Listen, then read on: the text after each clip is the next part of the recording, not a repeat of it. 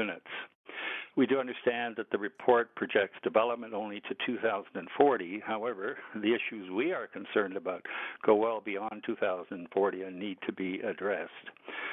I want to start by acknowledging that the report provides a significant step forward by, in fact, outlining a plan that includes many of the components advanced by the Strata Leaseholder Society, representing over 70% of leasehold owners.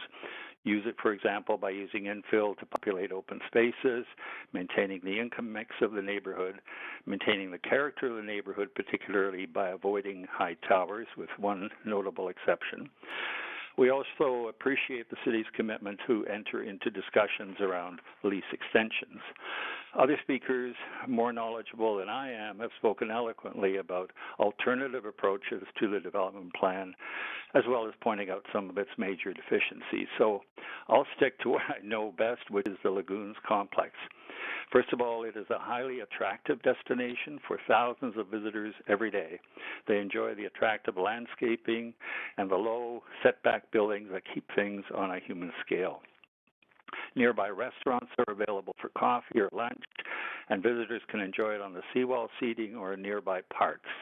Why would the city want to substantially change or even eliminate an area that has become a major tourist attraction year-round? Some of our owners have lived here since our complex was first opened 36 years ago, and many more have lived here for 20 to 30 years.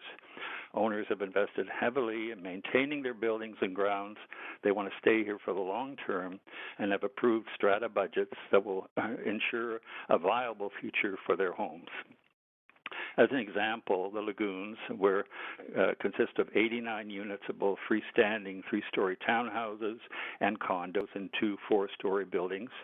We include in our annual budget close to $300,000 in building and grounds maintenance expenditures, and another $200,000 annually as installments towards capital projects such as roof renewal, building envelope upgrading, and elevator replacement. Just recently, we completed a $350,000 project to modernize and upgrade all of our common spaces. Many owners have upgraded and modernized their own individual units in the expectation that they will continue to live here. But in order to continue to invest, owners need assurances from the city that there's a future for the Lagoons complex and that leases will be renewed. Some owners, as you know, have encountered significant hardships in renewing mortgages, too short a period left on the lease, and where necessary, selling their properties. Owners accept the proposal of more densification using the many open spaces that are currently available. This provides opportunities to accommodate more young people, lower-income families, and supportive housing for seniors. What the city needs to understand is that strata leaseholders see a future for this area and the current strata within it that goes well beyond 2040. We want the city to understand and agree that this is a neighborhood worth keeping. I believe the city knows that there's been deep frustration with the process of obtaining a commitment regarding lease renewal.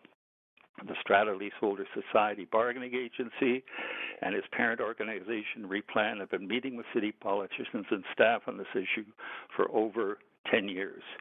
Tremendous efforts have been taken by Replan and SLS to advance facts, ideas, principles, and options that will work for both the city and the owners. And today there's been little progress towards a solution.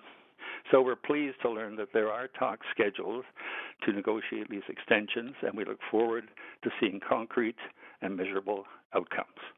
Thanks very much for giving me the time to speak. And thank you very much. You were very clear in your comments, and I don't see any questions for you, but thank you so much for joining us here. Moving on to speaker 49, Evan Alderson. Can you hear me? Yes. Thank you. Yeah, we can hear you. Go ahead, up to 5 minutes. Thank you. Councillor Carr and councillors, thank you for this opportunity to speak to you today from the unceded territory of the Squamish, Musqueam, and Tsleil-Waututh peoples. My name is Evan Alderson. I'm a longtime resident of Vancouver. in recent years, my wife and I have lived on freehold land in False Creek South. I think you should hear more than you have so far from a neighboring freehold perspective. My position on the conceptual plan before you is really a plea. Please do not let this conceptual plan become a prescriptive template for the community planning process to come. Instead, establish a genuinely open and collaborative process that allows for creative approaches and more imaginative solutions. I should explain just a little bit more about my own situation. Close to a decade ago, Vancouver's real estate gods made it possible for my wife and I to move into a very nice condo along Spyglass. I soon discovered that much of its value for me lies in the fact that it is really part of a thriving community, which includes the leasehold properties next door. Over time, I came to appreciate how much the remarkable social cohesion of this neighborhood depends upon its easy mix of varied ages and income levels, and further to understand how much of that spirit of community arises from its initial design. So I feel myself to be very much a part of this vibrant community and have tried to contribute to it, even though I remain something of an outsider in that I don't share the immediate anxieties around lease ends and possible dislocation that burden many of my friends. When I first looked at the conceptual plan, my heart sank a little. So that's the future, I thought. I wasn't shocked by the proposed density because I agree with my neighbors that a sharp increase in density is both needed and appropriate. But so much of what makes this place special seemed somehow to be missing. Then as I read the plan more closely, and especially as I listened to the very able staff presentation on Thursday, I began to understand it a little better. I think it is a serious and responsible attempt to solve the Rubik's Cube of competing pressures the city faces. I also appreciate assurances that it would be just the beginning of an extensive planning process. To be sure, there are some eerie silences on some matters, some disputable facts, and an understandable but frustrating reticence about the financial drivers behind the whole puzzle. But on its own terms and within its own framework, it makes good sense. And that's the problem. It is so full of good sense that it lacks vision. It is so determined to put the pieces together in a way that could work within the confines of how development usually works in Vancouver that it misses the spirit of place, and in so doing narrows the real opportunity before council, both to carry forward and to reinvent. I learned a lot on Thursday and trust that you did too. I'm glad now that I missed my chance to speak then, because it gave me an opportunity to reflect and even develop a little hope. But I have still struggled to express my sense of what's now at stake for council this year. Then a neighbor offered help. As one part of my community involvement, I helped to edit our little community newsletter, Between the Bridges. Along with current news, we publish occasional historical pieces about how this neighborhood came to be and what was here before, including the Indigenous presence. On Saturday, my good friend and freehold neighbor, Wes Knapp, sent me a draft of his submission for the coming issue. It will come out on Friday. You might want to take a look at it. His story is about False Creek and a former mayor who was appalled at the stinking mess it had become from its industrial use. And if you could, I'm sorry, idea, Evan, if you could just wrap up. Yes. I'm sorry that you're just running overtime right now. If Although I okay. will read the article. Okay, thank you. So my plan is this.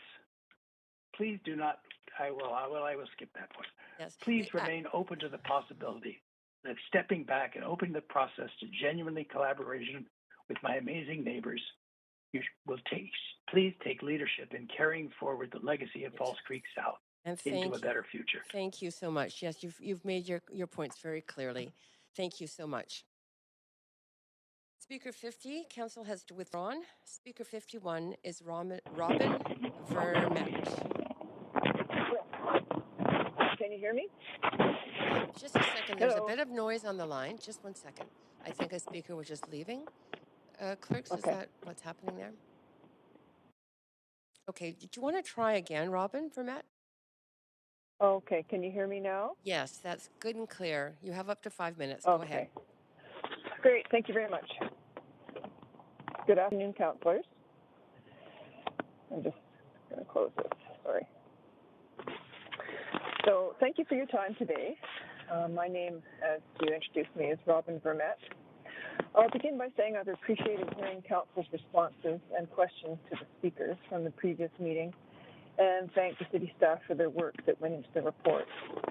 And, of course, I'm grateful to the endless work Replan and the False Creek South Neighborhood Association has contributed over the years to the future of False Creek South.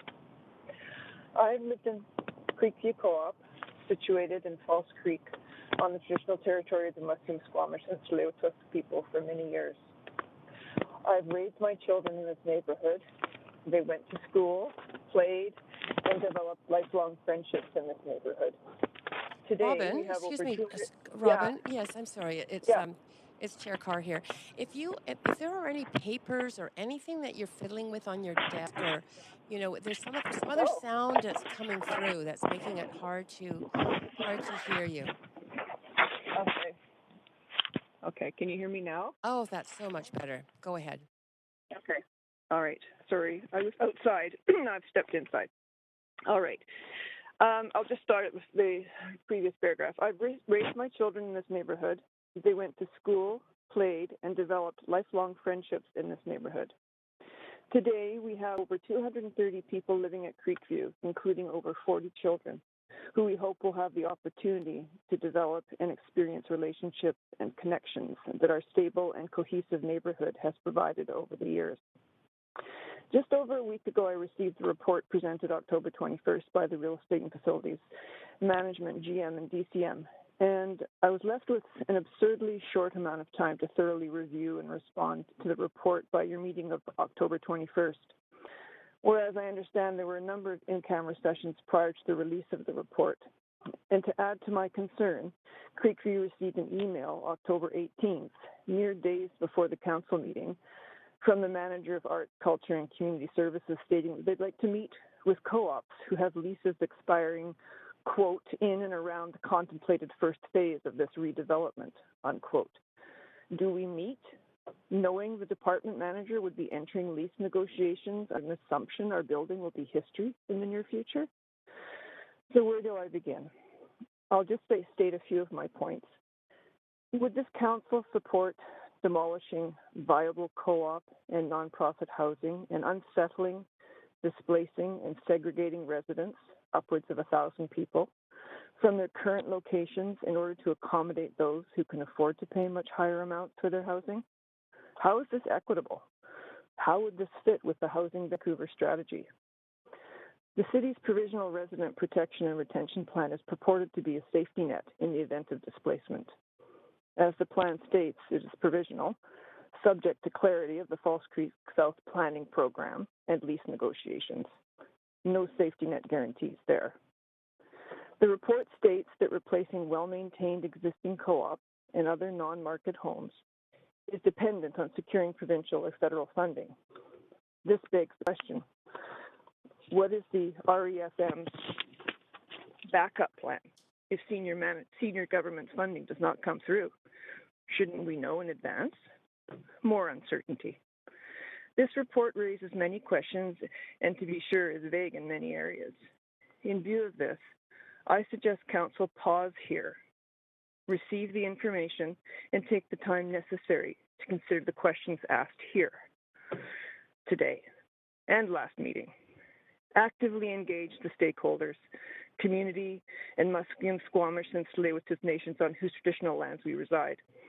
Explore options and alternatives. Include planning, urban design, and sustainability. Strike a working group. Balance the process. Collaborate. Will a colonial system response to community consultation be the approach? Ask us what we want and tell us what we'll have? I hope not. In what way will council and the city come to this work? I'm looking forward to a bright future of False Creek South neighborhood. Thank you. And thank you very much. Those points were well made. Thank you. Have a good evening. Speaker 52, Keith Jones. Hello? Hello. Yes, we can hear you clearly. Hi. Go ahead. Hi, my name is Keith Jones. I live in Alder Bay Co-op in False Creek South, and I'm speaking against this report as it stands now. First, I'd like to thank the council and staff for all their hard work during these difficult times and for this opportunity to speak to the future of False Creek South. I am a kindergarten teacher who is very grateful that I can live and work in Vancouver, and in particular the False Creek South neighborhood. In my classroom, we often talk about co-creating community. Community is more than a collection of people in a place, just as it's more than the number of students in my classroom. Community doesn't automatically happen in the classroom, and it does not just happen in the neighborhood. It is created intentionally. It is created by the design of the classroom and the intention of the members of the classroom. It is the conscious creation of a group of people where everyone feels valued. I am concerned about my community in False Creek. When it was created, it was a dream, a hope, an idea by a group of people. And while many thought it was foolish and not very practical, others envisioned the use of city-owned land to create a mix of incomes that would create a robust neighborhood. And that vision led to a community that is internationally recognized and visited by planners from all over the world and people. What is interesting and unique is how the design drives the creation of the community. The planning is intentional in creating community. The buildings, the pathways, the lack of automobiles, and the conscious mix of income levels is designed to help build community. And it is that mix built into our community that is part of the glue. Well, let me be clear, I am in favor of development, especially from a housing cooperative perspective. But I am concerned that this development comes solely on the backs of the nonprofits and the cooperative housing by solely choosing social housing and cooperative housing to be demolished and moved to the edges of False Creek South. Intentional community is destroyed. It will create a segregation of community which values one part over the other and leads to have and have nots. We need to do better. Better in how we build with the intention of mixing classes, and better in design with an intention to create community. Just as my classroom is a mix of students from various households, different backgrounds, different incomes, our classroom community is created when we start with the intention to build community together. So please receive this report for information only while you continue with the lease extensions and you direct the planning department to seek a transparent community planning process, envisioning a future that includes a true integrated mix of co-ops, nonprofits, and market housing. Thank you for your time. Thank you for your presentation. Very clear. There are no questions, so thank you so much again. Speaker 53, Cynthia Crampton. Hello. Thank you for the opportunity to speak to the Mayor, you, and the Council. My name is Cynthia Crampton, and I moved in on December the 1st, 1979, along with my two sons, and we were so happy to be here.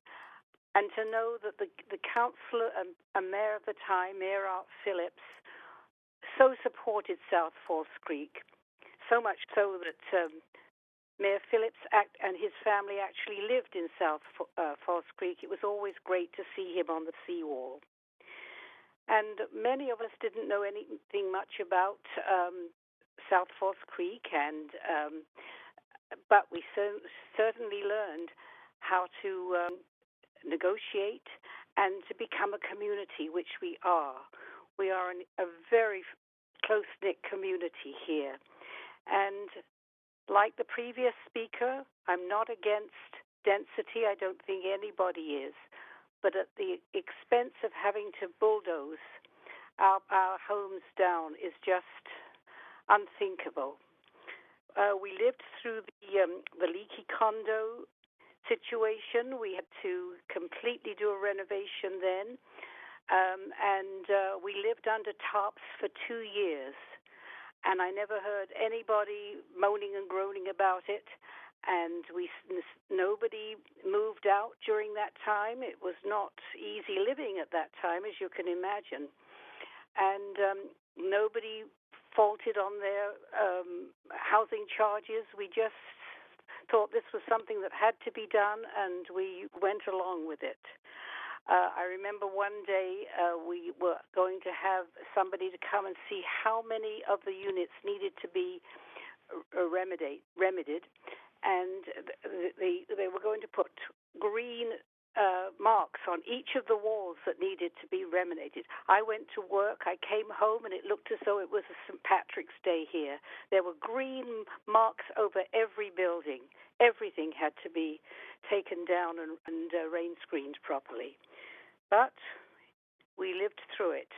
And during the pandemic, many of us have roofs that we can go up on, and I do. And I would go up on the roof, and one of my neighbors would come up on the fire escape so that we could have a socially distanced visit. So it was lovely to feel connected with our neighbors all through the pandemic, and for me, I know it's really helped my mental health during this time. So not against density, but please don't do it at the expense of bulldozing our houses. They are not slums. They are well maintained. Thank you again for the opportunity to speak to you. And thank you for taking the time to speak to us. That was very clear. There are no questions, but thank you again. Speaker 54, Sean Douglas Sorensen. Hello. Yes, we can hear you. Go ahead, up to 5 minutes. Hello, Council. Thank you for your time. My name is Sean Sorensen, and I'm the chair of Creekview Housing Cooperative in False Creek South, and I reside on the unceded land of the Musqueam, Squamish, and Tsleil-Waututh peoples. I would like to state that I oppose the plan. With upwards of 53 people speaking before me and 100 speaking after, I've been pondering what can I say today that will stick with you. What can I say that is worth 5 minutes of everyone's time and will help False Creek South move forward to create more density and opportunity for other residents of this city so they can access this community. So here it is. I'm requesting that we have someone at the table for this planning. This conceptual planning has already gone too far without someone representing the residents of the people who reside on the land. After Tom Armstrong spoke on Thursday, councillors were able to ask him questions of which he provided sound and educated responses. This can no longer be led by real estate. The foundation of a city plan should not be led by real estate. The real estate industry has brought the residents of this city to its knees. You know, my gut is projecting to me that the city staff have a feeling that the members of this community just don't quite understand how real estate works and how assets work, and that certain land will need to be sold to ensure that fiscal responsibility is upheld as landowners. Firstly, it's really hard for the citizens of Vancouver to understand it when everything is happening in camera. We elect public officials as representatives of us to ensure our best interests are taken care of in all decisions. And here we are today advocating for our community, telling you, the public officials that we elected, exactly what our best interests are. Secondly, let us have that professional at the table that does understand. Most of us volunteer to run our cooperatives and stratas, and we are professionals in our own vocations and industries. We may not know how the inner workings of real estate and city development work in the city, but we can recognize the dismantling of False Creek South in this conceptual plan. Receive this plan as a report for the information while not delaying lease extensions. I spoke to Council in July as you made amendments and a decision that you were proud of regarding the framework of cooperative housing leases. I spoke that day as an emotional father with fear about where my family would live in the future. Today, I'm returning as a frustrated father who honestly feels betrayed by the staff of the city. It is shown with this report that there is no priority on community and truly affordable housing in Vancouver. Placed nicely within that framework in July was the language around phased large site redevelopment, such as False Creek South. Co-ops on leased city land within the area will have a renewal and redevelopment schedule determined when the city's large site redevelopment plan proposes to redevelop the city-owned sites. As a community, we expect that when a report says the city will proactively engage the co-op as a potential partner in the redevelopment process, that they mean it, not afterwards. This pre-plan should be a thorough city plan, which is developed in collaboration with the people who currently live on the land. I want to quickly bring you back to the impactful speeches of residents of Three Sisters Cooperative who spoke in July about how colonial these imposed decisions on city-owned land feel to them. How has the city, which prides itself on being a partner in reconciliation, continued the same patterns of behavior? How can the self-proclaimed greenest city even consider premature demolition of viable and well-maintained housing? To base a plan on near-term lease ending over environmentally based planning is an absurd approach. We're in a climate crisis. There's undeveloped land on the east side of Cambie, which has never had any plan shown past 2040. And I feel it's fair to say that we are under the impression that empty land will remain empty while our homes will be demolished. There are more glaring omissions from the real estate plan. I don't even have time to cover them all. Education, our child is on a wait list for False Creek Elementary this year, and this plan speaks on doubling the density and then starts considering what to do about schools after 2036. It also has the school moving to a major roadway. It talks about increasing car access to the neighborhood. I don't know what green city is talking about increasing car access. Add lights to the existing road if the justification is just more traffic control. Please engage with the residents here. The power is in the people of the city. This plan shows exactly what happens when a city can dictate to its residents what is happening. This plan is colonialism. Please break the cycle. Thank you. And thank you very much. That was very clear. There are no questions for you, but thank you again for speaking to council. The next speaker, 55, has withdrawn, so we are on to speaker 56, Graham McGarva, who is here in person. Welcome, Mr. Garva.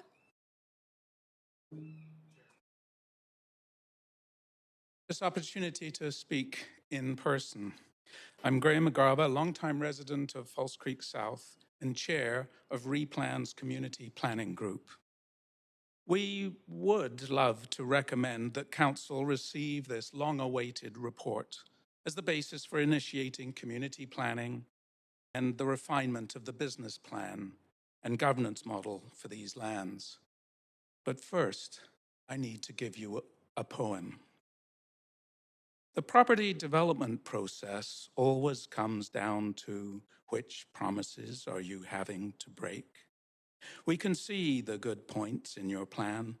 Among the crowd thronging the dockside, your considerate handkerchief is waving farewell in its embrace of a new world closer to the cruelty the market imposes upon those who venture to seek its favor.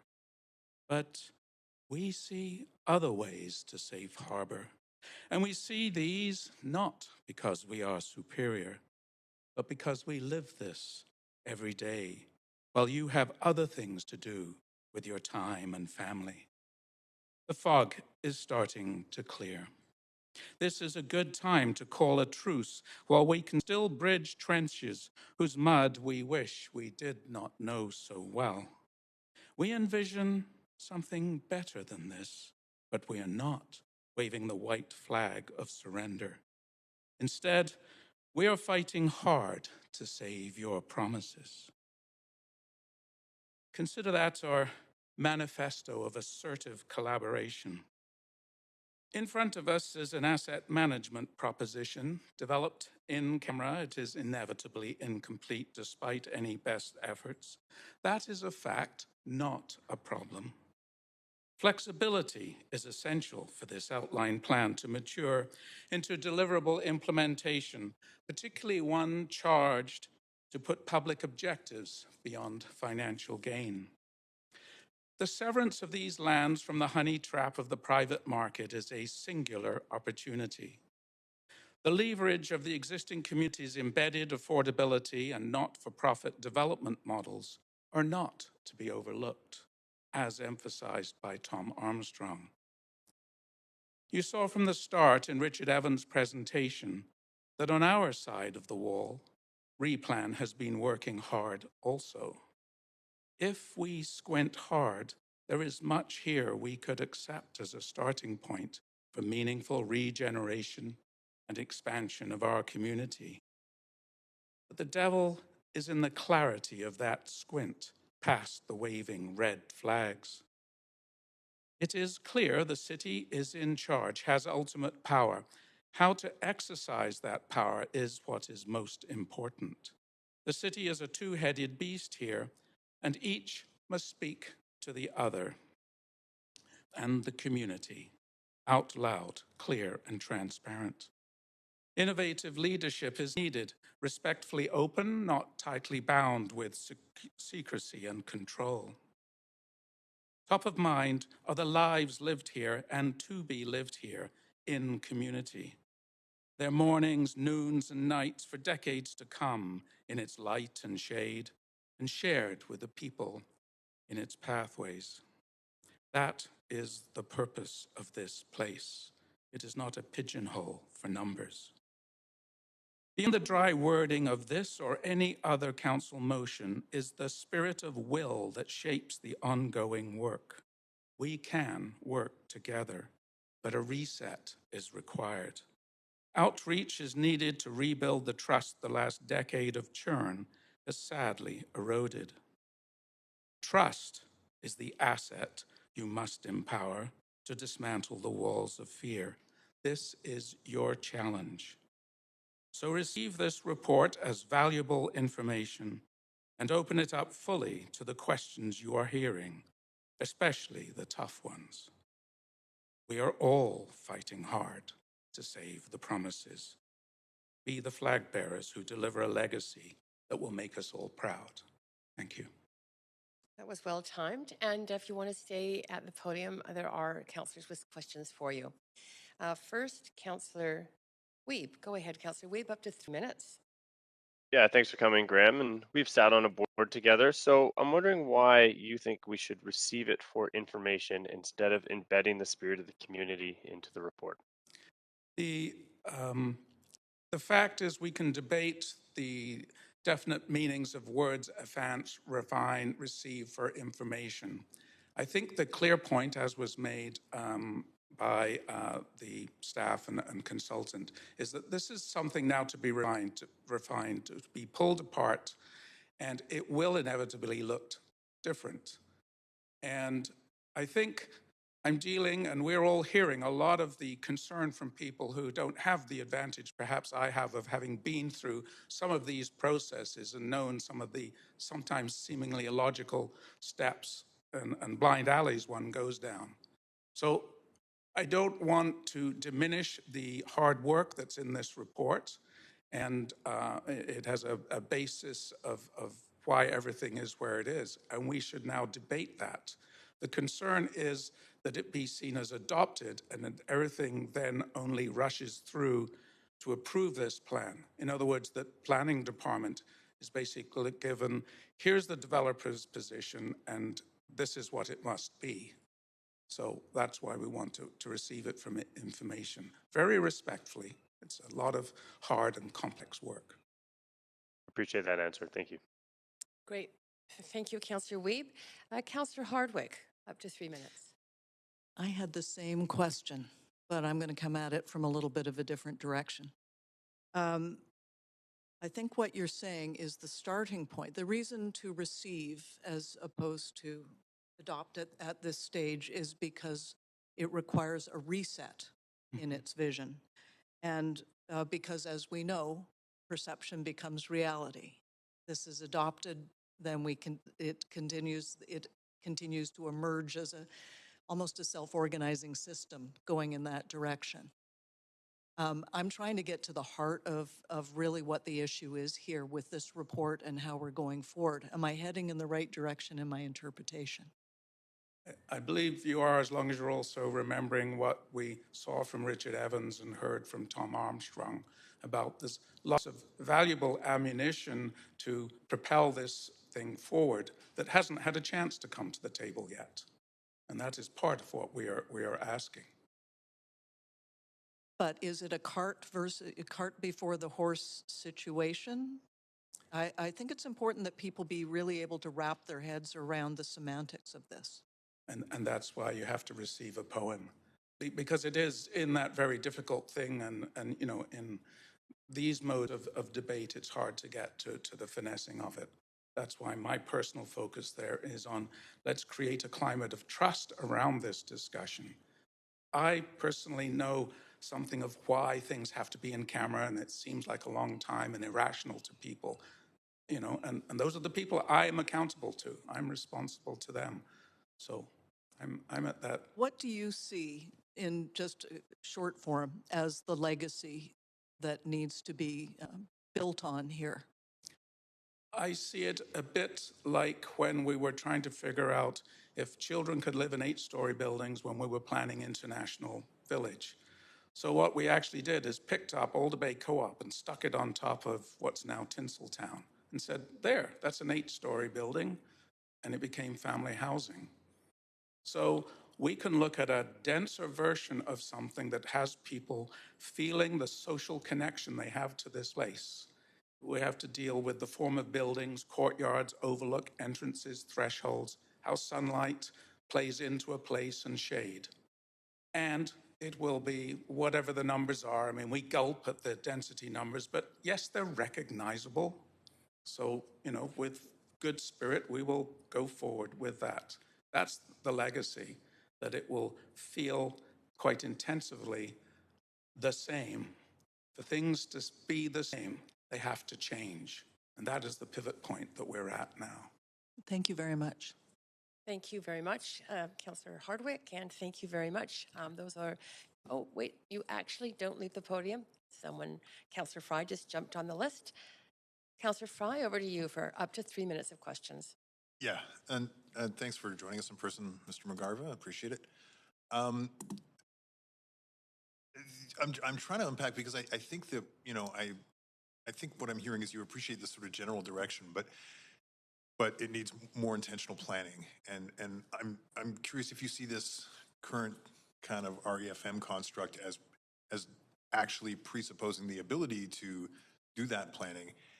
And if you're worried at all that sort of kicking this farther down the road may lead to outcomes that are perhaps less desirable by the community. We're certainly hearing all sorts of different opinions kind of in different constructs and letters, and again, people who are objecting to developing along the berm at all and want to keep that limited, thereby presumably forcing the development potential back into the kind of interior part of it. I'm just curious if you worry at all about The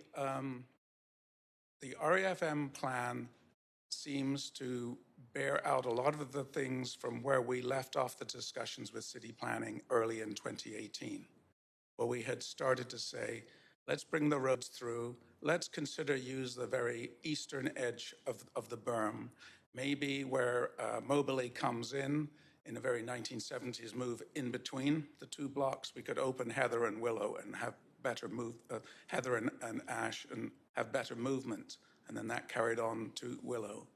So with the exception, the very strong exception of the Creekview 50-story, Creekview Co-op 50-story redevelopment, which took us totally by surprise, we have to digest. It seemed a recognizable urban design proposition that had been in a lot of the discussions within Replan and presentations to the community. We had focused on the campus of care. So basically, we had focused up to the existing bus loop entrance to the east. And there been little discussion about the berm. We have sent out clarification that some people believe the berm's completely gone in plan. And the consultant assured us that the land bridge and the berm and that essential character was there. So now the concern becomes, can you fit a school? I mean, I've been down and looked at it again, on the western end. Can we fit things like the campus of care and co-op expansion? on the eastern part of Willow.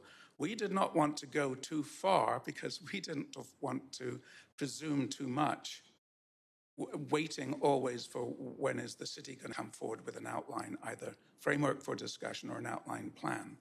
So some people be very concerned about the extent of change, but a lot of people are relieved that it's going, in that sense, the physical plan is going in the direction that we had talked about, and some of the ideas about replacement of infill housing first and being able to move people into right sizing of units and so on over the long term. It's just a shock to look at a plan and see your home gone in 2036. And, I'd have more questions, but I'm out of time. You are. Sorry. I'm sorry to say you are. And that is your question. So thank you very much for coming. And it was great to have you here in person. We are now on to speaker 57, Sarah Jameson. Speaker 57 is not on the line. Thank you. Speaker 58, councillors, is coming, I believe, by phone, not in person. Is Speaker 58, Gavin Grandish, on the line? Yes, good afternoon. Can you hear me? Yes, perfectly. You have up to 5 minutes. Yes, thank you. Good afternoon, councillors. It's my privilege to speak with you today. I'm a teacher for the Vancouver School Board. I also work for the Vancouver Public Library. My spouse is an RN.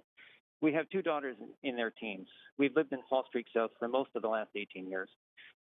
Over that time, we have lost many friends who have left the city because they couldn't find affordable family-sized housing, even rental housing. More recently, we are losing more friends who managed to get into real estate early and are now selling and leaving with their windfall. Losing our friends one by one to the housing crisis is really hard. If we were not fortunate enough to live in a co-op surrounded by the friends we have made there, we would have had to have left the city a long time ago as well, because it was just unaffordable. It was unaffordable then, and it's still unaffordable now. So I welcome the redevelopment of my neighborhood and wish for much more affordable housing because I want more neighbors and more friends. But I'm really alarmed at what I read in this proposal prepared by the Real Estate Department, or REFM. It demolishes existing, well-maintained, perfectly viable, affordable housing, relocates it to a poor wall along 6th Avenue, greatly reduces the proportion of affordable housing in the neighborhood going forward, and does some irreversible damage to Charlton Park. So during staff presentations on Thursday, I heard opponents of the proposal lump market rental housing in with affordable housing. And let's just make one thing clear. Market rental housing is still market housing. And just because it's for rent does not mean it is affordable. So for example, a studio apartment, or several of them at 1142 Granville, were constructed under a city program in which the developer received a large incentive from the city because the city considered the units affordable. These 320 square foot units, which rented for $960 a decade ago, rent for $1,750 a month now. This is higher than what CMHC reports as the median monthly rent for a larger one-bedroom apartment in the same neighborhood. In other buildings constructed under the city incentive, it's the same story elsewhere in the city. So given this record, I really have no faith that any of the market rental housing to be built under this proposal will be truly affordable. So if the city is serious about having affordable housing in Vancouver and about keeping carbon emissions low, that starts with protecting what affordable housing is already here. It's wasteful and unethical to demolish perfectly viable affordable housing and rebuild it where 1,000 trees used to be. And when I say 1,000 trees, that is not an exaggeration. It's not clear how much of the Charlton Park berm is set to be demolished, but I counted 890 trees on it last week. I counted a further 735 trees along the railroad tracks between Ash and Alder Crossing, also gone under this proposal. The berm is one of the few forested areas in the city. It's used by wildlife and residents citywide. I've seen owls in the berm. The forest will only become more important to the health of the whole city as temperatures increase. It's essential that it, along with any remaining forested areas in the city, be protected. So I'd like to read out REFM's mandate, which was hard to find in a public place, but I was able to find it on CityWire. It is, and I quote, to lead the safe, sustainable, and innovative stewardship of the city's properties and facilities, to protect and enhance Vancouver's environment, and to advance the city's mission, goals, and services. Well, is this proposal innovative? Ms. Levitt admitted to Councillor Fry that the project did not explore innovative funding options. Is it protecting and enhancing Vancouver's environment? Well, not when cutting 1,000 trees down. And is it sustainable? Well, the existing one-third, one-third, one-third model is proven and recognized around the world as sustainable. But when Councillor Hardwick asked about the viability of maintaining that model while adding infill, Mr. Brooks' response was that, quote, "We haven't tested it," unquote. So instead of considering what we all know works, REF's proposal is to instead take the currently integrated neighborhood where everyone lives side by side and segregate it by pushing the lower and middle income residents out to the periphery and increasing the proportion of housing for high income people going forward. This proposal really falls short, even by REFM's own mandate. It will be a very sad day for the city if it becomes reality. So I urge council members to tell REFM, thank you for your hard work on this project. It's a very interesting proposal with some good ideas. We will take it under consideration. And then hand the Falls Creek South redevelopment file back to the planning department where it belongs. We will be happy for them to re-engage us and all city residents in advancing a real redevelopment plan that meets all of the city's goals and priorities. Thank you. Thank you very much. You were very clear. There are no questions for you, but again, very much appreciate you taking the time to talk to us. Thank you. Speaker 59, Connie Vogelfinger. Hello, can you hear me? Yes, very clearly. Go ahead. Okay. Thank you very much. My name is Connie Vogelfinger. I'm an active member of the Creekview Housing Co-op and live here with my husband and my 8 and 11-year-old children. We try to teach our children respect, integrity, and to be honest as much as they can. I'm speaking to those who are with us, the residents of Falls Creek South, who believe in a model and a vision of community, sustainability, and safety, who know that a green and greener future is not made out of profit, who have a strong belief in our children. I know that you understand the values of community living, and I know that you will fight with us from the bottom of your heart. Thank you so much. And to those who already made up their mind, who don't believe in a 40-year grown neighborhood, who don't see any value and sense in something which cannot be right because it's city land, who only think progress and most beneficial, profitable change is good for the future, who don't read between the lines. For those who don't know the true statistics about the Falls Creek South leasehold community, saying that 15% of the Falls Creek South leasehold residents are children, compared to 11% of the FCS freehold and 16% citywide, and that 17.5% of the Falls Creek South family households are single parents, compared to 10.9% of freehold and 15.9% citywide. The source is from Falls Creek South population data, Portrait of a Model Community. Let's face the 15% kids growing up in the Falls Creek South neighborhood. They are lucky, no question. They live on a wonderful piece of land surrounded by parks, playgrounds, and gardens. But they also live in a beautiful grown community where adults are role models showing how a community works.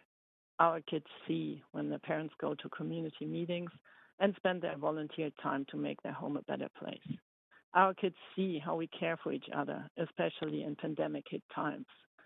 We care in heat dome-affected summers, which will become more, and we care in ice-cold winters, where water pipes just break and elevators don't work. Our children observe grown-ups carrying water up to the seniors. Our kids observe how members of the community go from door to door, asking if they are safe in hot times. Our kids observe how we grown-ups are worried and scared about the upcoming future. And our kids will remember every little thing, good, bad, or worse. Do you know what our children will become in the future?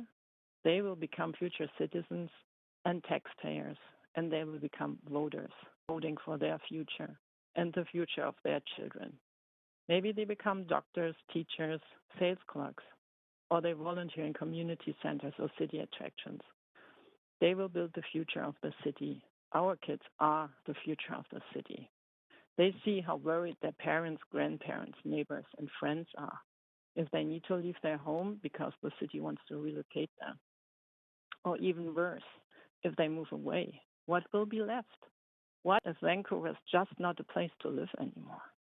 Not only because people cannot afford it, but mostly because it's not the city who makes you feel home. What if our kids need the light and ocean breeze instead of oh my God, I'm sorry, congestions and cars? What if our kids want to enjoy a vibrant city and not stare at empty homes with no lights on at night? I don't see any far-sighted action in any of the plans provided. The neighborhood will change for sure, and if it's a good change, we will embrace it. If you want to have a second Cole Harbor, please go ahead. Future-wise, there will be not a lot of people left, young or old, families or seniors, workers, students, teachers. If you want to live in a city like this, go ahead. Otherwise, please vote against this shocking action plan. Thank you so much for listening. And thank you. I don't see any questions, but I just want to acknowledge that that you spoke very clearly, and your emotion very much came through to us. Thank you. Thank you. Speaker 60, Roberta J. Burks. Good afternoon, Madam Chair, Mayor Kennedy, and council members. My name is Roberta Burks, and I live in Alder Bay Co-op. I just want to make a few brief comments on things that have been touched on both last Thursday and today, but not fully clarified. One of the, I'm not sure who it was, someone said last Thursday that one of the complaints about False Creek South is its aging population. But there's an important background to that. I'm one of about 25% of original members still living in Alder Bay Co-op. I moved in 1979. So I've been contentedly aging in place. Another 15% of our original members have passed away during their tenure here. My 95-year-old mother lives independently in Twin Rainbows Co-op and has for over 30 years. We've aged because we've lived our lives and raised our families here. We don't live here because it's near the water. We live here because it's our community. One of the things not clear to me then is what sort of co-ops the city is proposing. As you know, we are currently autonomous. We subsidize our lower income members ourselves. We care for the physical, financial, and social well-being of the co-op on our own. I worry about whether the proposed co-ops, if they get funding, would be consistent with what we have now, both in size and autonomy. Regarding the approaching end of lease, several speakers were asked last week what they expected to happen at the end of their leases. It's been an important issue at Alder Bay Co-op's meetings for years. We were expecting a probably expensive renewal of our lease. We knew density must increase. We worked with the city for several years through Replan, proposing, among other things, that additional buildings be built as infill on our current grounds, which is perhaps still an option. Finally, we need to house Vancouver's essential workers. We hear that employers have faced difficulty recruiting employees since COVID. At the very least, 10% of Alder Bay Co-op members are teachers. I listened to the teachers from other co-ops who called in last week, explain that if they weren't living in co-ops, they couldn't afford to house their families in Vancouver because of the high cost and small size of apartments. But we need teachers and nurses and firefighters and the other professions who have made their homes in False Creek co-ops to be able to live right here in the city they work in co-ops consistent in unit size and cost with what we have now. Thank you very much. And thank you very much. That was very clear. There are no questions for you, but thank you for addressing council. Speaker 61, Richard Campbell. Hi, can you hear me? Yes, perfectly. Up to 5 minutes. Go ahead. Hi. Well, thank you for the opportunity to address you this afternoon. Following up on the email, I had a long email I sent you last week. And since Since then, I've actually seen a study from UBC that of 30,000 children that really highlights the importance of access to nature and not being exposed to air pollution and noise.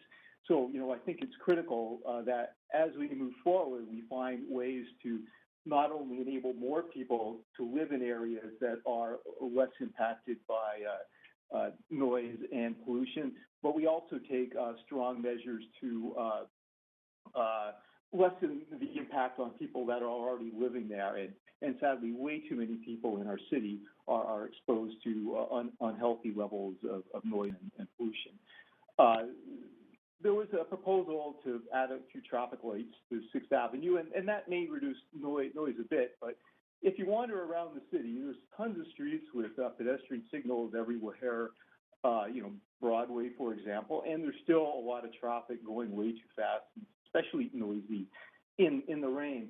So as I detailed in that email, I think there's a huge opportunity with both the city-owned land and the road corridors on either side of the rail tracks to take a really transformational approach, burying the needed traffic below the surface, protecting people from the noise and actually creating more space, for greenery on the surface. So this is something that's starting to be done in cities around the world.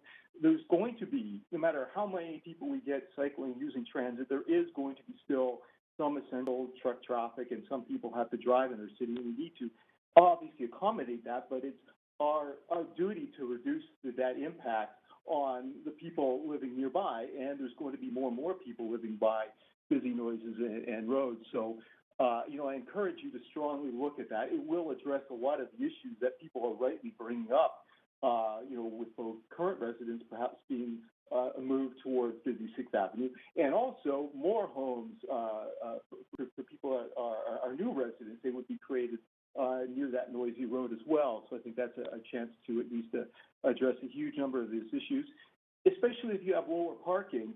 It's possible if you integrate this roadway into the construction of new buildings, which you're going to need some parking for and ramps and loading docks, you may actually be able to do it for a similar or even a lower cost if people really kind of put their heads together and be creative about it. And there might be also other sources of funding that. I did look into some of the costs of being near noise, and I looked at 12th versus 13th Avenue east of Maine, and the homes along 12th, the value of the land is about 30% less than on 13th. So people with money are going to spend more to live away from noise. The people with less money, whether it's strata or market rental, people with less income are going to be stuck on the arterials, regardless of whether it's market or not. So I think we have a duty to lower traffic, lower speed, lower noise, lower vehicle volume, and then for essential traffic, let's put it underground. Obviously, this is a complicated solution. Oh, and the other thing, as I detailed, it could also free up space for a lot more homes, along there where we're not using so much surface space, for these roads, and that's kind of the other issue. They take up surface space. There's a heat island effect. There's light pollution from traffic lights and vehicles. There's a whole sorts of problems associated with traffic and roads that simply aren't going to go away, even with the electric vehicles that we will transition to. Again, it's a complicated proposal, so I welcome the opportunity to meet with you, staff, and the residents to discuss these ideas further, and also to get more people and more ideas in the room to discuss this and other possibilities going forward to make it both much better for current residents and create a really great space there for a lot more families to move in and experience nature and the wonderful neighborhood that's around South Falls Creek. Thank you very much. Thank you. That was well timed and very clear. No questions to you, but thank you for very, very much for coming. Okay, and I'll forward you on the UBC study. It's really quite interesting. I think Council would appreciate that. Okay. Thank you. Okay, thank you very much. Speaker 62, Brooke Hooglam. Hi, can you hear me? Yes, very clear. Go ahead, up to 5 minutes. Okay, great. Thank you. Mayor Stewart, Chair Carr, councillors, thank you for the opportunity to speak. My name is Brooke Hoagland, and I'm calling in from the traditional unceded territories of the Musqueam, Squamish, and Tsleil-Waututh peoples in what is now the second most expensive city in the world. I've lived in the False Creek Co-op for 15 years with my husband and now our 2 elementary-aged children. I do not support the conceptual development plan, the evictions, the segregation of tenure types, the ratio of market to non-market housing, and the planned displacement of non-market housing without secure funding to replace it. I also question the planned cutting down of trees on the berm, a small but important urban forest, and the bulldozing of co-ops to provide most of the what's called open space, that part of the recommended option titled New Sites and Open Space. As an aside, the cloaked process that developed this plan had a likely unintended effect, much alarm and anxiety among many who live in South False Creek, including children. Our children are listening and are worried. My 11-year-old son came in after hearing people talk outside recently and said, "Mama, are they going to tear it all down?" As you have heard, residents of False Creek South support increased density for more affordable housing. Our objection is to the current process and to the outcome of this process, the proposed plan with only one recommended option. My main question for you here today is, what can you do to ensure that the False Creek South planning process led by the Planning Department going forward is robust, creative, and not constricted by the parameters of the current plan? Can you receive the conceptual development plan as information and proceed with the full community plan process? A transparent, comprehensive planning process that doesn't have to take the current plan as what was called the starting point in the presentation the other day will lead to a more innovative plan in terms of design, alternate funding models for affordable housing, and in terms of environmental and social sustainability. In terms of social sustainability, I'm especially concerned with the development plan's inversion of the current 55% non-market housing in False Creek South to the idea of 2/3 market rental and strata and 1/3 non-market housing. As I'm sure you're aware, and others have spoken about, market rental and market strata housing are not affordable for many, many families in Vancouver. We all have anecdotes. Of the 11 kids in my eldest son's preschool class in East Van, 6 renting families moved to other cities before kindergarten and 1 to a co-op. This kind of attrition and losing friends and coworkers to other municipalities is a familiar refrain for many Vancouverites. The City of Vancouver's own City Social Indicators profile from fall 2020 reports on, quote, a decline in families and children, likely in response to affordability pressures. That, quote, high housing costs are continuing to exceed affordability benchmarks, and that there are, quote, inequities in health, well-being, belonging, and social connections.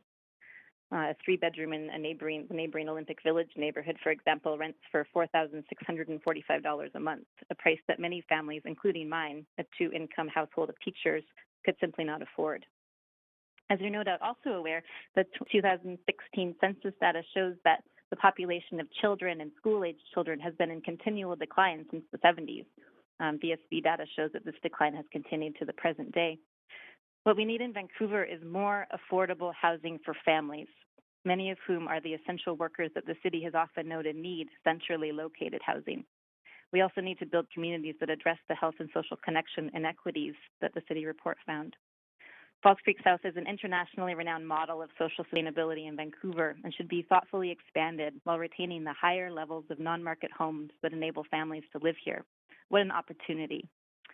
In addition, as the UN Climate Conference begins in Glasgow next week and in the context of BC's new roadmap to 2030, I would advocate for environmentally sustainable design options in False Creek South that preserve existing, well-maintained buildings, that preserve urban forests, that focus on car-free transportation options rather than on extending streets, and that actively reduce carbon emissions, in addition to the mitigation measures in the report, like planning for sea level rise and soil remediation. We welcome new affordable housing, new families, and deepens diversity in South False Creek. We welcome the mixture of tenure types that build strong, involved communities that make Vancouver a better city. I ask that in your leadership capacity, you ensure that the process going forward is transparent and innovative and looks at many options, many possible funding structures, tenure models, and design options, and integrates the best ideas that make the greatest impact in terms of public land use and social and environmental sustainability. Thank you. And thank you. That was very clear and perfectly timed. No questions for you, but have a good evening. Thank you very much. Speaker 63, Patrick Condon. Speaker 63 is not on the line. Okay. Speaker 64, Lisa Levitt Bradshaw. Hello there? Hello, yes. Hello? Yes, we can hear Oh, you. hi. Go ahead. Hi. Thank you, Chair Carr and council members. I appreciate the opportunity to talk with you today about this issue that's very important to me. Thank you. I was raised in False Creek Co-op. My husband and I are raising our daughter here. I know firsthand what a caring and committed community means because of it. I wish everyone had that opportunity. I am concerned about three things. First, I am concerned about the process.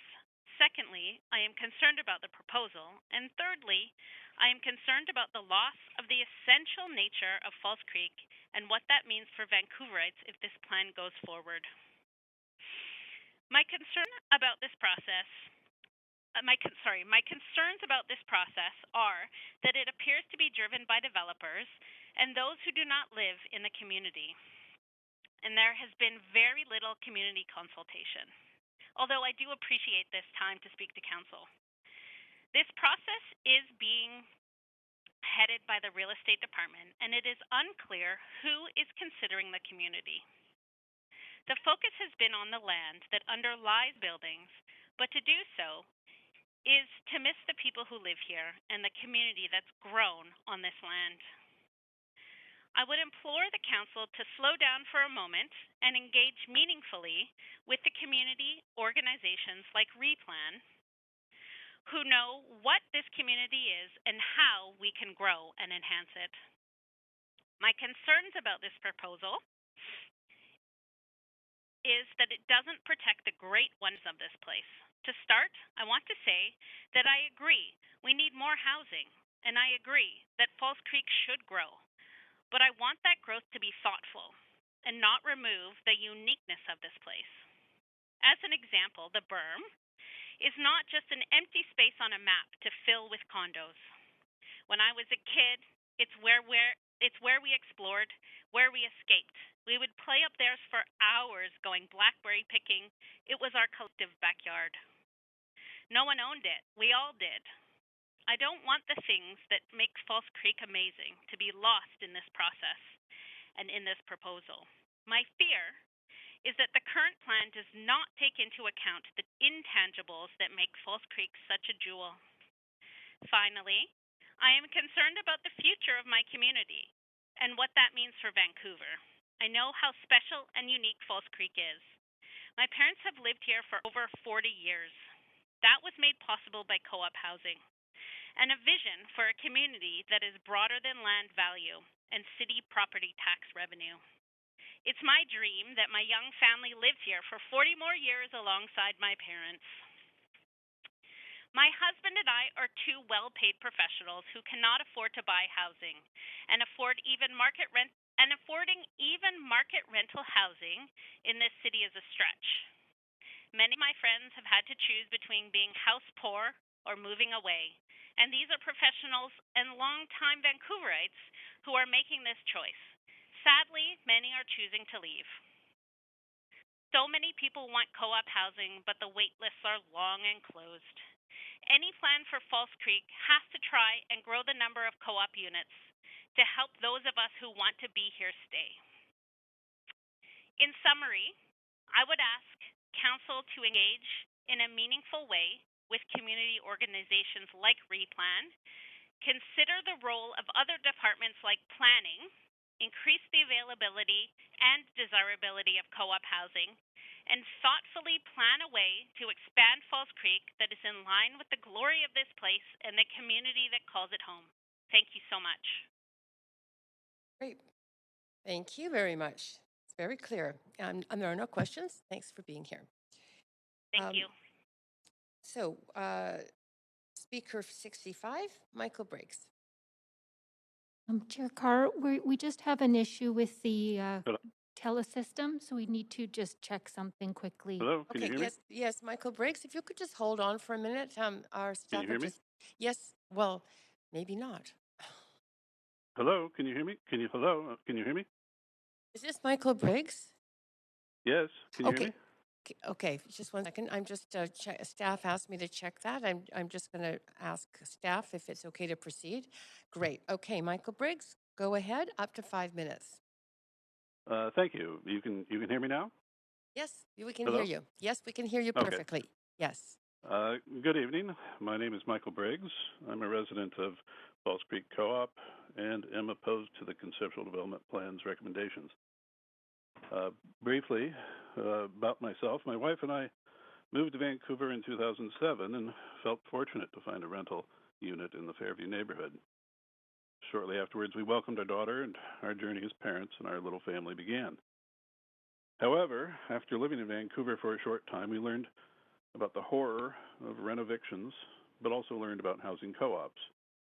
My wife and I realized that co-ops are the key to affordable housing for families, and our desire to stay in the city outranked our ability to buy a home or condo. Today, I would categorize our family as middle income, living in a co-op in Falls Creek South. Like many people who move to the city from somewhere else, we don't have any family in the region, but joining the co-op provided us not just essential social support and a sense of community, it allowed us to stay in the city. Friends and coworkers suggested we move to the outer suburbs when our daughter was born, but our quality of life is much higher by staying in Vancouver proper, and joining our co-op is still the only way we can afford to do so. I appreciate that the future of Falls Creek South is complicated. There are a lot of disparate interests at play, and that these types of decisions may not have been top of mind when you decided to enter local government. But if successful, secure, mixed income, mixed age communities is a goal, then it would be a tragedy to pursue more market rate housing, resulting in a proportional decline in security of tenure and housing for the families that work and live in Vancouver. The "aren't you lucky" perception of co-op members has everything to do with the demand for co-ops and non-market housing. Just 4 years ago, Heritage Co-op at 8th and Heather accidentally sent out invitations to their entire wait list for a viewing and orientation meeting, and according to news reports at the time, more than 200 hopeful families and 500 people showed up to view a single apartment. I think we can all agree that the demand for true non-market housing for families has only gotten stronger since 2017. Co-ops are nonprofit housing ventures where members buy a share and are considered equal owners. We share in maintenance costs and responsibilities, which, combined, help to keep housing costs down. Members and families of co-ops connect and care. And believe me, we do feel fortunate. But then we aren't treating the housing market like an ATM or trying to avoid tax liabilities. If finding affordable housing below the impossible market rates is the equivalent to winning a lottery, then who are you shaping the city for? None of the speakers opposing this report are categorically against any change or densification in Falls Creek South. However, just as illogical as it would be to bulldoze healthy, mature trees to plant saplings, it is equally absurd to bulldoze the well-maintained, affordable housing already in place, based exclusively on lease expiry dates. You've heard a lot about how special life in Falls Creek South is. Please do not displace the residents here in favor of more towers. Filling in the unused parcels makes more sense than bulldozing historic and viable communities so we are 300 yards from where the buildings currently sit. I respectfully ask you today to preserve and enhance the Falls Creek South community beyond lease end and enable the community to evolve and diversify in a way that is sustainable for existing residents. I also ask that Council include the city's planning department and representatives from the Falls Creek South Neighborhood Association for changes to the real estate department's conceptual plan presented last week. Thank you. And thank you. That was well timed and very clear. Appreciate you coming to speak to Council. We are on to Speaker 66, Hannah Hermanic. Hi there. Hi, we can hear you clearly. Can you? Go ahead. Yes, we hear you. Go Oh, ahead. perfect. Thank you. Hi. Yeah, I'm just calling in, and I feel very much the same as the last couple of speakers that I've had a chance to hear. Um, and I do oppose the development plans that are currently set out, mainly because they don't seem to have consulted the planning department of the city of Vancouver, and I think the planning department has some really progressive plans for the city in terms of climate change and green space and just making this city a vibrant, beautiful place to live. So I think that really needs to be taken into consideration. I moved to Vancouver in 2008 for work in the environmental field.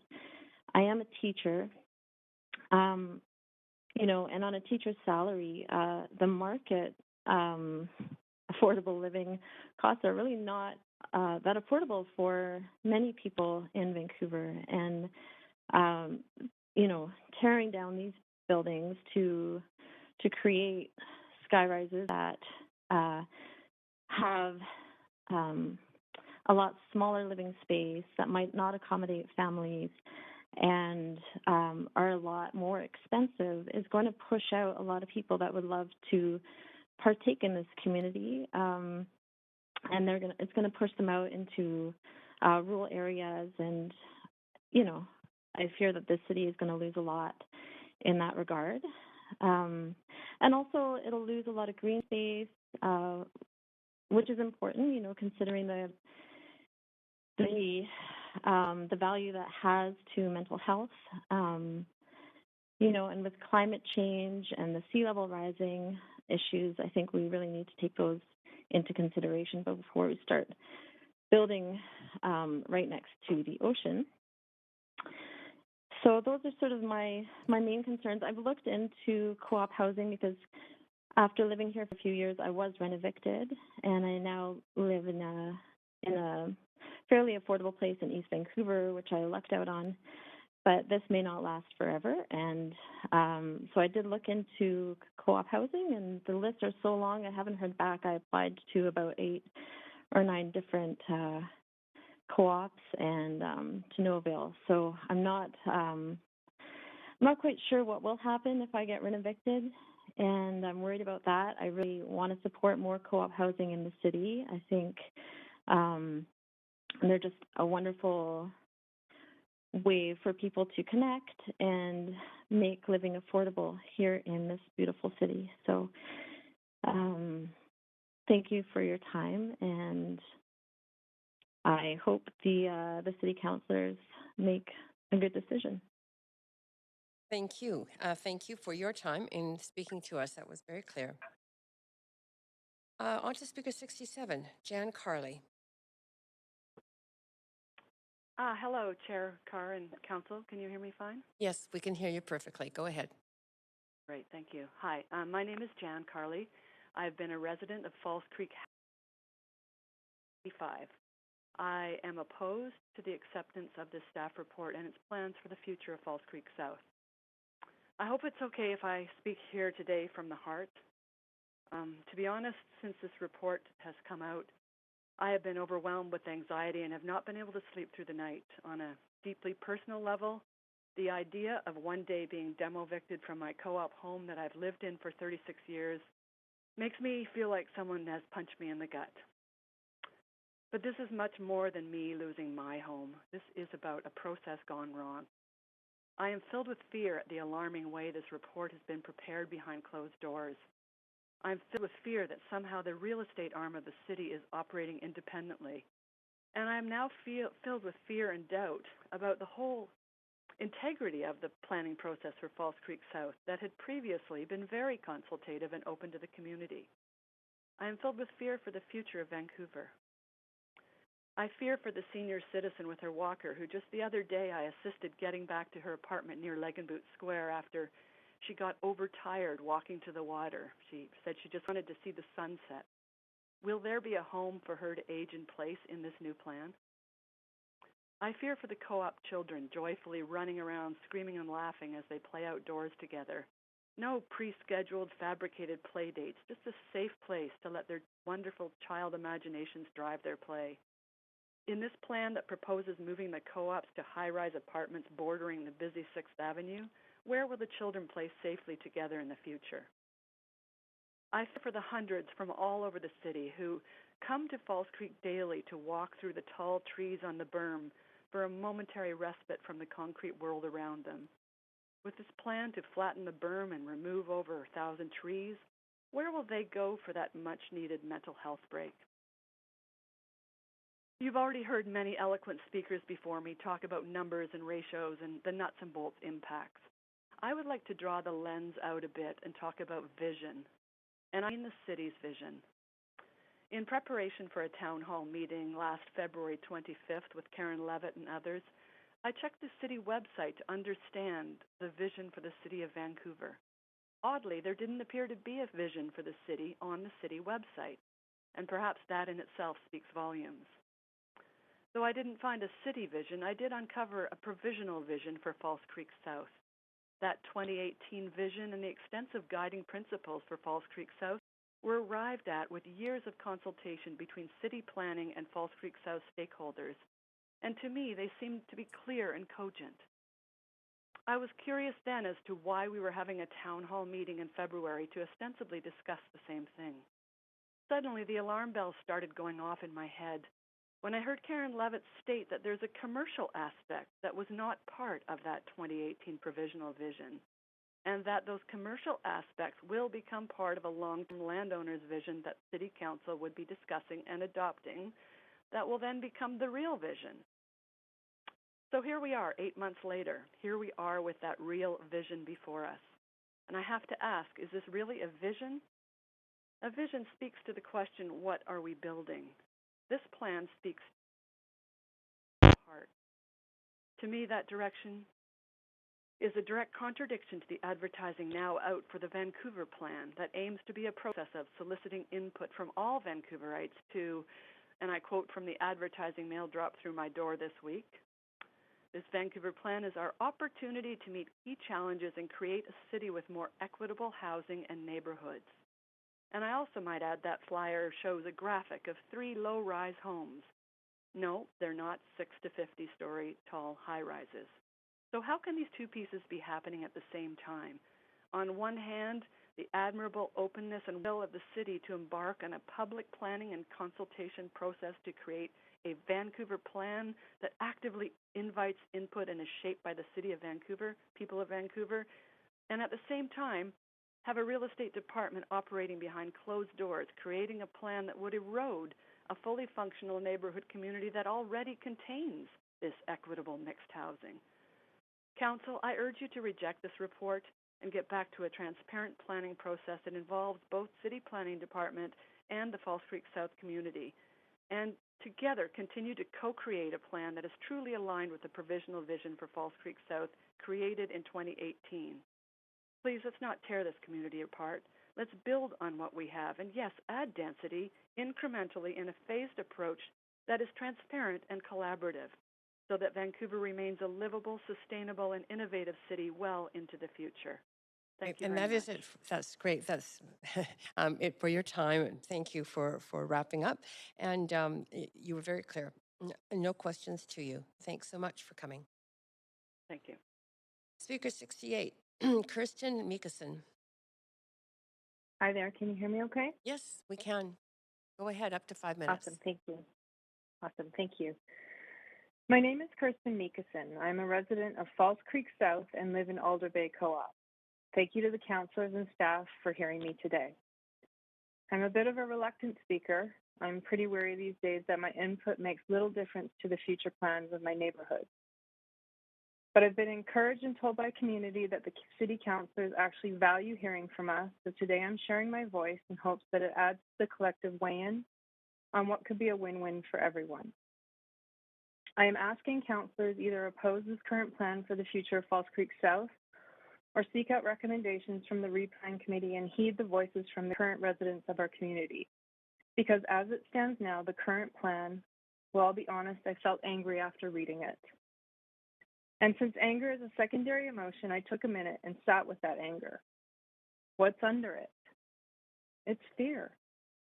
I'm afraid. I'm afraid that the existing co-ops like mine will be unnecessarily demolished.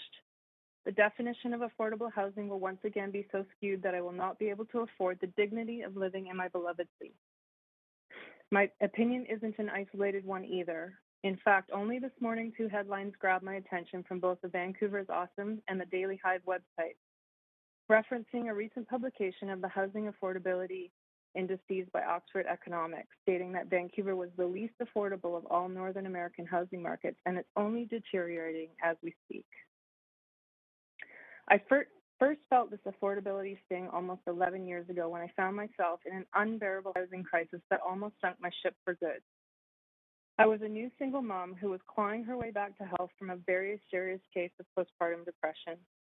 My team of psychiatrists and therapists at the time referred to a study that the single most important thing for struggling single moms is affordable housing.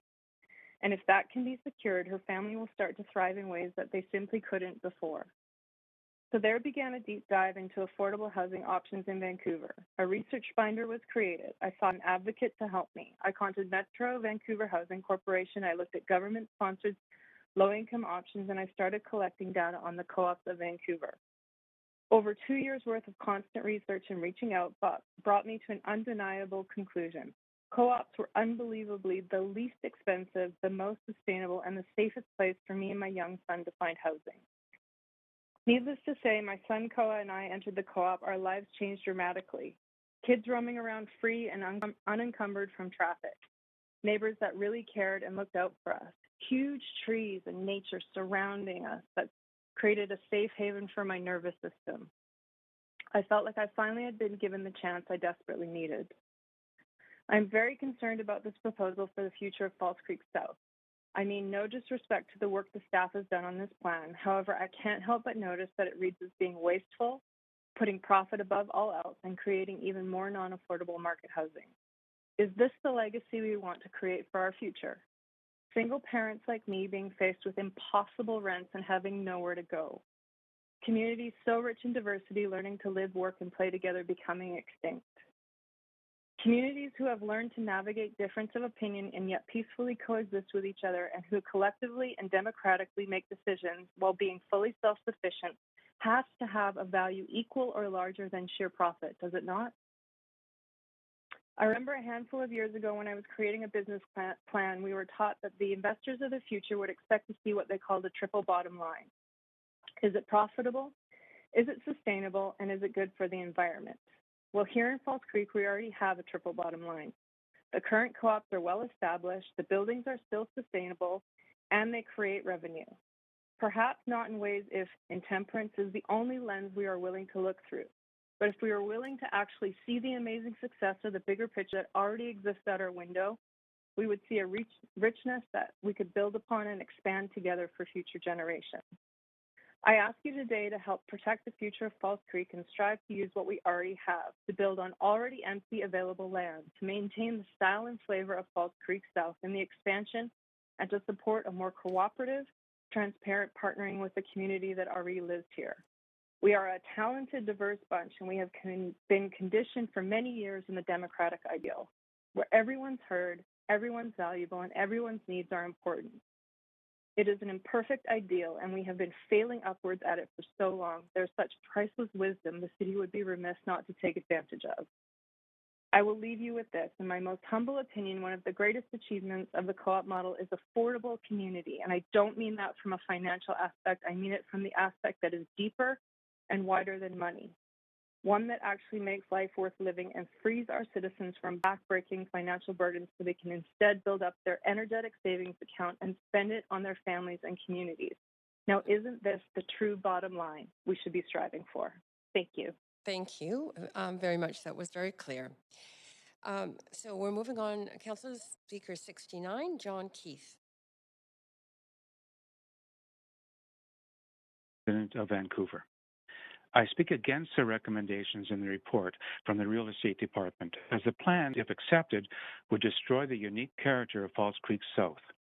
Co-op and non-market housing are at the heart of the community, yet their proportion would be drastically reduced, and there would be a loss of the current balance of mixed income and mixed tenure residency. My home for the past 30 years has been False Creek Housing Co-op, which would be demolished and replaced by market housing. My co-op and others and almost all non-market housing would be uprooted and shunted to the perimeter of the area, not exactly on the wrong side of the tracks, but right on top of them. There is no provision for my co-op's survival. The report just suggests other levels of government come in and pick up the pieces and try to put Humpty Dumpty together again. Housing co-ops are vital, organic communities. As members, we come together to do our bit in various committees to manage our finances, maintain our buildings, tend our grounds, organize shared events in our communal spaces, and keep the ideal mix of incomes in our membership. Our buildings are designed with shared outdoor spaces and communal walkways where we constantly see and talk with our neighbors, our fellow co-op members. It's a wonderful community to live in.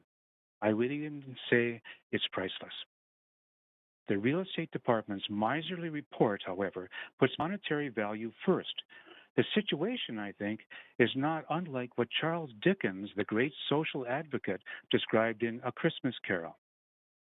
So I say, let the ghost of Art Phillips show you the renowned past and present of the False Creek South neighborhood, and hear him as he pleads with you to reject the Scrooge-like vision of False Creek future that is tendered in this report. Bah humbug. Thank you. That was very evocative. And thank you. Appreciate. There's no questions for you, but appreciate you taking the time with us. Thank you. This now speaker 70, Nathan Davidovich. Hello, do you hear me? Yes, we can hear you, Nathan. Go ahead.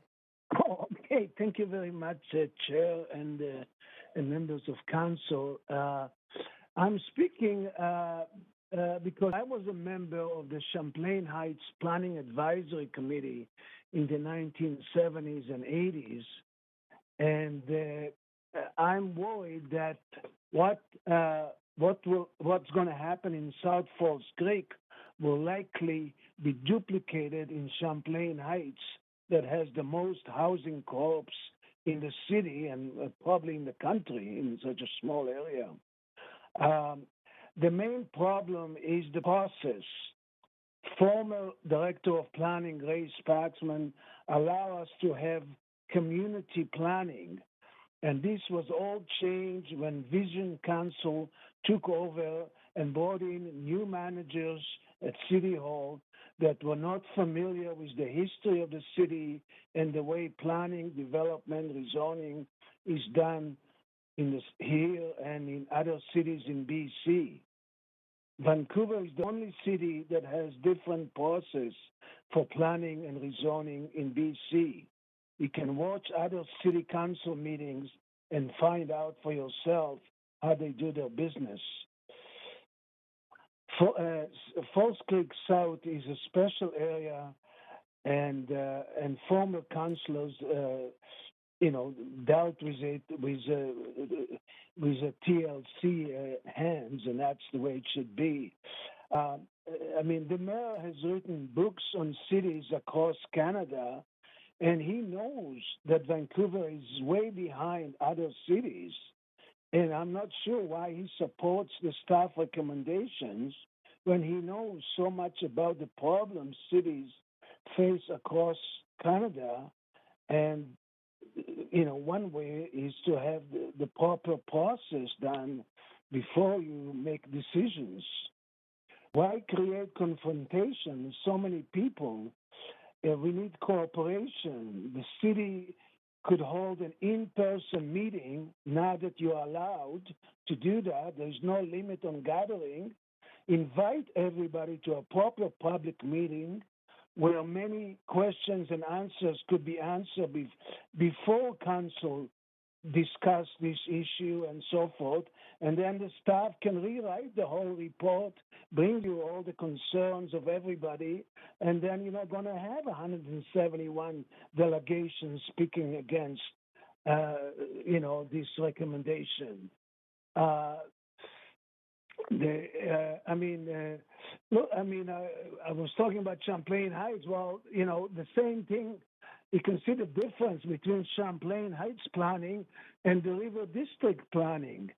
The River District was planned by staff. There's no input from the community.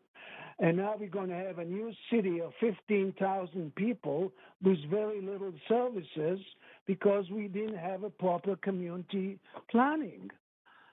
So, there's just so many things that should have been done long time ago, or it still could be done now. I mean, there's no big rush to do anything like this year or even next year. So take your time and try to get the community more involved. Thank you very much for your listening to me. And thank you very much, Nathan. If you could just hold on the line, you do have questions. Councillor Hardwick, go ahead. Thank you, Nathan, for speaking with us today. I recognize you as someone who's passionate about transit and transportation. You didn't really talk about this plan through that lens. Any insights into what is included in this concept plan in terms of its approach to transit and transportation? Well, I mean, there is really hardly anything in the staff report at all about it. I mean, the population or the density is proposed to be triple. How are we going to handle all these people to go to their job downtown and so forth? I mean, we already have 2 million cars in Metro Vancouver, and the projection is for 3 million cars by 2035. I mean, we can, we are reducing the Granville Bridge to 6 lanes. The Campbell Bridge has been reduced to 5 lanes now. 2 and 3, which doesn't make any sense. And, we need a proper pedestrian and bicycle bridge like other cities instead of spending all this money on Granville Bridge. Look at the water transit. We have the Falls Creek Ferries and Aquabus. They are private companies, where in other cities they are part of the transit system, so you can get a free transit. People have to pay twice here in Falls Creek to take the ferry and then take the bus. It's not fair, And then the rail service. The rail is there. Why can't we have a rail service from Science World, to Falls Creek South, to Granville Island, then to the Burrard Bridge, over the bridge, and then under Burrard Street all the way to Waterfront Station? That would help get the people to where they want to go. But, there is nothing mentioned about it in the report, and so I don't know. I mean, not even mentioning of the traffic light for 6th Avenue and Oak Street. How are you supposed to get across, in such a busy street? Thank you. That about covers it. I am interested because there were some. Is another question? Yeah, is he still there? Nathan? Yes. Are you still? It did show road incursion into Falls Creek in what I looked at. It appeared that there was, in fact, road incursion going into Falls Creek in a way that we don't have currently. But I'm just at the end of my time, so I'll just park it. But thank you very much, Nathan. Thank you, Councillor Hardwick, and thank you, Nathan. That's it for questions. Council, the clerks have asked me if I could take a 5-minute break as they check something with the TELUS line. So I know we're close to dinner time, but in order for that to happen, for them to do the checking, we have to just recess for 5 minutes.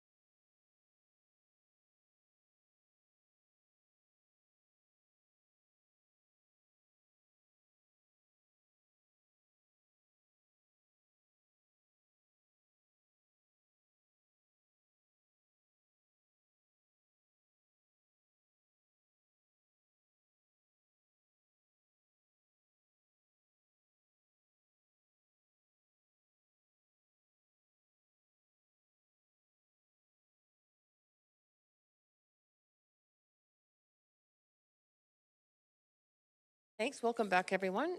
Thank you for your patience in that break. So we are now on speaker 71, by the way. Council has withdrawn. And I believe I've been informed that we have 3 speakers on the line right now. If we could just see a motion to extend to hear those 3 speakers, that would be helpful. I'm happy to move that, Chair Carr. Okay, I think that was Councillor Boyle and seconded by Councillor DiGenova. Great. Okay, all those in favor say aye. Aye. Aye. Aye. Any opposed say nay. Great, thanks so much. So speaker 72, Laura Stannard. Hi. Yep, we can hear you. Go ahead. Up to yep. Okay, good. I'm very grateful to speak to you from the unceded lands of the Squamish, Tsleil-Waututh, and Musqueam peoples. I've never lived in False Creek South, but I value it so much because it's the only example I can give to people who say economic mixes fail because low-income populations are always displaced by wealthier residents. Sadly, that's exactly what will occur if this plan proceeds. As the 72nd listed speaker, I don't want to lose your ears by repeating previous criticisms, but I can't remain silent while a 20th century land developer mentality skewers and spins facts to destroy my hope for the future.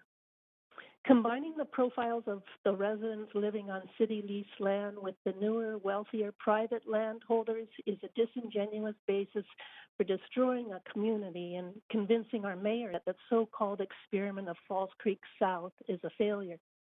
And lessons from Little Mountain still haven't been learned. Don't tear down viable co-op and nonprofit housing. Don't even allow the possibility. We all know that when senior government financing falls short, the units for the lowest income people are the first to go. At the very best, if this plan is followed, we'll end up with and this is at the very best, we'll end up with the same old 80-20 market, non-market formula that does nothing to alleviate the housing crisis. The success of mixed economic communities lies in their equal access to amenities and natural surroundings. In False Creek South, no one has to go through a poor door, and there aren't welfare floors or a bad area.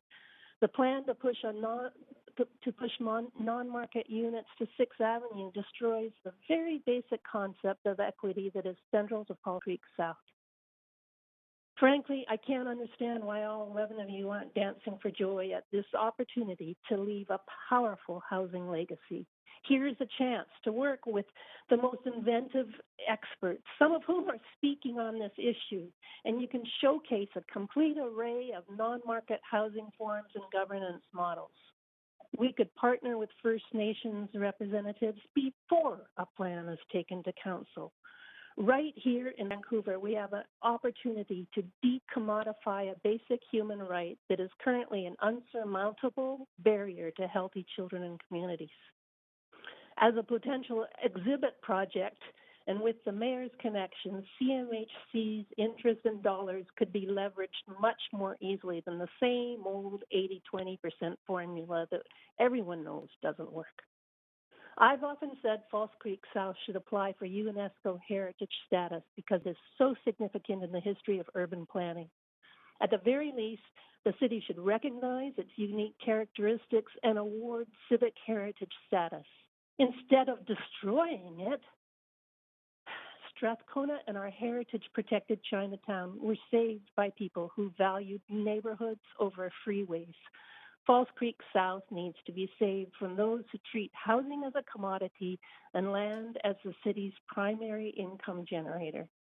I urge you to reject the real estate and deputy city manager's recommendations to immediately extend all land leases for a period long enough to ensure residents the security of tenure and the ability to borrow funds to maintain their buildings.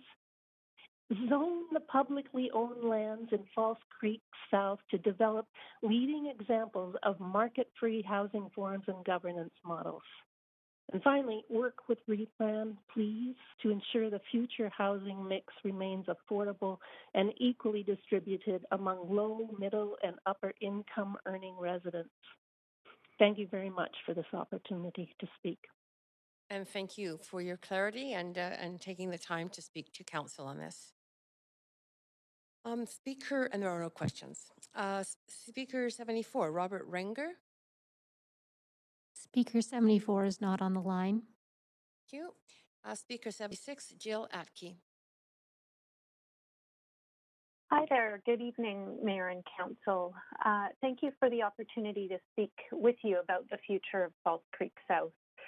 My name is Jill Atke, as you said, and I'm the CEO of BC Nonprofit Housing Association.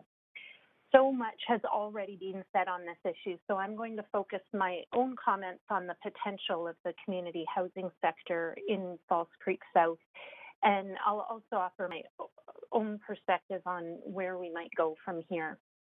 So I just want to start off by saying that there's been a tremendous amount of work done on this proposal already, and there are some good things to come out of it. So there's a recognition that False Creek South can handle many more homes than currently exist on the site. That's good news. Recognizing the many stakeholders involved in False Creek South, that's also been a remarkable part of the plan. And then recognizing the need for a campus of care to ensure that residents can age in place. But as you've heard, there are some challenges with the proposal. And I'll touch on a big one of them here, which, as I see it, is a fairly dramatic shift away from community housing to a reliance on market housing. I'll start with what many perceive as a diminishing role for nonprofits and co-ops in the area. And that seems to be a central feature of this plan. And I think that probably just represents a misunderstanding of the role that our sector plays in providing a broad range of housing types. So in the 1970s, in order to achieve a one-third, one-third, one-third income mix, the city determined that 56% of all housing should be nonprofit and co-op. Now, 50 years later, in the midst of an affordability crisis, we see a plan before us that wants to maintain that same one-third, one-third, one-third income mix. That's a good thing. But through a reduction in the nonprofit and co-op share to 34% of all housing. That's a 40% reduction in the share, which will make it very difficult to achieve both councils and the community's affordability goals. And that has a lot of people nervous, and I would include myself amongst those. In the public polling done as part of this process and as part of the community consultation for the process, residents were asked what types of housing were important to them, and these were their priorities.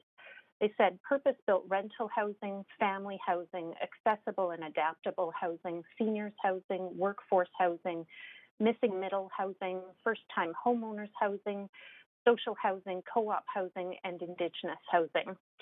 Those are a lot of priorities. The problem with ranking these in the way that that the report has is that they're not mutually exclusive types of housing. All of these types can exist in a single building, and what the survey doesn't ask is who should own them. And that's the bigger question to me in this process. And that's because through the survey, people also said that their priority concerns were affordability and other social concerns. The city has the mechanism to apply that same affordability lens to all of these housing types. And I'm going to illustrate that through an example of a building run by a nonprofit housing provider in False Creek South, and that is Vancouverton Court. So in one building, you have purpose-built rental, family housing, accessible housing, seniors housing, workforce housing, missing middle housing, and social housing. That one building ticks almost all of the housing types in the list from the survey. And if the city were to classify it, it would likely just stick it under social housing without understanding that it can be a solution to a broad range of those housing types.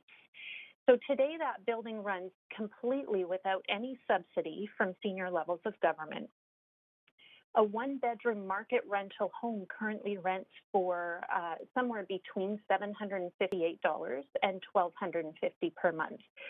This is affordable to people earning between $30,000 and $50,000 annually. These are break-even rents in the community housing sector. That's what we call market rents. They're break-even. The median household income for renters in Vancouver is $50,000 annually. So New Chelsea Society offers, in addition to those market or break-even rents, internal rent subsidies for about 20% of the units. That's the social housing component. And they, through those internal subsidies, bring rents down to $320 a month. They are running shelter rate housing without government subsidy.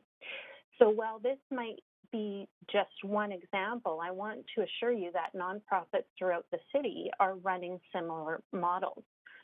So there's no question that we need to build more housing in Falls Creek South, and I think most people agree that that's a good thing. The community engagement work done to date says that citizens want the housing in Falls Creek South to be affordable. We can achieve those goals if we prioritize community-owned assets on community-owned land. So by providing that direction to staff and by setting a minimum share council wishes to see, I think with this proposal, we could see a path forward. Okay, thank you so much. That's the end of your time. However, you have a number of councillors with questions, so could you please stay on the line to answer them? That would be good. Sure, happy to. Councillor Hardwick, first, to you for up to 3 minutes. Thank you. Jill, as you know, going back to the 1970s, the federal government had a significant role in the financing of housing in Falls Creek. You may know more about why this funding was discontinued by the federal government, and I just wondered if you could add any color to what you think we might need to get it back from a nonprofit housing perspective. Yeah, an excellent question, and there's no question that the funding back in the day outweighs anything that we've got, even under the National Housing Strategy as it stands right now. So it used to be that 10% of all housing supply in the country was nonprofit and co-op housing. So we're not back to those levels yet, but it's funny, just before speaking to council, I saw a tweet from Power and Politics. Deputy Prime Minister Chrystia Freeland says the federal government is going to, quote unquote, lean in and work with provinces and municipalities to build more affordable housing in Canada. And I think what we've seen through this last federal election is a recognition that the National Housing Strategy has been a vast improvement from having nothing for 25 years, but it has, and in particular in some parts of the country, has failed to achieve its full potential. And so they have doubled their commitment to the co-investment fund, which is the main fund where we're seeing affordable housing built. And they've signed deals with Toronto Community Housing. They've signed deals with Ottawa Community Housing. Now that's because they've got a portfolio. So the total amount is between those two about $2 billion. They've got a complete portfolio. But if through Falls Creek South we could present this as a portfolio of housing opportunities, I do think that there would be interest there from the federal government. I don't know if that's being tried yet. I haven't been a part of those municipal conversations, but I do think there's some potential there. So building on the existing legacy and trying to engage further with the federal government to make up the role that they used to play, or at least step up more. Yes, I think there's absolutely room for them to do that. And one of our challenges with their program has been that in order to get a significant number of dollars, you need a portfolio. But there is a willingness, so a significant number of assets to bring to them for investment. But I think what Falls Creek South strikes me as is exactly that opportunity to bring forward a portfolio. I can't guarantee that it's going to work, but I also don't know that it hasn't been tried. That it's being tried. That's it. Thank you very much, Councillor Hardwick. On to you, Councillor Fry. Yeah, thanks, Chair. And thanks, Jill. And may I add that I've really appreciated some of your comments on Twitter, the threads that you've been posting about some of this issue. It's been good to read. Good. Thanks. Yeah, no, you're welcome. Just want to sort of look at the process and the decision we have before us, and I'm wondering, how do you think we should proceed? Should we send this back to Real Estate Facilities Management and have them look to shift from a market approach to a nonprofit kind of approach? Or do you think we should proceed along and go straight to planning process with? Yeah, I mean, I think what's being learned through this is that planners have some very specific and maybe even some unique skill sets in terms of public consultation and land use and built form. And so there's absolutely no question that planning needs to be involved in the process. I would say the sooner the better. But in terms of the decision before you, it's very difficult for me to say, should we just sort of accept this for information or send it back? Because I don't actually know a lot about what the assumptions were that went into the plan. What I see in the plan is that there was no model considered that included a greater share for non-market housing. And within that, I include the ability of nonprofits and co-ops to run market rental housing. So I don't know that was considered. I know that there are a lot of costs related to soil remediation, sea level rise. So those are some real challenges. I don't know that all of those costs need to be borne by the 80 acres. There may be other opportunities there. So I would suggest maybe a revisiting of that. But I think if council were to set some minimum thresholds for the share of community housing and what income ranges you want to see within that community housing, I think we could probably come up with a workable solution together. Yeah, I really appreciate that. So back in the 1970s, it was the False Creek Development Corporation that the city set up to develop this land. Should the redevelopment of this land similarly involve the city in some kind of new structure like that as a developer? I think it's probably too early to say, and that could maybe even come through the conversations with senior levels of government. If it is that, as I mentioned to Councillor Hardwick, that you're presenting this as a portfolio of development opportunities, it could be that a development corporation needs to be structured, or it could be that you bring your nonprofit and co-op partners to the table to see what could be worked through. But I don't know enough about the development corporation in the 1970s to really say whether or not that would be the right model at this point. I think it might be a bit too early. Okay, I'm sorry, but that is Councillor Fry's time, well over. But you do have other questions too. So Councillor Weeb, on to you. Yeah, thanks, Joe. You talked about the community portfolio of housing being on community land. Do you think it can still work, recognizing that part of this report talks about this land continuing to be owned by the city? Do you think it can still work if the city retains the ownership of the land and not the community housing provider? Oh, absolutely. And there's a lot of examples of that all around the city where nonprofits and co-ops have very good leasehold relationships and arrangements with the city.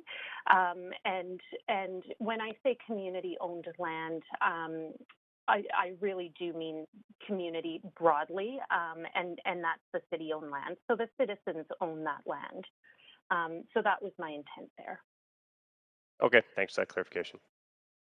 Great, thank you. And Jill, those are your questions now. Appreciate you very much, you coming to or being on the line to speak to council. Great, thank you so much. Have a good evening. You too, bye-bye. Okay, Speaker 77, Darnia Tanner.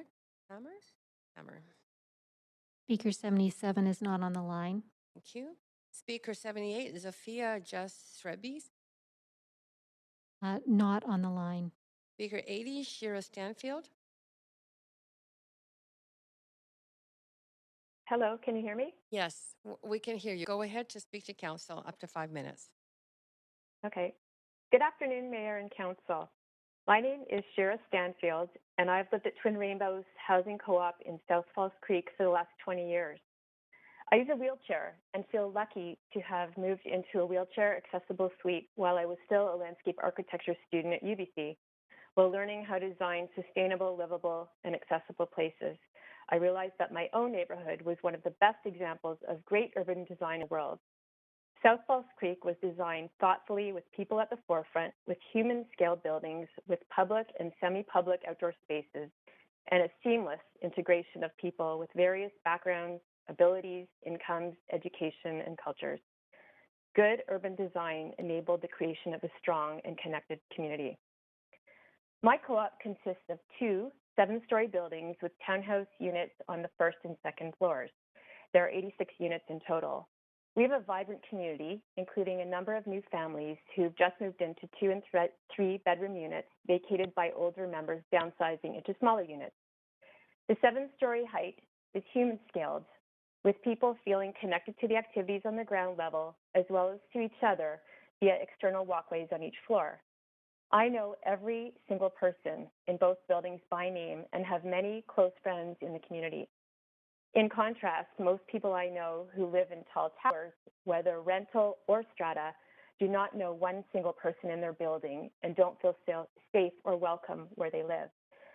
Let's build housing that works for people, especially on city land. I've been on the membership committee at Twin Rainbows for the last 15 years. Whenever we open our wait list, we are absolutely flooded with applications of people desperately wanting to be part of our co-op community. The applications are from all sorts of people who want to build connections, live in community, and have housing security. Many people who apply are living in shared accommodation, are being rent evicted, commute hours a day, etc. These people are teachers, artists, writers, nurses, planning professionals, project managers, and business owners. These are the average people that add vibrancy and drive the economy of our city, and we need to house them. These are people with good jobs, but still can't afford market rental or strata units, let alone family housing. We also receive hundreds of applications from people in even more desperate situations that need housing now. The city has an opportunity, and I would say an obligation, to ensure that city land is used to house all of these people. This city council has an opportunity to build on the thoughtful planning that was done 40 years ago and leave a legacy of affordable, livable, and well-run co-ops and other non-market housing. We don't need more unaffordable rental units and luxury condos. We do need more places where people want to live and can afford. New co-ops can be built affordably and financed with innovative loan instruments if the city provides the land. New market units should be built on market land and not on this scarce public land resource. I just have a few asks of council. First of all, South Falls Creek still sets a precedent for great urban design. It deserves to have a precedent-setting planning process that puts people first. The creation of livable and cherished places are not created by starting with an asset management plan. I ask that this report be tabled as information only. Secondly, members of this community are some of the most engaged and knowledgeable designers, planners, and thinkers who have put countless hours into Replan, and their efforts should not be dismissed. Listen to them and plan with them. Thirdly, existing, well-maintained housing offers the most affordable and immediate housing and should not be destroyed while still viable. Needless demolition further exacerbates greenhouse gas emissions. Extend South Falls Creek co-op leases and offer the 40+20 that other co-ops have been offered.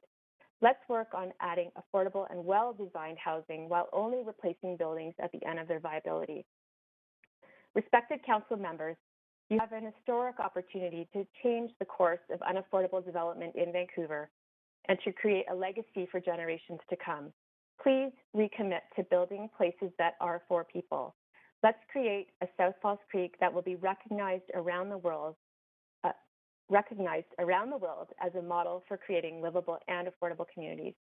Thanks for your thoughtful care and attention on making your decision. Thank you for speaking to us. Very timely and very much appreciated. Right. So that's it for questions. Those were the three speakers. It's 5:18. I suggest we actually reconvene at 6:20. That gives us our 1 hour dinner break. And yeah, have a good dinner, everyone.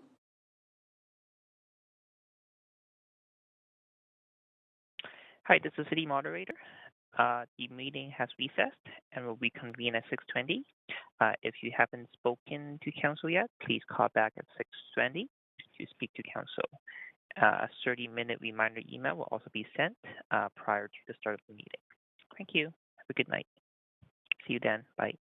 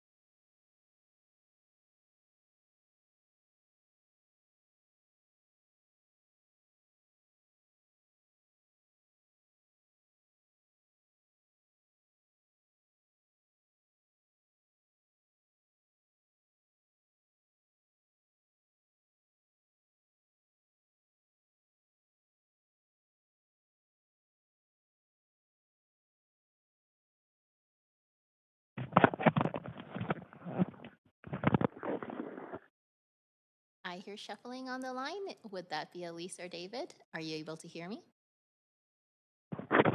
Yep, we can. Thanks. Perfect. I'm I can gonna. hear you.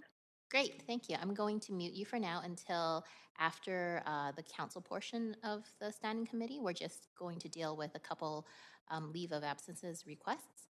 So I'll let you know through Jabber when I've unmuted the line. Okay, thank you.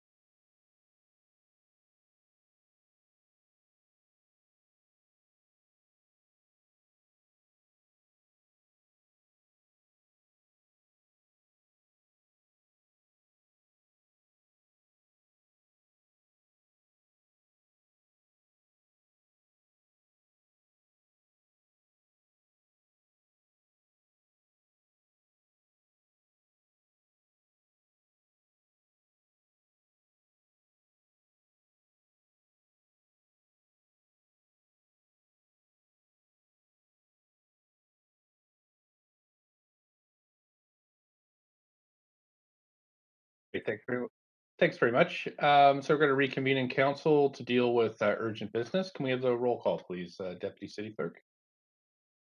Mayor Stewart in the chair. Councillor Carr. Here. Councillor DeGenova.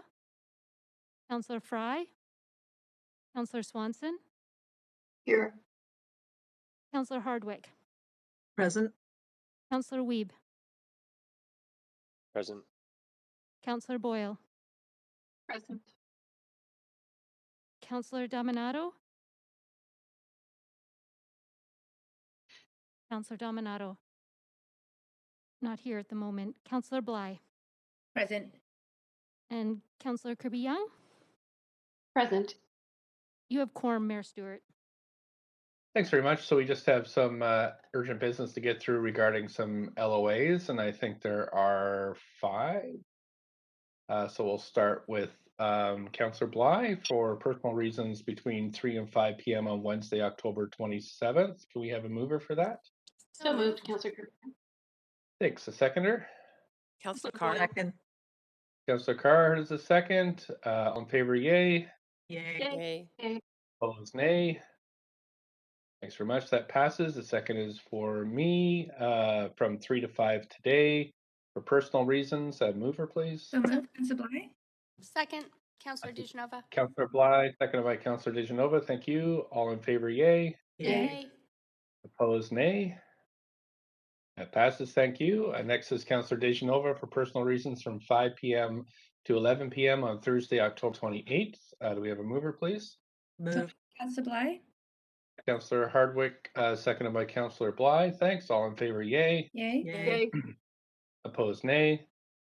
That passes. Thank you. Leave for absence for Councillor Dominato for personal reasons 3 to 4 p.m. on Thursday, October 28th. Can we have a mover, please?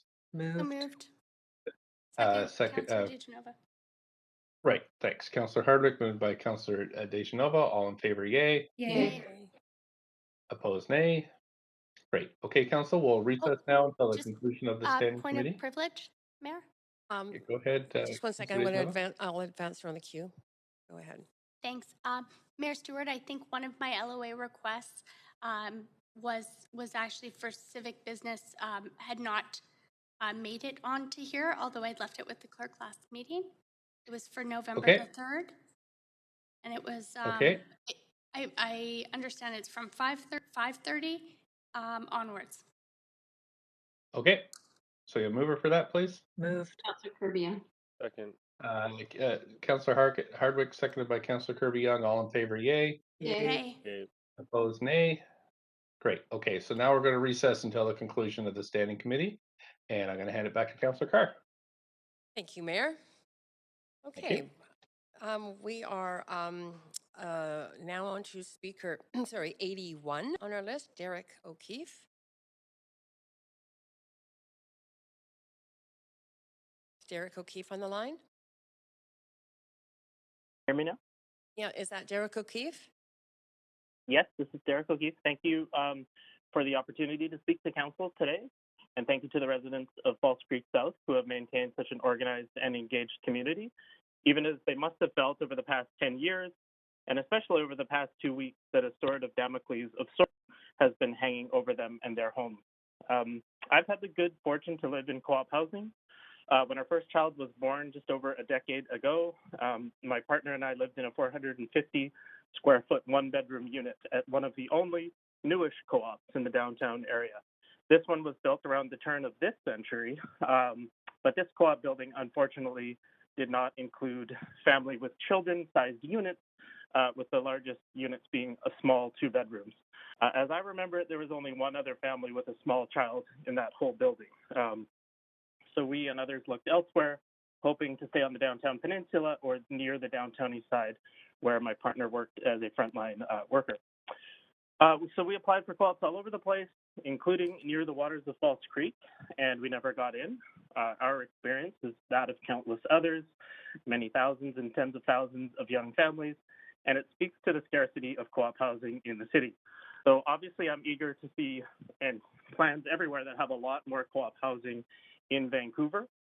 There are ways to do that, but this real estate asset management plan before you now, this isn't it. A plan that starts by displacing existing co-op residents and then demolishing their existing housing without guarantees of retaining affordable housing fees or family-sized units, and all of it dependent on higher levels of government kicking in, is a plan that deserves to be sent back to the drawing table. More specifically, it should be sent back to the drawing table in the planning department. This plan and the meetings and deliberations underway that seem to take the real estate asset management plan as a fait accompli isn't a plan, but rather an assessment that quantifies a lot of things that really require qualitative assessment and dialogue. So some have invited the rest of the city's residents suffering housing precarity to sympathize with this plan by sowing resentment about those who have achieved housing security in this part of the city. To this race to the bottom argument, we should think about the sentiments once expressed by J.S. Woodsworth, who was a dock worker who went on to be a member of parliament of some renown a long time ago. And he said, "What we desire for ourselves, we wish for all." So rather than snuffing out this model of planning and land use that was based on one-third, one-third, one-third, with the first one-third being low income, including for them waterfront views and seawall adjacent front doors in many cases, we should improve and expand on the model at False Creek South and spread it to more areas of the city. The highest and best use of our city is precisely to build inclusive, affordable communities, not to maximize profit and accumulation of capital. I was surprised when I saw the slides for this plan, and I can only imagine what the residents in the co-op felt when they saw them for the first time. I looked to see that many of the co-ops built between the mid-70s and 1985, perfectly situated near Granville Island and the water, were slated to be wiped out and replaced with private market housing. I thought back to being at the 90th birthday party of a great civil rights leader, the late, great Jack Liddell, who had his party 8-9 years ago at one of these beautiful co-ops in the generous courtyards they had in the middle. And so at some point on that day, my partner and I looked at each other and said, like, wouldn't it be an amazing place to raise a family? Like, I hope we can get in somewhere down here. We're fortunate to live up on the Fairview slopes now in the same general neighborhood, but when we walk down there, we still think and say to each other the same thing. There's been a lot of talk about equity and climate of late in the city and at this council, so I don't understand why a plan that projects demolishing buildings based on their lease expiry dates and not on their conditions, and that starts by moving the lowest income people in the area out of their homes is even should be a non-starter next to their homes on the water. If we're talking about equity and climate considerations, this should be a non-starter. It feels upside down. I think you should send it back and bring something back that is worthy of discussion. Profit maximization should not come before justice and the human right to housing, which is really at the heart of the whole right to the city. What we desire for ourselves, we should wish for all. Thank you very much for your time. And thank you for your time and speaking to council. There are no questions for you. You were very clear, so thank you very much. Have a good evening. Thanks. Speaker 82, Navjeet Tawana. Yeah, yes, here. Go ahead. We can hear you clearly. That's great. Thank you. My name is Navjeet Tawana. I'm a resident of 6th Avenue and West and Spruce. I just want to take this opportunity to thank you guys because I know there's a lot of time that you guys have spent on hearing all of our voices. I also wanted to thank all the speakers that have come through, and I think they've brought up very good points in the past. I'm going to be talking about a little bit of a different topic, but that doesn't take away from the previous conversations and concerns that other speakers have raised. While listening to the staff, I think one of the things they referred to on 6th Avenue, and our unit basically faces 6th Avenue, is they called it a rat race. I don't know if I appreciate being called a rat race area, but at the same time, I do realize that 6th Avenue does need a lot of work, including traffic calming measures, which I'm sure will be coming through when this stuff goes through planning. One of the things I did want to flag, though, was that we bought our place a year ago, and when we bought it, as you can imagine, buying any place in Vancouver, there's a lot of equity that goes into the purchase of the place. At that point, we didn't realize that the front of our lot, which is a city-owned lot, and there's Falls Creek there, which we get to enjoy quite a bit of, would then suddenly be turned, or there will be talk to turning it into a 6-story building, and I think that's what the current plan talks of. My concern really is that a 6-story building doesn't really fit the zoning for the other areas that the lots along Fairview have as requirements. I think it's not fair to have it so that you get a 6-story building right in front, which is on public property. That said, I do agree that there has to be the 1/3 rules that have to be applied. I think that's a very good opportunity, but I also think that we should consider mixing them up between everywhere, and then that way there's more conversations and more growth of the 1/3 rule and the concept behind it between the different type of building types that are going to be there. Having them all in one specific zone and then not having a blend of it doesn't really give the opportunity for the intermingling. I think that's the whole concept behind it. Yeah, that's really it from my side. My main ask would be to have it so that, if possible, this be sent back to see if there could be things put in so that it meets the zoning of the area, because this would not fit into Fairview Slopes. Our buildings are only 2-story. This is going to be a 6-story right across the street. I don't know how you can say that on the private side you can have only 2 or 3 stories, but on the public side we're going to go ahead and put a 6-story up. I think the units have to be there, but that might mean, spreading it out a little more or coming up with more innovative plans on how we need to do that, because I do agree that, there needs to be a higher density that needs to come in. And I think everyone's in a good path of getting there. I think there needs to be just more communication in that. And part of that might be is that we need to have planning more involved with this and having them review. My ask would be to have an amendment added that the area along 6th Avenue match what the existing zoning is on the other side of 6th Avenue. I'm not saying another block, I'm just saying across the street. And that way it all works better. That's all my comments. I'll take any questions if there are any. There are no questions. You were very clear in your statement, so thank you very much for coming to speak to us. Thank you. Have a good day. Yeah, okay, you too. Bye. Speaker 83, Landon Gilmore.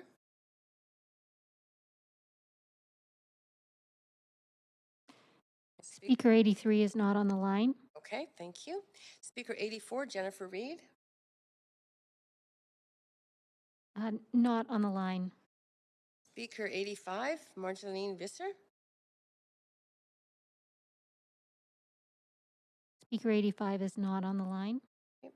Speaker 86 is withdrawn. Speaker 87, Louise Kligerman. Just one moment, and we're checking with the staff. Yep, no problem.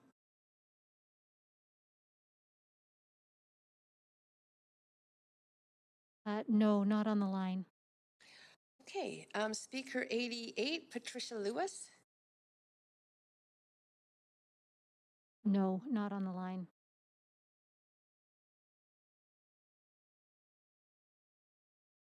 Yes, one moment, please. Okay, we're just yes, Council, they're just checking to see if the person is here in person.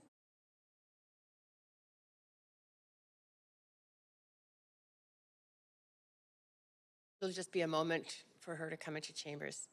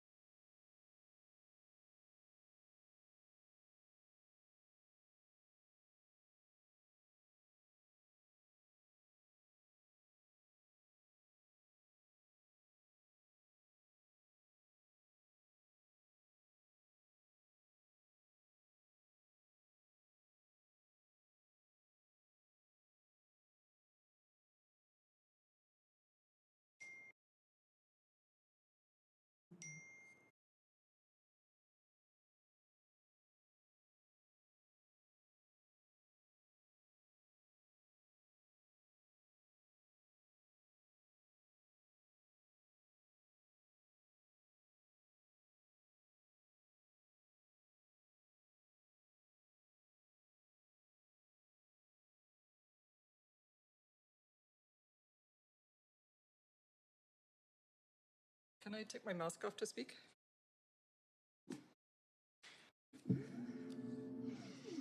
Hello, thank you for allowing me to speak today. My name is Patricia Lewis, and I live at 456 Moberly Road, where I have resided for the past 8.5 years. I was also born in Vancouver and have lived in several different areas of the city.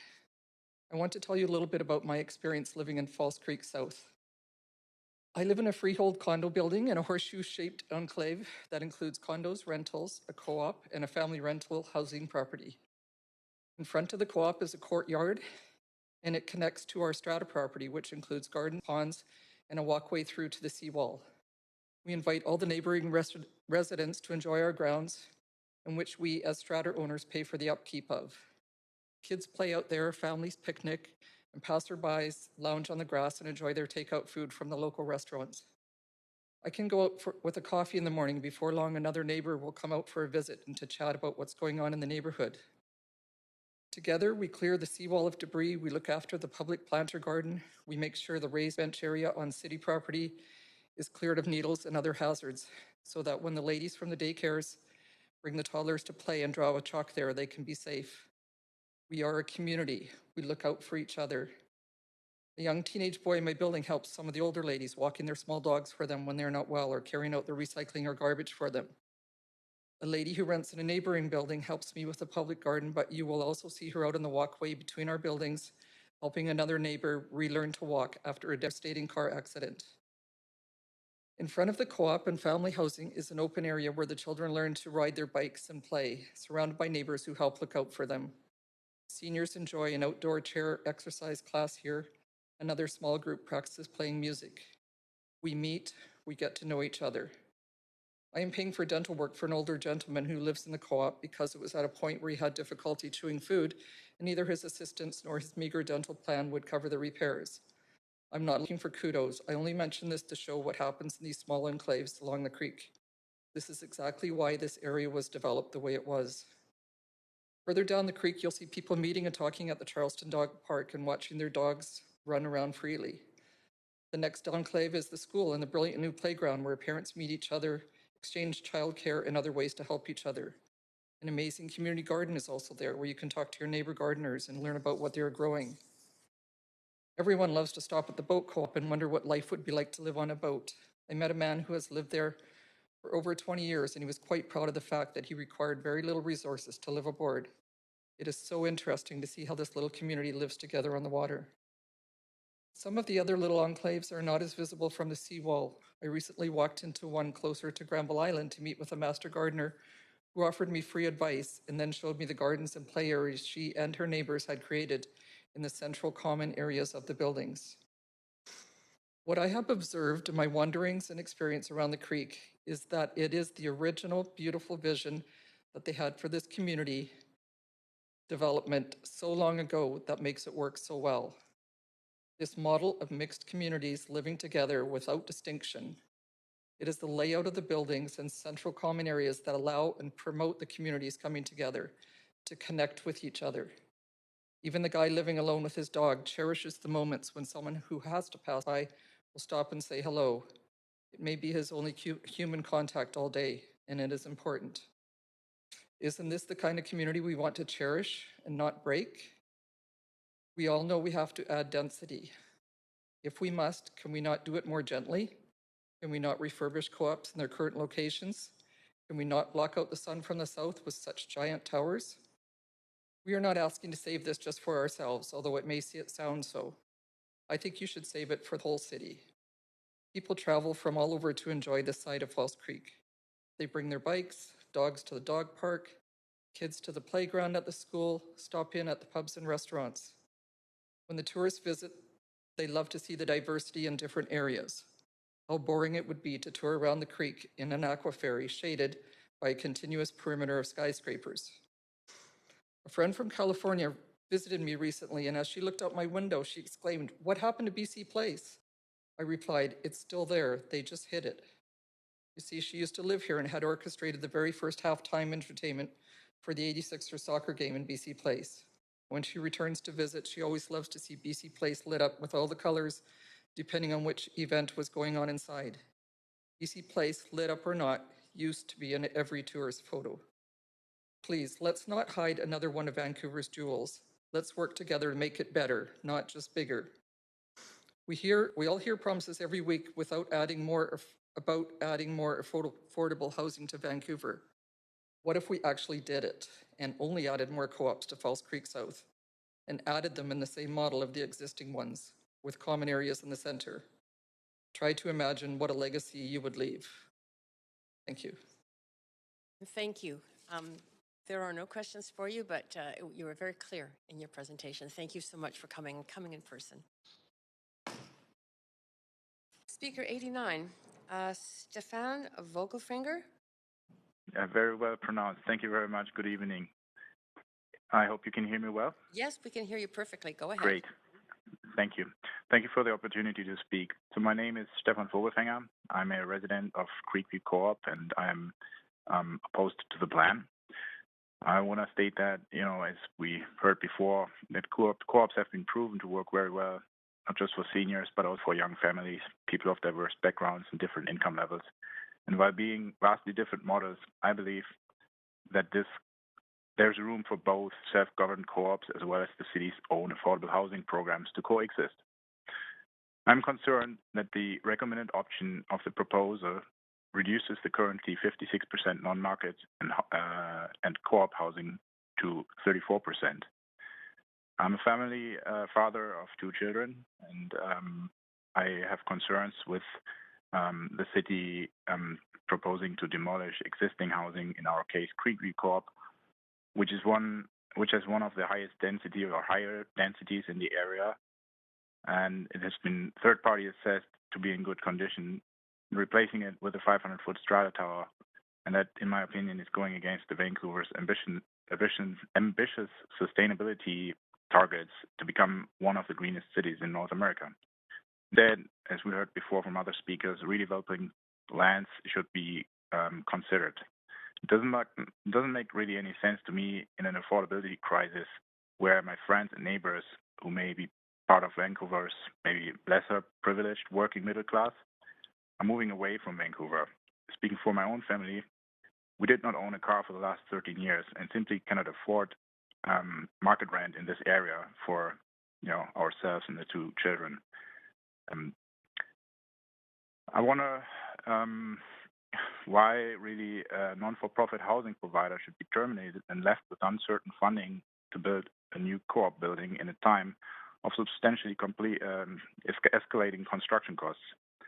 So I know that from my work that 3-bedroom units are not really feasible to build for rental or profitable, I guess. And I'm wondering what support we can expect from the city if provincial funding may not work out or mortgage providers will turn us down. I guess that has happened before in other developments. I'm a great supporter of the city's infrastructure projects, such as the Canada Line, the Broadway subway, and similar public transportation projects. And these hubs, to me, are key to functional densification, and they help limiting the ever-increasing vehicular traffic, jamming local streets on a daily basis right to the Trans-Canada Highway. I don't understand really how this plan intends to improve the infrastructure, in particular the public transportation, along with the proposed densification. As parents, we are very concerned about the proposed plan, which moves co-ops to the south edge of the lands, acting as a sound barrier to what will be an ever more traffic-congested West 6th Avenue.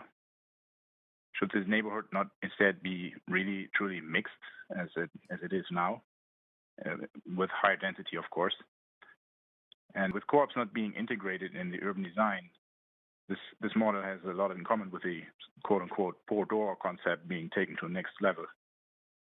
The proposed plan, in my mind, is really, at this stage at least, a missed opportunity and is lacking of a true vision or expansion of the original idea of the founders of this neighborhood, which made South Falls Creek truly unique and successful. This is something that is worth to maintain, protect, and enhance. And as others have spoken before, I guess I can line myself up there that this has been drafted behind closed doors, or that's the appearance. It comes as a shocking surprise to us, as we were led to believe that our community associations would be involved in a productive and open and most importantly transparent process. So I hope this will, be improved before and reconsidered before it becomes a reality that we might not, for my family, we may not be around if this gets if this proceeds as proposed. So thank you for listening and your consideration. I understand it's very late. Thank you very much. And thank you very much for speaking to council and speaking very, very clearly in terms of your input. There are no questions for you. Have a good evening. Thank you. You have a good evening too. Thank you. Bye-bye. Speaker 90, Evan Kligman. Speaker 90 is not on the line. Thank you. Speaker 91, Michael Farrell. Evening, Mayor and councillors. My name's Michael Farrell. I'm opposed to this plan. I just got a couple of points to make. The building of any new car housing on 6th Avenue relies on funding from federal and provincial governments, which has not been agreed. The plan states all co-ops will be demolished with new buildings built in their place. This leaves many families and elderly people in a very stressful position of not knowing for sure if they will have a place to call home in the years ahead. Also, the movement of all co-ops housing to 6th Avenue and most of the new market housing along the seawall means this will not be the mixed community that makes Falls Creek South such a great area to live in. I live in Creekview Co-op, which me and my 12-year-old son are very thankful for. Before that, I had a very stressful time finding affordable housing in Vancouver. I am for new housing. I think there should be more homes on this land, but not at the cost of the affordable housing that already exists here. And just to finish off, I got a little story about my son, because in the co-op we have to help out. We have to do something towards the co-op, and I help out in the garden. And during the summer, I had to go down and sand a couple of chairs in the garden, which is, can imagine, not the best jobs, but especially not for a 12-year-old boy who offered to help me, which is my son, come down and help me sand the chairs over a Saturday and a Sunday in the summer. And when we went down the second day to do it, I was quite surprised that he wanted to do it, to be honest, because we was down there for 2 hours each day, I think. But when I looked at him, he was actually smiling. And when I asked him why he's smiling, because you're standing in the chair, you're not really smiling when you're doing that. He said because he just felt good inside that he was helping out his home and his community. So that means not just when you walk through your front door, that means your actual surroundings, the gardens, the old area. So that's it, really. So that's why I wanted to phone in. And I thank you for your time for letting me speak. And thank you for your time. Very much appreciated by council. There's no questions for you. So have a good evening. Okay. Thank you.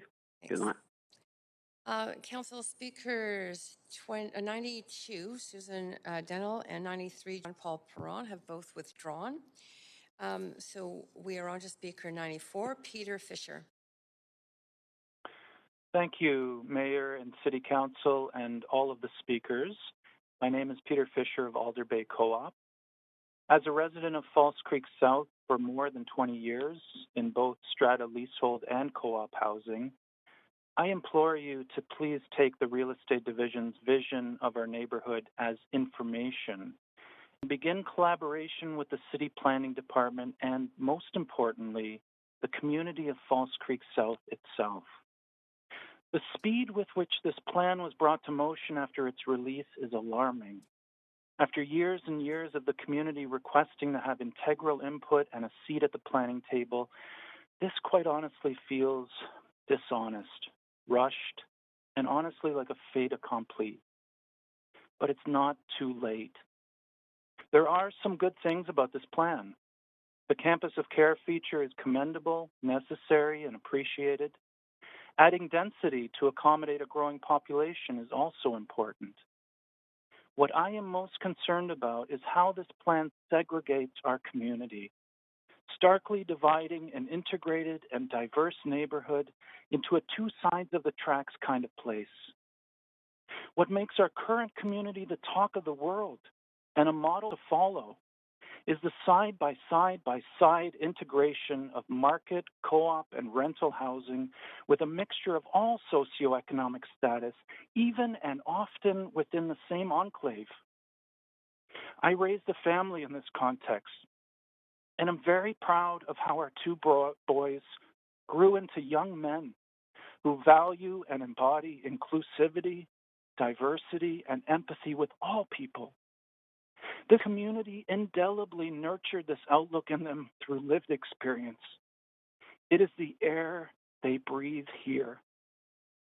The real estate division's vision of our community pollutes this fresh air and segregates people. The purple people, rental and co-op, of their proposal will be displaced from their homes and pushed to the periphery. Not quite on the other side of the tracks, but on the rails and on the margins. Certainly not in the midst, side by side, at the table of this wonderful neighborhood as they are now.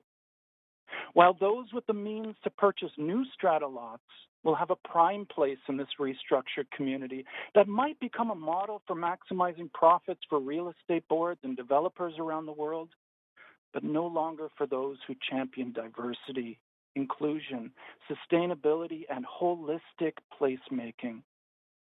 The ecological costs of bulldozing buildings that may be nearing the end of their leases but nowhere near the end of their life expectancy is also a huge concern, particularly for a city that aspires to be the greenest metropolis in the world. Again, I ask you to please take this purple people eater plan back to the drawing board and view it anew through the valued lenses your constituents expect you to view these matters with: inclusivity, sustainability, affordability, collaboration, empathy, compassion, and dare I say, love. Love for our neighbors, our neighborhood, and a city that can become something all her citizens can be proud of and call home. Let's create a progressive vision for False Creek South, not an aggressive one, nor a regressive one that divides and conquers with a chief aim to line the pockets of those whose vision is focused primarily on profit. We are better than this. You are better than this. Thank you for your time and your careful deliberation. I wish you and all of us Vancouverites a bright, sustainable, and equitable future. May it be so. May it be soon. Thank you. Thank you very much for such a passionate. Before you go, don't leave the line. You actually have questions from Councillor Hardwick. Go ahead, Councillor Hardwick, up to 3 minutes. I just wonder if you could repeat that line for me. It was to take a progressive vision, not an oppressive vision, not a regret. Could you repeat that? Yes. Let's create a progressive vision, dear councillors, for False Creek South, not an aggressive one, nor a regressive one that divides and conquers with a chief aim to line the pockets of those whose vision is focused primarily on profit. Beautiful. Thank you very much. Thank you, Councillor Hardwick, very much. Thanks, Councillor Hardwick, and thank you, Peter Fisher, for your presentation. Have a good evening. You're very welcome. Good night. Good night. Good night. Council Speaker 95 is withdrawn. Speaker 96, Chelsea Durant. Hello. Hello. We can hear you clearly. Okay? Yep, go ahead. Thank you. Thank you. My name is Chelsea Durant, and I live in Creekview Co-op in False Creek with my husband and my 2-year-old daughter. I am not in support of this plan as it is currently proposed. I do not believe that the plan for co-ops will be realistic for the majority of those who currently live in them, and there is too much left unexplained, creating extreme uncertainty for the future of established, well-run, and well-maintained co-op communities. Only hearing from 28% of the community is not taking proper consideration of the needs of the people who built this community and make it what it is. This plan will fundamentally impact the beautiful quality of life that families have here and will actually displace many of its residents. My husband and I moved into Creekview Co-op when our daughter was 5 days old, and the community, friends, and support we have found here has been irreplaceable.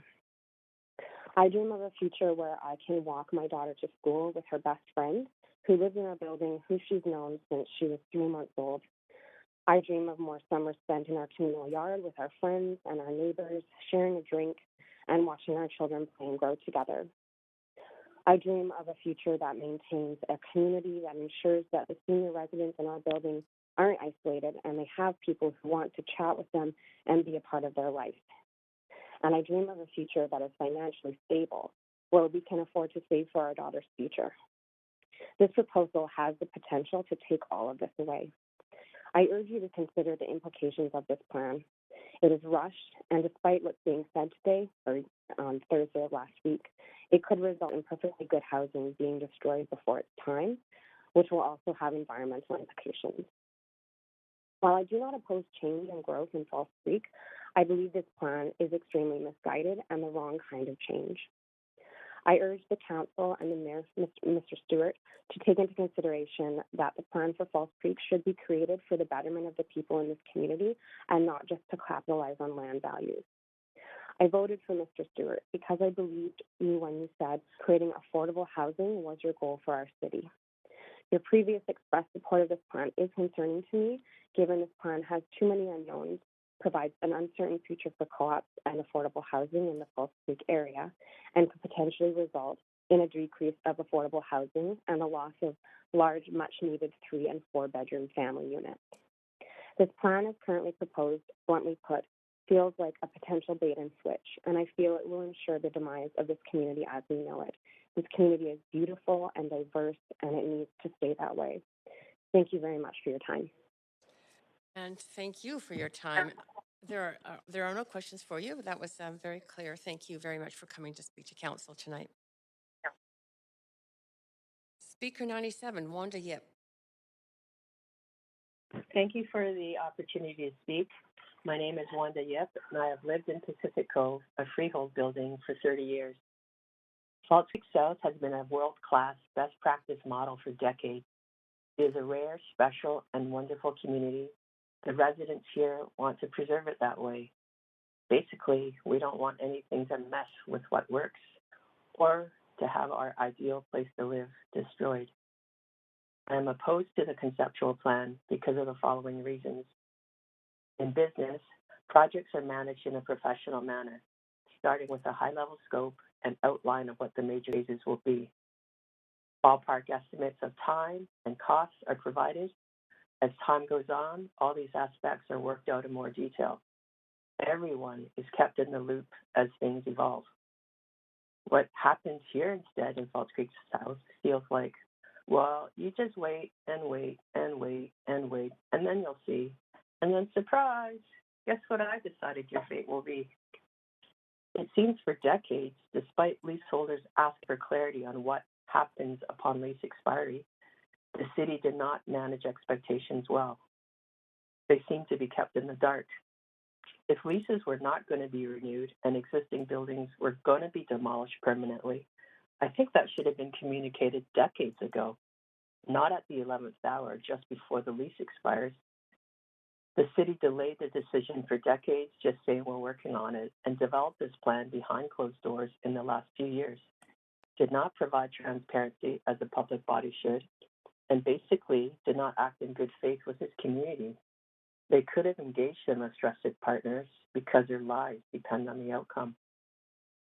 The proposed 3 times the density is excessively high to me.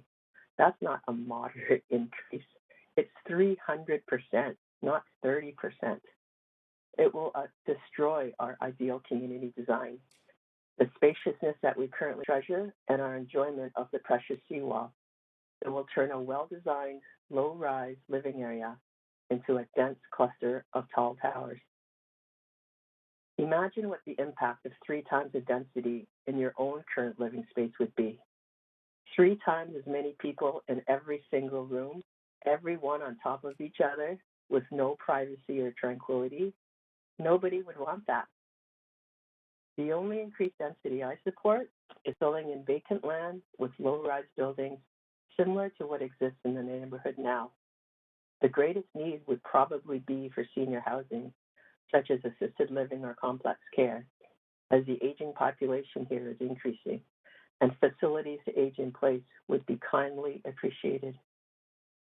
The seawall traffic would increase by 3 times, just as the pandemic has started to cause it to be on the weekends and the weeknights. And it makes it way too congested, not enjoyable, and downright dangerous. So 3 times 3 times is like 9 times, which is like the Lionsgate Bridge during rush hour, basically a parking lot.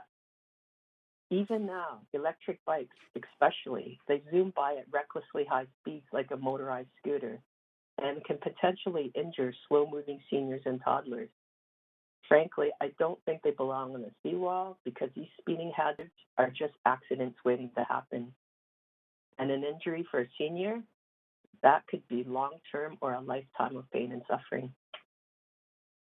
The proposed skyscrapers, that's what I term anything taller than our existing buildings now, are out of character for this neighborhood, and no one wants them. Our legacy design and our current density should be preserved and protected, just like any heritage homes are. Skyscrapers are market rate, high-cost rentals or freehold buildings. They will bring in foreign owners who, as you know, have kept on inflating real estate prices, which are already too high, and keep making Vancouver more and more unaffordable for locals. Every year, it gets harder to live here. So many people have either moved away to every corner of BC or turned into the homeless.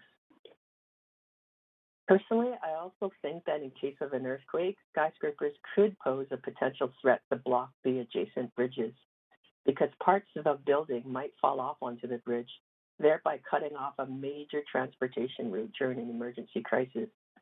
The ramifications are huge, blocking a major artery for communities north of Vancouver.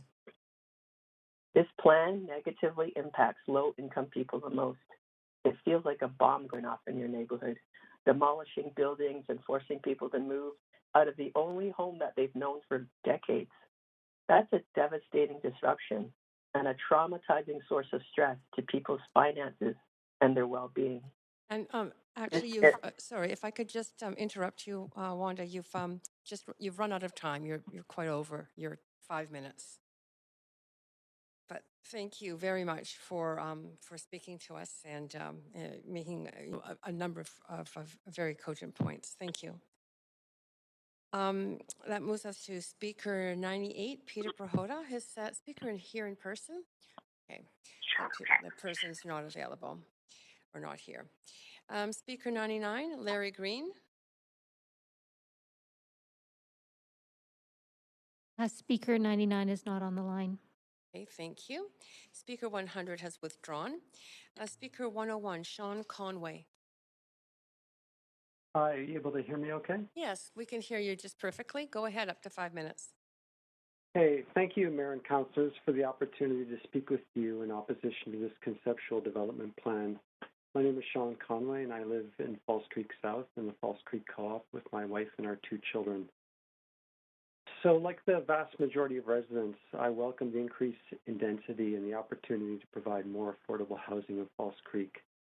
However, I'm asking you to simply accept this report as information and to engage in a more thorough and meaningful planning process that better tries to retain the current ratio of non-market to market housing that preserves existing affordable housing and ensures that the final design will truly build community, preserve equity, and honor the successful legacy of this important neighborhood. As I've listened to the speakers so far, and it's been amazing to hear so many people talk so movingly about what this neighborhood means to them, and who really have firsthand experience of what makes it such a loved and unique community. I think of the work of researcher Richard Wilkinson at Equality Trust, who wrote the book, The Spirit Level, Why Equality is Better for Everyone.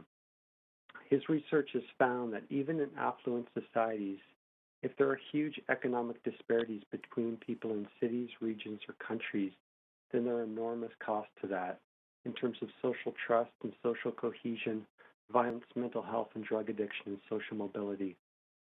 When I read this research, I think immediately of Vancouver, a city with both enormous and growing wealth and increasing crime and seemingly intractable social problems. But I also think of the success of False Creek South, a neighborhood where these economic divisions are not so sharp and where equity is more deliberately interwoven into the fabric of the community, and where there are a wide range of residents feel at home, connected to and respected by each other, who work together and have a commitment for the common good. This neighborhood is a living example of how equality is better for everyone, and all residents, including upper-income residents, not to mention middle and lower-income residents, benefit from living in societies with a more equal distribution of incomes. But despite all this, I can't help but feel that the plan presented to you has been a failure process. I don't want to say it's an abusive process, but it feels honestly to many of us that the process here has been gamed. Here are a group of residents who you have heard welcome density, development, diversity, change, greater affordability in a Vancouver that is better for everyone, but who are now afraid, frustrated, and quite simply exhausted by a process that does not meaningfully engage with them, but that has instead largely just surveyed them, and which has resulted in a plan that arrives in very short notice and that is very nearly a worst-case scenario after so many years of uncertainty and anxiety already. While you're told that this plan is just a starting point, it is actually an end point. Even though, as it is said, the blocks may move and the blocks may change in size, you're being asked to approve a plan that ultimately, in the end, will reverse a central pillar of the successful design of this community, the equitable socioeconomic breakdown, not to mention demolishing people's homes, perhaps unnecessarily. I'm sure you do not think that this plan is the best option for False Creek. However, are you fully convinced that this plan is the only option for False Creek? Have the risks and the alternatives been fully considered? Have enough people been at the table to contribute to this plan? Has the right expertise been sought? Have the right questions been asked? Consider Councillor Hardwick's very telling question to staff about why the planners would not simply try to replicate the successful pattern of socioeconomic breakdown in the development of False Creek. That is, why not simply use the infill and underdeveloped sites and simply repeat the pattern that has been so successful so far?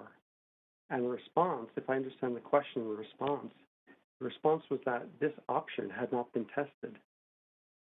That is astonishing, that the least contentious and seemingly most viable option for the neighborhood was not tested. And consider speakers like Brian Palmquist, a true expert in exactly this type of project in this very area, who implied that the cost of soil remediation and construction may exceed the value of the land itself, or experts like Tom Armstrong, who have spoken about other funding models that may not necessitate the types of changes that this plan proposes. So I ask you to simply step back for a moment from this plan, from this whole process, and ask yourself what your vision of False Creek would be. Would your dream for False Creek be what this plan proposes? Or would your vision for False Creek be a plan that does its best to preserve and replicate what has made this one of the most successful examples of urban planning in the world? Thank you.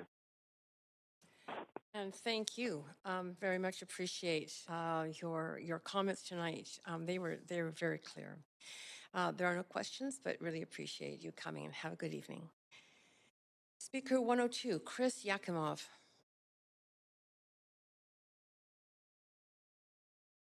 Speaker 102 is not on the line. Thank you. Speaker 103, Spencer Durant.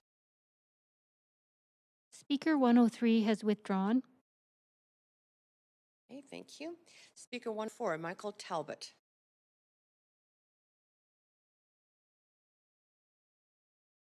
Good evening. My name is Michael Talbot. Can you hear me okay?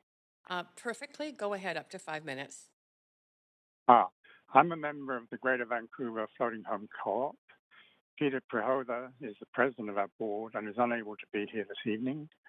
I'm going to play a recording of Peter's presentation, assisted by staff from the City Clerk's office who are handling the slides. Pardon me? Did he say he had slides? Oh, sorry. Okay, I'm not seeing them myself, but.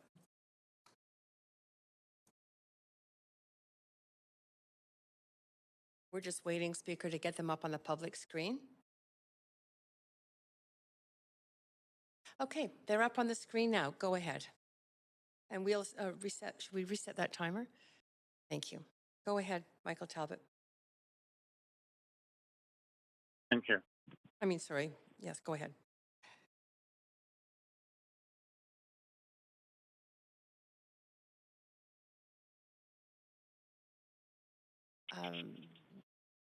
Is the speaker still on the line?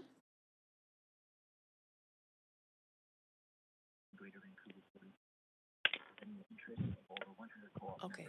This is City Moderator. The speaker is still on the line. Thanks. Thank you.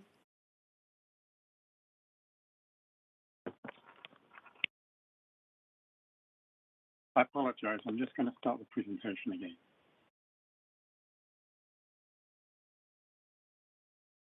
If we could please begin with slide number 1. I would like to begin by acknowledging the obvious effort City staff put into this report and grateful for Council's diligence and perseverance in pursuing a balanced outcome. Slide 2, please. My name is Peter Perhota, and I am the current president of the Greater Vancouver Floating Home Co-op, representing the interests of over 100 co-op members who live aboard their vessels in what is referred to in the city report as the Floating Co-op. We live full-time on our boats, are self-governed, and stewards of the environment. Slide 3, please. The marina was designed with the community in mind, built in the form of a star with a central hub for shared facilities.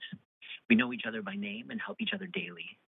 Kids in our co-op attend Falls Creek Elementary, assist older co-op members, some in their 90s, with chores. Membership is sought after in the liveaboard community, so currently we have a liveaboard membership waitlist that extends beyond 10 years. Slide 4, please. As stated in the report, we have 2 leases. One is a provincial government water lot lease to the city. The co-op subleases from the city. The second is a land lease for our underground parking, and both end in 2036. With this date nearing, we're eager to discuss our future with city staff, how it falls within the future of Falls Creek South Conceptual Development Plan. And the co-op has made multiple requests to discuss this further with city staff, but have been unable to get any traction at this time. Slide 5, please. Our primary concern with the staff's report is that our co-op receives no mention, other than the likely relocation of our existing parking garage at the end of our lease to make room for the new school. In Appendix B, there is a summary of the Provisional Resident Protection and Retention Plan for Falls Creek South, approved by Council in 2018. Here, the support to be given for 6 different categories of tenure are laid out from the non-market social housing through to community care units. However, in the 2018 plan itself, there's a 7th category, liveaboard co-op. I quote the city's provisional policy from the table on page 10, quote, intention to support retention of these residents, specific assistance to be determined prior to the finalizing the RPRP, end quote. Some of our members have lived in our co-op for over 40 years, and others, like myself, are raising families here. We feel reassured that in the recent past, Council has seen fit to support our continued residents in Falls Creek. We request this Council put forward an amendment that Appendix B of the staff's report include the provisions made for the Greater Vancouver Floating Home Co-op under the Provisional Resident Protection and Retention Plan. Another concern is the future of Falls Creek South report addressing land use only. The report section on addressing current lease ends states, quote, upon lease end, the parking lot associated with the liveaboard co-op would be transferred to the city, and it is anticipated that the site would be redeveloped as part of phase 1, end quote.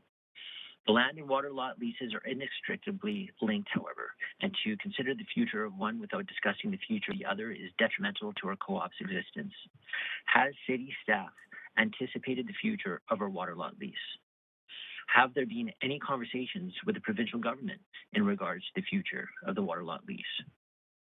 Staff refers to this Falls Creek plan as being much like a Rubik's Cube, where moving one piece affects others, and our co-op's water and land leases are a prime example. Therefore, we request Council see fit to include the Greater Vancouver Floating Home Co-op's water lot lease in the future planning of this report. In a report of such broad scope, it is understandable that detailed foreshore planning would not be undertaken at this stage, but our city comes to life because of the people who live in it. Engagement is how we can create vibrant communities. If this plan moves forward, we'd like to see a commitment to the establishment of a governance and stewardship role for the community in the future planning process.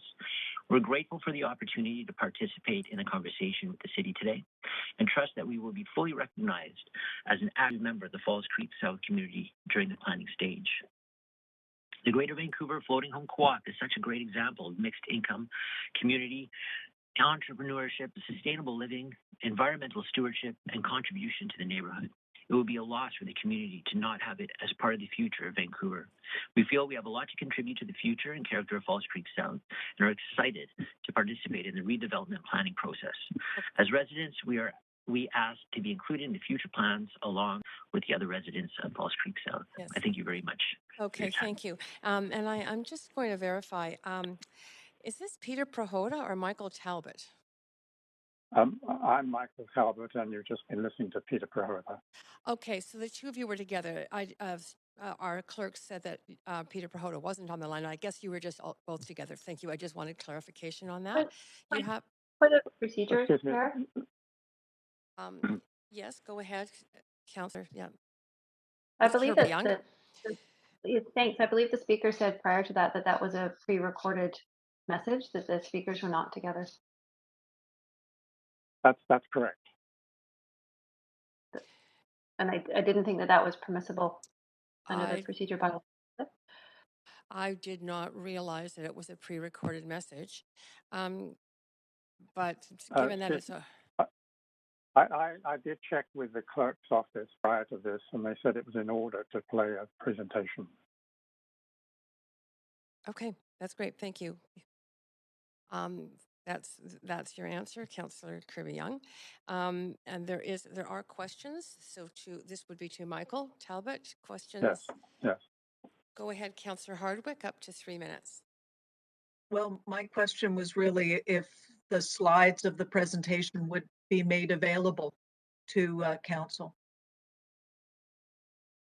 The city clerk's office have them, so I assume it's quite possible. Okay, well, great. Thank you very much. Appreciate the presentation. Thank you. And that is it for your questions. Thank you very much, Michael. Have a good evening. Thank you. Council clerks need a 5-minute break. We are without, just so that you know, we are without the TELUS operator tonight. So staff internal to the city are handling the calls. There are some unidentified callers that we're not able to identify. The system we have is different than TELUS, so they would like that opportunity to identify the unidentified callers. 5 minutes would be enough time, and that means we will reconvene at 7:25.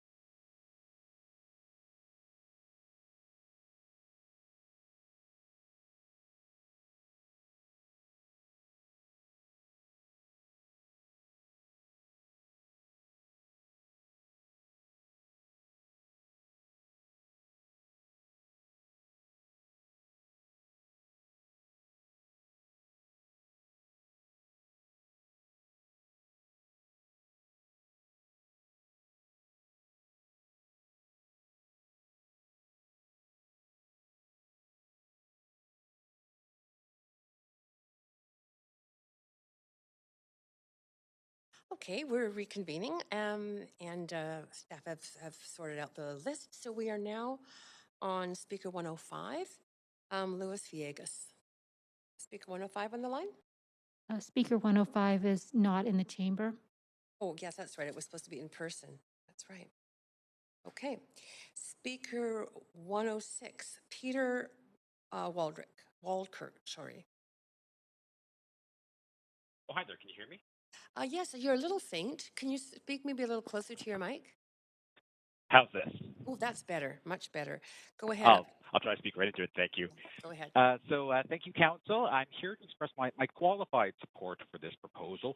Qualified recognizing that this is only a high-level plan that will be further developed over the coming decade. But I do want to touch on a few principles I hope you will keep in mind. And the basic idea of this plan is good, to first build on empty land. Peter, excuse me. Peter, can you hear me? Yeah. You're fading Yes, in and out a bit. Could you please speak more closely into your mic? Thank you. I'm trying my best. I'll start over again, and hopefully I'll be able to do No, we heard the beginning of it. You just faded out at the end. Just continue on. Thank you. So the basic idea of this plan is good, to build first on empty land and then as the leases expire to redevelop. And I think that's because of the first big principle here I really want you to keep in mind. We're talking here about 80 acres of publicly owned land. And we are in a housing crisis. Now, I think you all have an obligation to use this land as effectively as possible. And that means you have an obligation to think, yes, of course, and importantly, of current residents, but also of future residents. Because this isn't just a plan for today, it's a plan for the 2050s and beyond. 80 acres of public land is a tremendous resource. Is there anything else in the whole city like it? I don't think so. People often say that public land needs to be a big part of the solution to the housing crisis, and I agree. And I think that means you must take this opportunity and a duty you owe very seriously.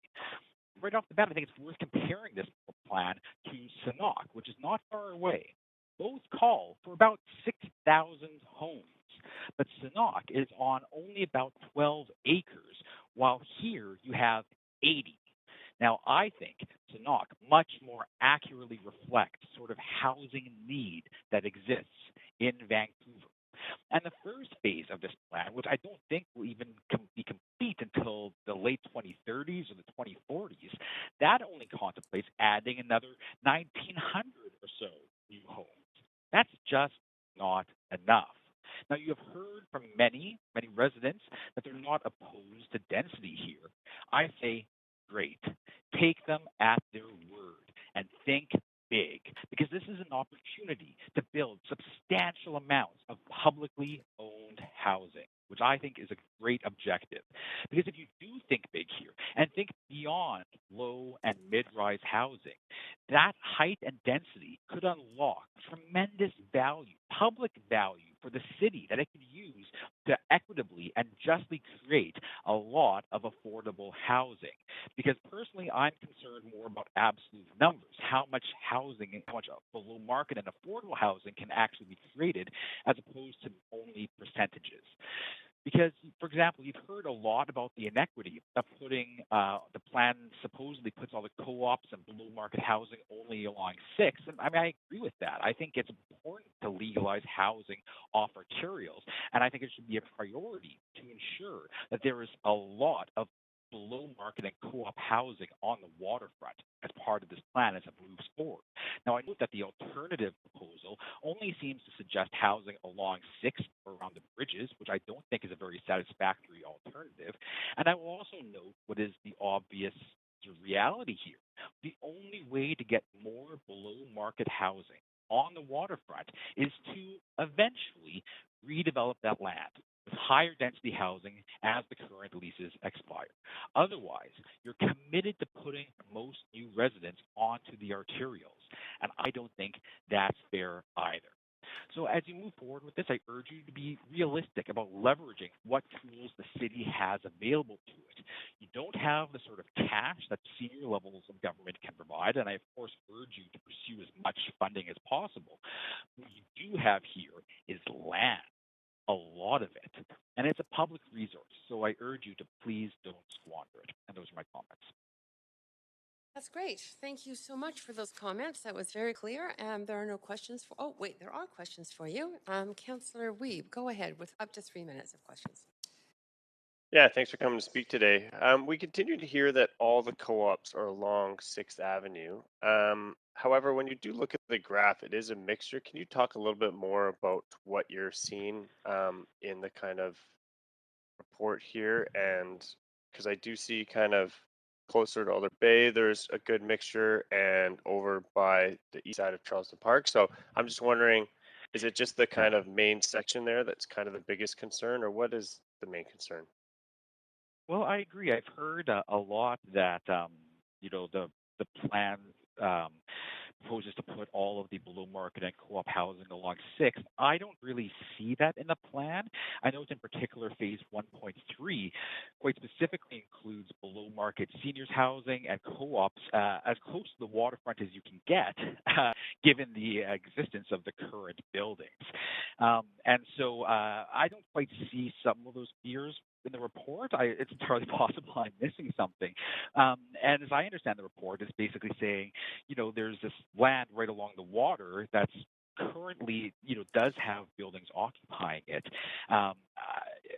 Those won't be developed, I think, until, as I read the plan, until phase 2, which isn't until the 2040s and beyond, really. And so I think the basic sort of reality of how space works is that if we want to increase the amount of below market housing that's off 6, that's off the arterials, the only way to do that is to eventually redevelop the land, because I agree it would be unjust to sort of put only below market housing, put all of the below market housing along 6th and preserve the waterfront only for sort of luxury housing. I agree that would be a terrible outcome. I don't really see that in the plan. So that's my reading of it, at least. Okay. But you agree that we should have a mixture of tenure so that people don't know which door is which, and it's just a community as seen today? Oh, absolutely. Very strongly. Absolutely. Yes. Okay. Thank you very much. Appreciate it. Thank you. Great. Thank you very much. That was clear. Councillor Wiebe, thanks for your questions. So have a good evening, Peter. Speaker 107, Valerie Dolgan.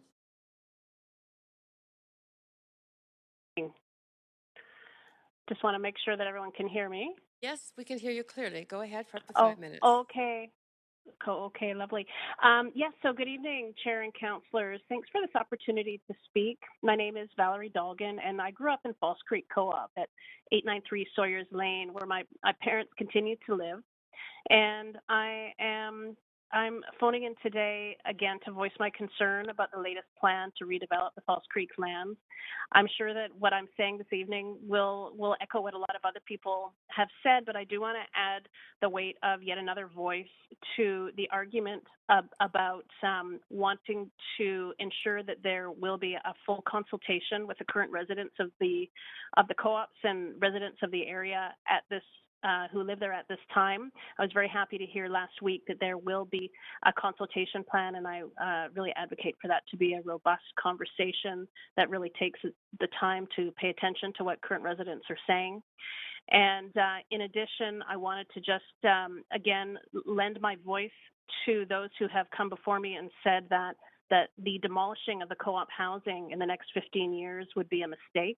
These buildings are in very good condition now. They've been meticulously maintained by the co-op since their construction, and they will be viable far into the future. And to tear them down now before they are at the end of their life would be a waste of taxpayer funds, and not to mention the amount of environmental damage and waste that would be created from tearing down buildings that are in perfectly good condition.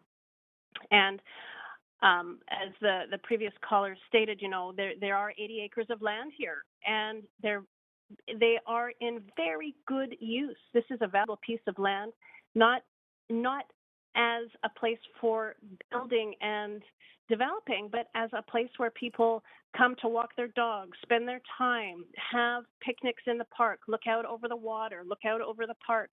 There is more to this space than simply looking at it as the next place for high rises or Yale Town North. And I think that we need to think as in terms of whole communities when we think about land, because it is incredibly valuable. And again, in terms of the co-op itself and having a conversation with the people who live there, the importance of that is of understanding that these co-ops, as many people have said before me, are self-sustaining, they're self-governing. What is sometimes called affordable housing in the community is run by a rental company. And that's where you start to see that the buildings are not always maintained to the level of where residents would want them. And so these co-ops are self-sustaining. They are important parts of the lives of the residents, and they are so much more than just a valuable piece of land to be redeveloped.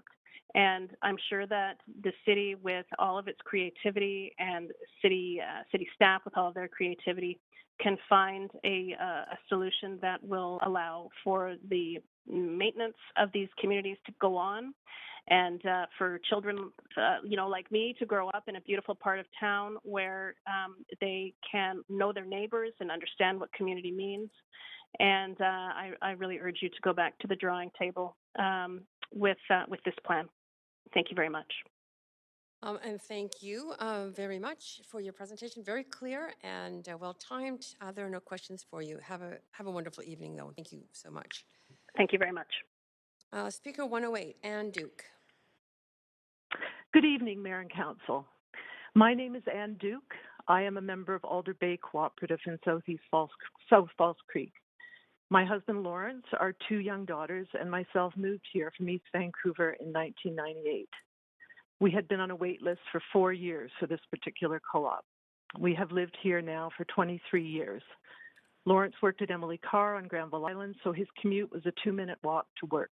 Our children went to Falls Creek Elementary School, a safe walk or bike ride of 5 minutes. Most everything in our life was a walk away, a sustainable way of life. It was with fear, anger, and uncertainty about the future that I read the recent news of development plans for South Falls Creek.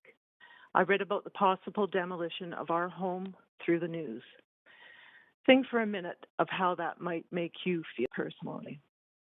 We care about our home. We are active members of our cooperative. We volunteer on committees and have been board members at different times.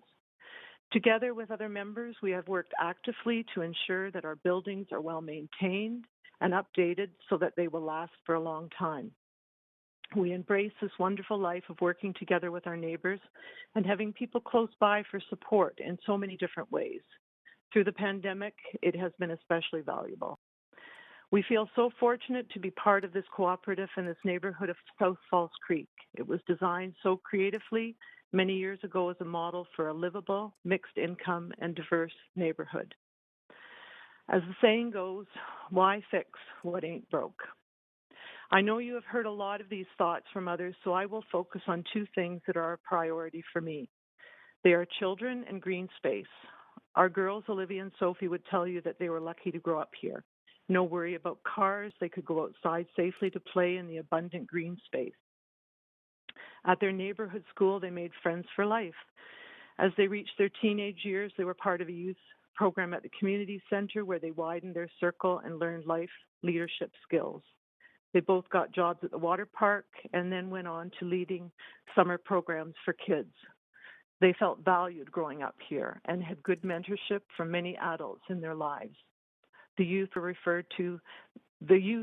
referred to themselves as Creekers, and they still do to this day. Now about the green space.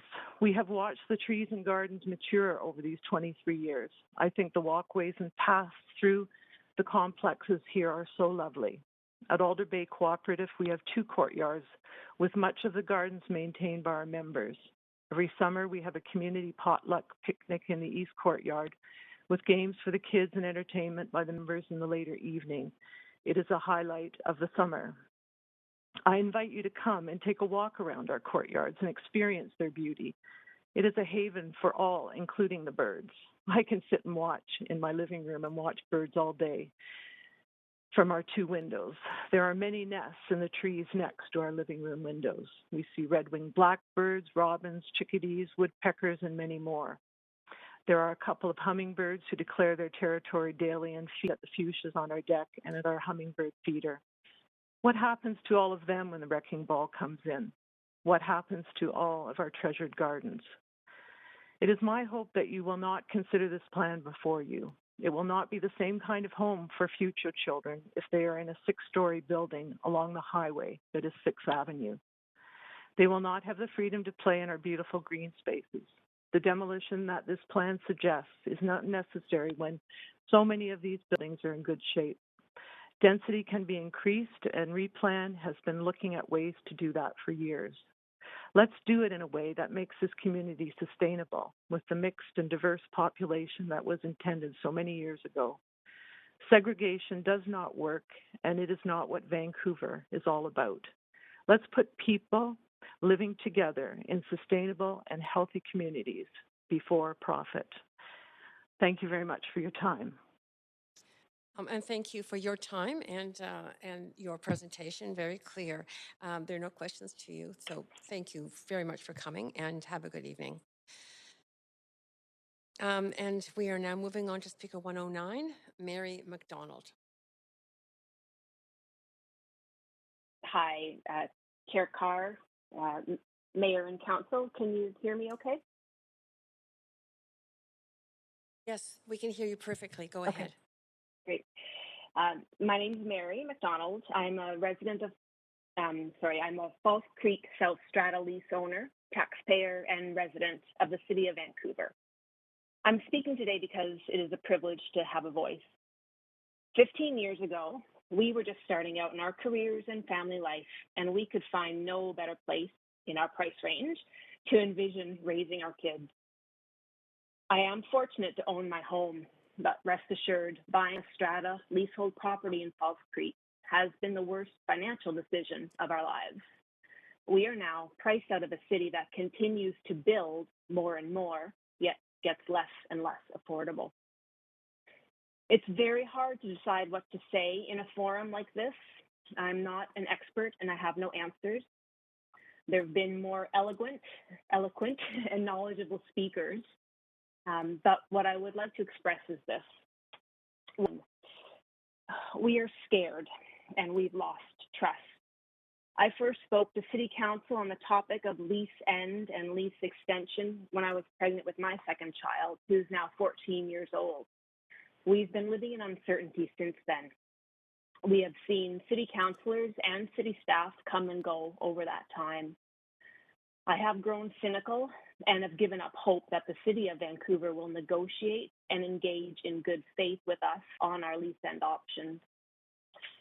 Two, we have invested in our buildings.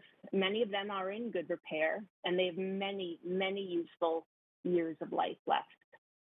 We've maintained and updated structures to take us into the future. Our own strata just recently, while repairing our parkade, also took the opportunity to add electric vehicle chargers. Number three, please extend our leases, both co-op and strata, for the long term.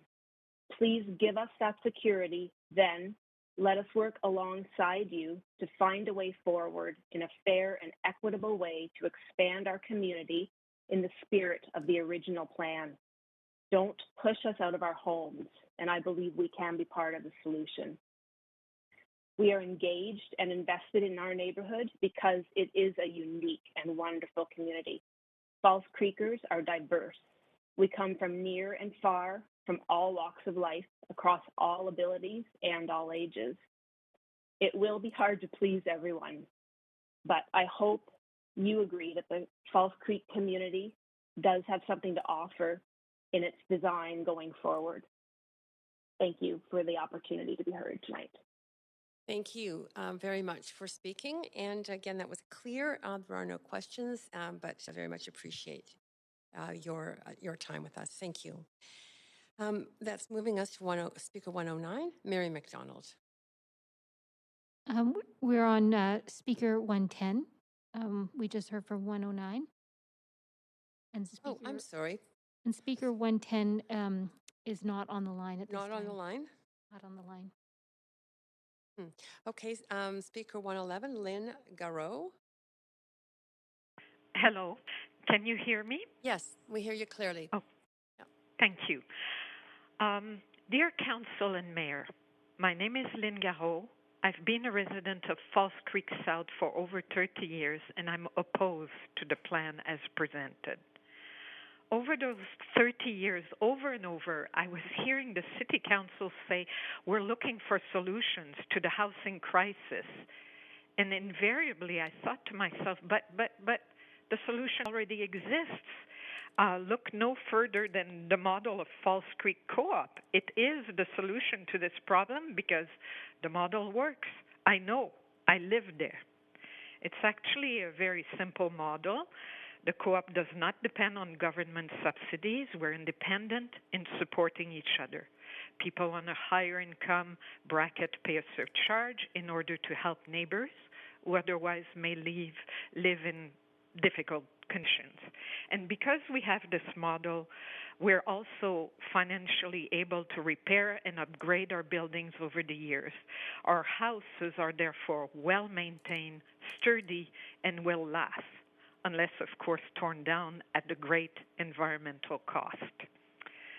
Beyond the co-op, about False Creek South, I love this neighborhood. It was, and it still is, diverse. It integrates a mix of income. This is so much more interesting than a bland, uniform monoculture. And the neighborhood, it's also built on a human scale. It's dense, but not overwhelmingly so.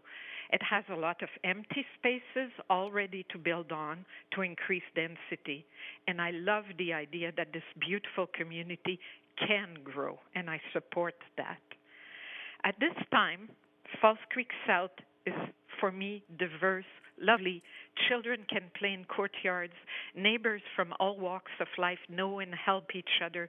It's home to wildlife and over 1,500 mature trees of urban forest. Yes, I love this neighborhood. The plan that we're discussing tonight was thoughtfully prepared according to a real estate model that works well in many contexts. But this is not real estate, it's public land. This is the place where we can dream, the place where we can solve some of the housing inequities. So let's dream. Dream of keeping the social housing that already exists. There's no need to demolish and to get money and to rebuild. It's already there. It's all done. Let's dream of using the vacant land to build more rental units, more strata buildings, more affordable housing, one helping the others. And speaking of dreams, a few days ago I was on Facebook and I saw an interesting post on Mayor Stewart's Facebook page.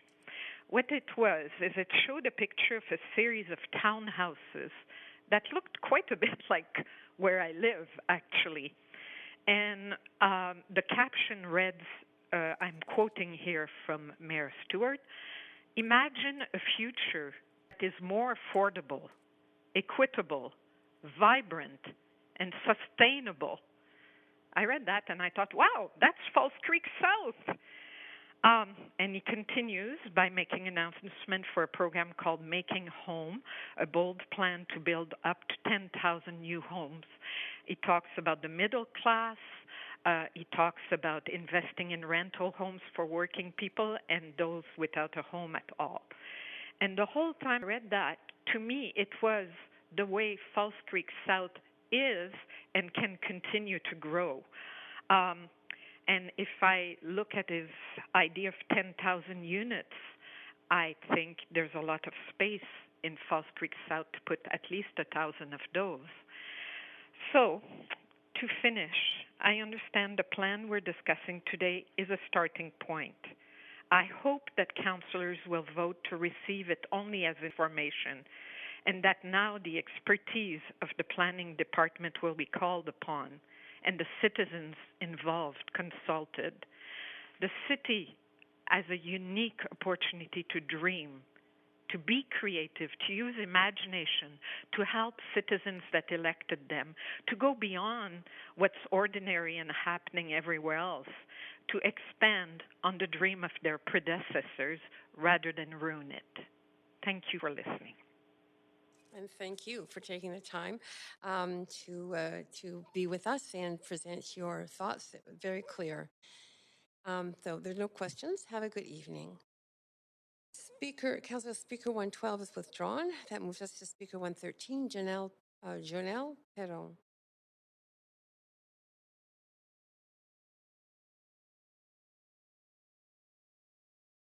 Janelle Perron on the line? Yes. Oh, Can you hear me? yes, we can hear you. Go ahead, up to Thank 5 you. minutes. Hello, Mayor and City Council. My name is Jonelle Perrin. I'm a member of Alder Bay Co-op in South Falls Creek. I've lived in Alder Bay Co-op for 21 years. I am a retired single woman in my 70s, living alone in a one-bedroom unit. I immigrated to Canada 51 years ago and have embraced Vancouver as my home ever since. When I first moved to Alder Bay, I was working as a cashier at Safeway and going to school at Emily Carr University of Art and Design. It was then situated on Granville Island. My walk to school after getting home from work were wonderful years of my life, from one community to another. My life in these 21 years has gone through many changes, all within my community. I retired and found new adventures of interest going through this pandemic and living alone in isolation that we are just slowly emerging from. My community has been my rock of sanity. It may not sound like a lot to others, but included in this time has been my garden, which is my mainstay of refuge, solace, and safety. I tend to it and watch it change through the seasons. I don't walk out my door into a hallway of neutrality. I walk out my door into nature and friendly faces. As an aging person living on my own, I greatly value living in a community. It is of utmost importance to me that I can call on a group of neighbors any time of the day or night should I need help or have an emergency, and I am there to do the same. Not only do I have friendship living communally, I have that help, that sense of security and safety, and a sense of pride that I can be of help to my city. Everyone needs a sense of purpose, and I am no exception. Since joining Alder Bay, I've served on the Maintenance Committee, the Emergency Committee, and the Sustainability Committee. I currently am an active working member of the Sustainability Committee. The intent of my committee is recycling and reducing waste. I believe that is a paramount concern to City Hall sustainability. Why then tear down well-maintained buildings, the estimate being 374 homes units, shortening the useful life of the buildings, and uprooting an estimate of 700 to 1,000, 750 to 1,000 people, 50% of whom have incomes under $60,000, with 40 to 50% being seniors. This has a huge impact on each co-op organization in each co-op community, not to mention or ignore the huge impact this creates on the environment and issue of waste, an important part of the health of our city. Close to my heart, along with these facts, is the effect displacement has on families, on children. As for myself, my 3 grandsons call my home their home. My boys at 13 years, 11 years, and 7 years run in and out of my doors in complete safety and security whenever they visit, with no busy streets of cars to worry about. That very same safety is a great benefit to me as well. As an aging person, I count myself lucky to be fit and healthy. Living in the benefit of nature along Falls Creek, I am able to walk for groceries and supplies for my health with my doctor and hospital nearby. I walk for fresh air and peace of mind and have utmost Whenever they respect visit with no busy streets of cars to worry about. That very same safety is a great benefit to me as well. Just as 1 an second, aging Speaker. Hello? Hello, can you Yes, hear hello. me? Yes, we can. That Yes, was something happened. I yes, indeed. We heard you repeat yourself, but it wasn't you. It was a recording. Sorry about that. But go ahead now. Okay. Okay, I'm able to walk for groceries and supplies for my health with my doctor and hospital nearby. I walk for fresh air and peace of mind and utmost benefit in community. This gives my 2 children peace of mind in their lives as well. They know I am taken care of where I live and that I am safe where I live. I walk out my front door and into an aviary filled with birdsong. Falls Creek is a haven for nature and animals. I see and experience that all around me every day. What will happen to that with our home swept away? It is home to animal as well. I won the lottery moving into a co-op, into Alder Bay Co-op 21 years ago, and as I age, I count my blessings each and every day. I would not be able to live in this expensive city that is Vancouver if I did not live in a co-op. I can't imagine that possibility. Please don't make it a possibility. In closing, I quote Margaret Mead, "Never doubt that a small group of thoughtful, committed citizens can change the world. Indeed, it's the only thing that ever has." With respect, I thank you. Great, thank you. I love that quote. Thank you very much. And there are no questions to you. You're very clear. Appreciate you coming. So Speaker 114 is in person. Is that? Yes. Okay. Tamara Hurtado. Go ahead. Well, I'll let the clerk give you instructions. Oh, nice. Welcome. Good evening. We are living through an important historical moment which will have an impact into the future for Vancouver for decades and potentially into the next century. What we do today, this year, and over the next 15 years will determine the community we live in, the lifestyle and quality of life for many, many residents of Vancouver. Whether we are councillors, developers, city staff, or residents of Falls Creek South, we all understand and support the need for higher density housing. It is not the what that needs to be done that is problematic and divisive. It is the how and how we are going to do it. Let us build on the legacy we inherited from the 70s, and that legacy is a legacy of trust that we had in each other to build community together. Now is the time for us to rebuild that trust and come together to share ideas and to share in the planning. I've come here today to put a spotlight on 4 important aspects which I think have been overlooked or underestimated.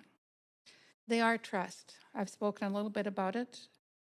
Diversity, visualizing redevelopment through the lens of diversity and becoming aware of the risk of undoing decades of social inclusion and integration work by enclaving, segregating, grouping residents by income, type of housing, or support requirements based on age or disability.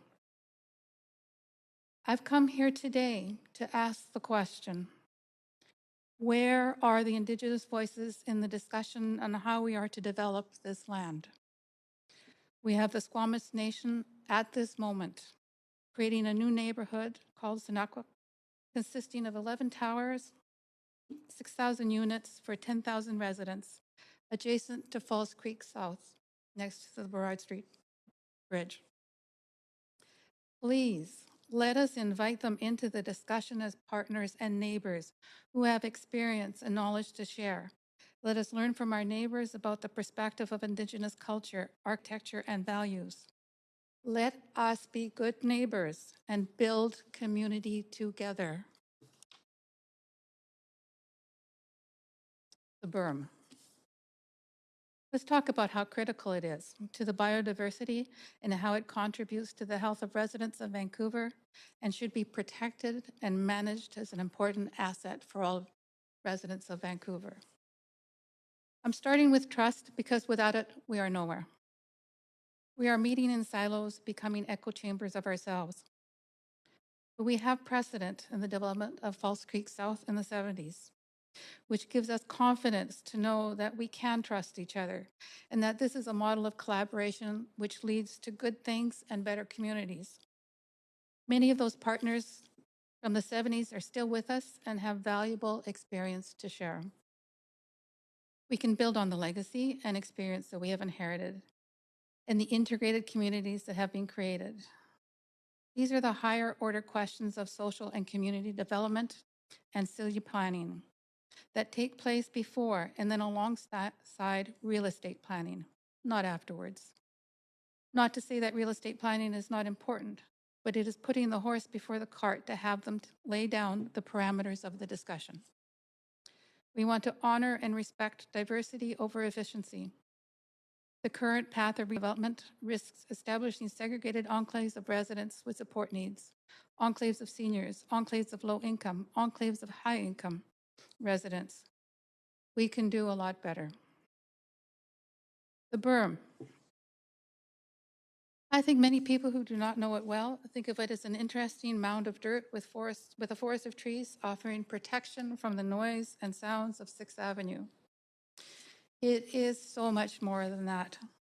It is a microcosm of biodiversity that is protecting the residents of Falls Creek South in so many different ways. During the heat dome of this summer, many of those residents sought refuge in the forest, many with their pets. This is because it was several degrees cooler and much more bearable than being in their overheated homes. Climate is the issue of our time, and having a place of refuge from the heat is an important asset to protect. Over the last 40, almost 50 years, half a century, a huge biodiversity has thrived in the berm. It has become a forest of multiple species of trees functioning as a living lung for the city of Vancouver, absorbing pollutants and restoring oxygen. It hosts many species of animals, trees, and other vegetation. At least 30 species of birds build nests there, including multiple generations of Cooper hawks. I would love to have you continue, but you are over time. Right. And the list was wonderful. Can I just give my summary statement, which is let us come together to prioritize being together in trust and in collaboration to build a vibrant community in which we can all share in the pride of a new legacy for Vancouver. Thank you. Thank you. Thank you very much. You do have questions, so if you want to just stay there, go ahead, Councillor Fry. Yeah, thanks, Chair. And thanks for coming to join us today.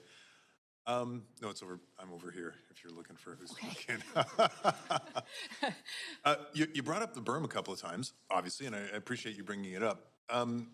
You know, we've heard from some of the folks at Replan and stuff about how there's an opportunity to build out and do some of the phasing at the berm. Are you saying just leave the berm alone?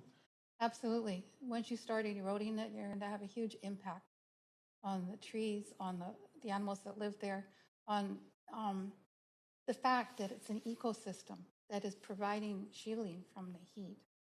And even in the winter, we walk through there with our pets, and we are shielded even from the rain and from the wind. It is a very protective environment. And it's also an environment that is giving back to the city through the oxygen provided by the trees. You know, it's built up from, and I'm not discounting what it is today, but underneath it is toxic soil and that kind of thing. And it's protecting us from that too. Okay. All right. Well, thanks for coming today. Thank you. Great. Thank you. That is for your questions. I very much appreciate you coming in person and your thoughts. Thank you. Thank you. Okay, moving to 115, Suzanne Butler.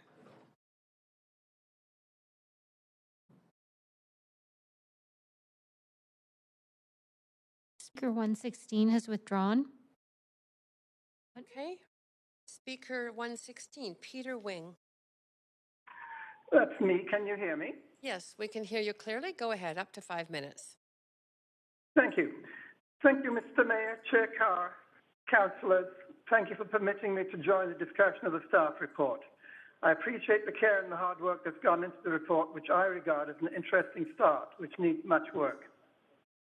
I've been very moved by and honored to follow so many of my neighbors who have brought real social planning and other skills and often spoken so eloquently today and last Thursday. Much of their concerns and good suggestions call for closer involvement in the whole process. My introduction to Falls Creek was with 2 years in a rented apartment in Leggingwood Square, which was walking distance to work, but we thought ground level access. My wife and I have been living in Marine Mews, a 55-unit strata leasehold residence on Ironwork Passage in Falls Creek South for over 40 years. 20 years ago, we completely renovated our living space, as have several neighbors. All our buildings have been well maintained at no expense to the city. In addition to basic maintenance we've had over the last couple of decades, paid $4.5 million for rain screen, outer wall replacement, and new roof, replacement last year of the membrane over the parking garage, and most recently EV chargers. I'm now 78. It's time to revisit my will, but the value of our house and major asset is uncertain and unpredictable because of the municipality's apparent indecision over more than a decade about how to manage the timing and end of our current lease, expiring in 2036. On the one hand, our Strata Council maintains and repairs the property to contemporary standards to conserve its utility and value. And on the other hand, the existence of nearing lease end dates with no simple plan or any agreements yet in place, and with all council discussions being held in camera, which has caused our neighbors and us increasing concern. The Guardian's columnist, George Monbiot, talks about the need for us as individuals to have enough and for our community to be rich in facilities. Part of our neighborhood and our strata success lies in the fact that our properties are modest in the 800 to 1,200 square foot range. The walls are a bit thin, so it helps if we share our neighbors' musical taste. The courtyard complex, however, invites an open-door approach to our neighbors dropping by. This is balanced by the community's riches: open space, trees, waterfront access, playgrounds, libraries, transit. South Falls Creek does not bring the gated community-like socially isolated environment of a high-rise, but the open and inviting warmth of a lovely village. People walk by or through our strata and bicycle along the seawall. We were without a car for 25 years, and cars here are kept away from people. Let's keep it this way. In fact, let's replicate it in other parts of our lovely city. Our climate emergency demands enhanced density. South Falls Creek's current density is about 102 people per hectare, somewhere between Marpole at 42 per hectare, Kitsilano at 78 people per hectare, and Yaletown at 131 people per hectare, but not yet as dense as the West End at 231 per hectare.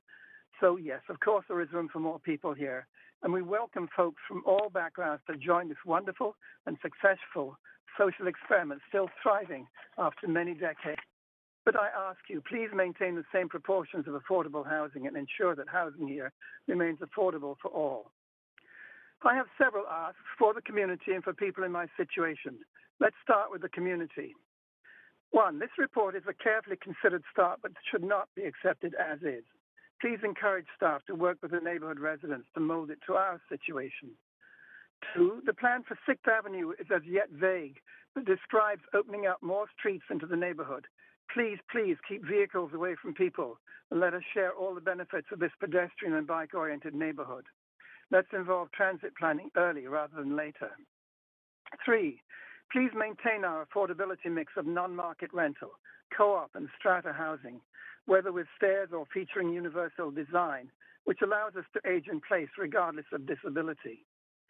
Stress social needs over financial gain, low-rise over high-rise. Don't begin the process if funding for affordable housing is not in hand. Four, as UBC Prof. Patrick Condon has identified, building vertically loses the social benefits of small courtyards, neighbors with open front doors, etc. Please ask the staff to examine closely the important social implications of these critical planning and design issues. Five, for my strata neighbors and for me, recognizing the emissions advantage of built housing, please advise staff to quickly and cooperatively negotiate lease extensions of our perfectly viable housing to realize its many remaining years of useful life, which the SLS members, including myself, believe warrants a 39-year lease extension to take it to 99 years. Please set a completion date for completion of these negotiations of not more than maybe 3 months, not another 10 years. And please demand a clear lease end value assessment mechanism, which is still so vague. I thank you for your time spent on these meetings, which have really impressed me with the level of conversation that has happened and the level of questioning you have given. Thank you very much. That was perfectly timed. Thank you very much. There aren't any questions. You were very clear. Okay. So moving on now, Council to Speaker 117, Eleanor Janet Waldman. Yeah, can you hear me? Yes, we can. Go ahead. Wonderful. Wonderful. Thank you for the opportunity to speak. My name is Ellie Waldman. I'm a retired high school and elementary school counselor. I've lived in the Falls Creek Co-op for 40 years. I'm speaking in opposition to the proposal before you. I grew up in the Bronx in New York City in a 6-story apartment building in a neighborhood of other 6 and 12-story apartment buildings. And despite having loving parents, friends, and a good education, it didn't feel good. I felt alienated, isolated, and distant from people. There was no community. We never knew our neighbors. At 25, I realized I had to leave. I came to Vancouver looking for a better way of living, and I found it when I was so lucky to move into the Falls Creek Co-op. I brought up my daughter here as a single parent, and she is now 46, and she's told me many times how grateful she is to have grown up in the safe, village-like community of our co-op. In our community, we are neighbors who know each other. We care about each other. And we often help each other. We work together on communities to maintain the co-op, and we have social gatherings and celebrations before COVID, of course. Our children play together in a protected area outside under our watchful eyes.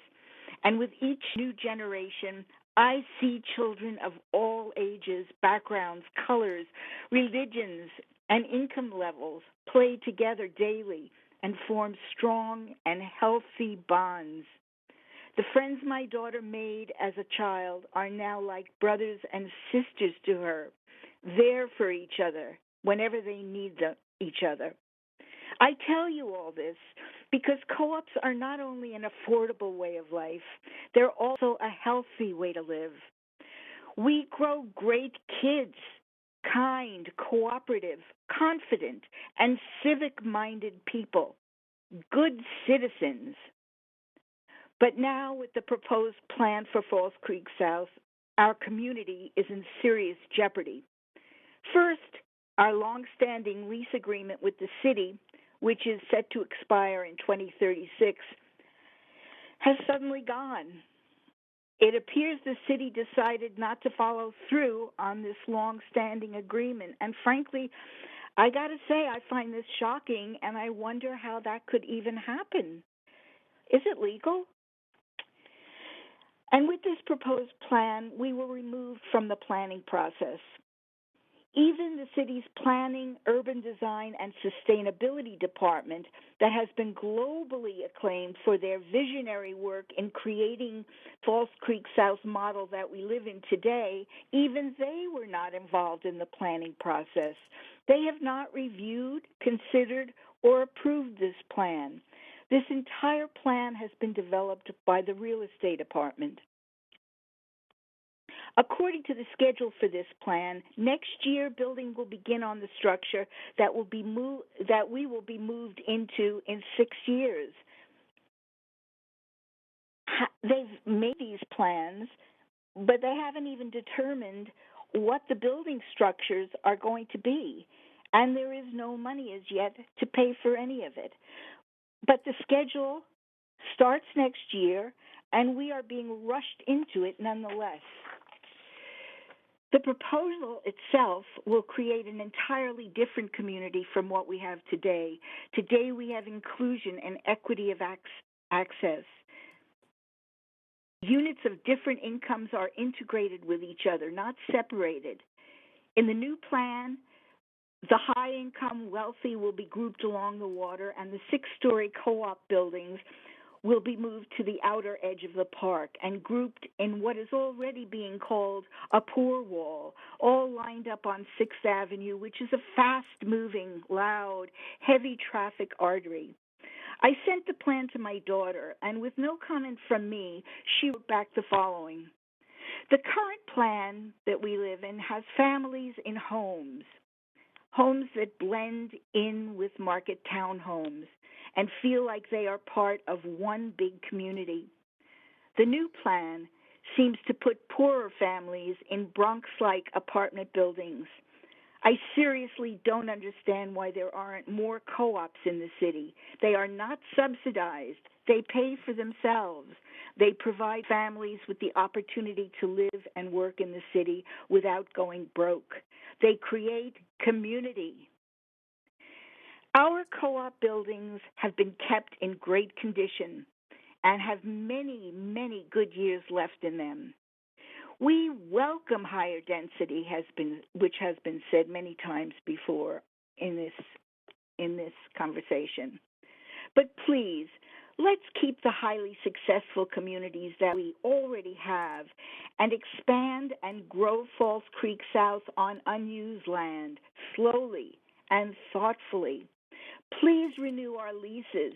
The stress for many has been extremely difficult.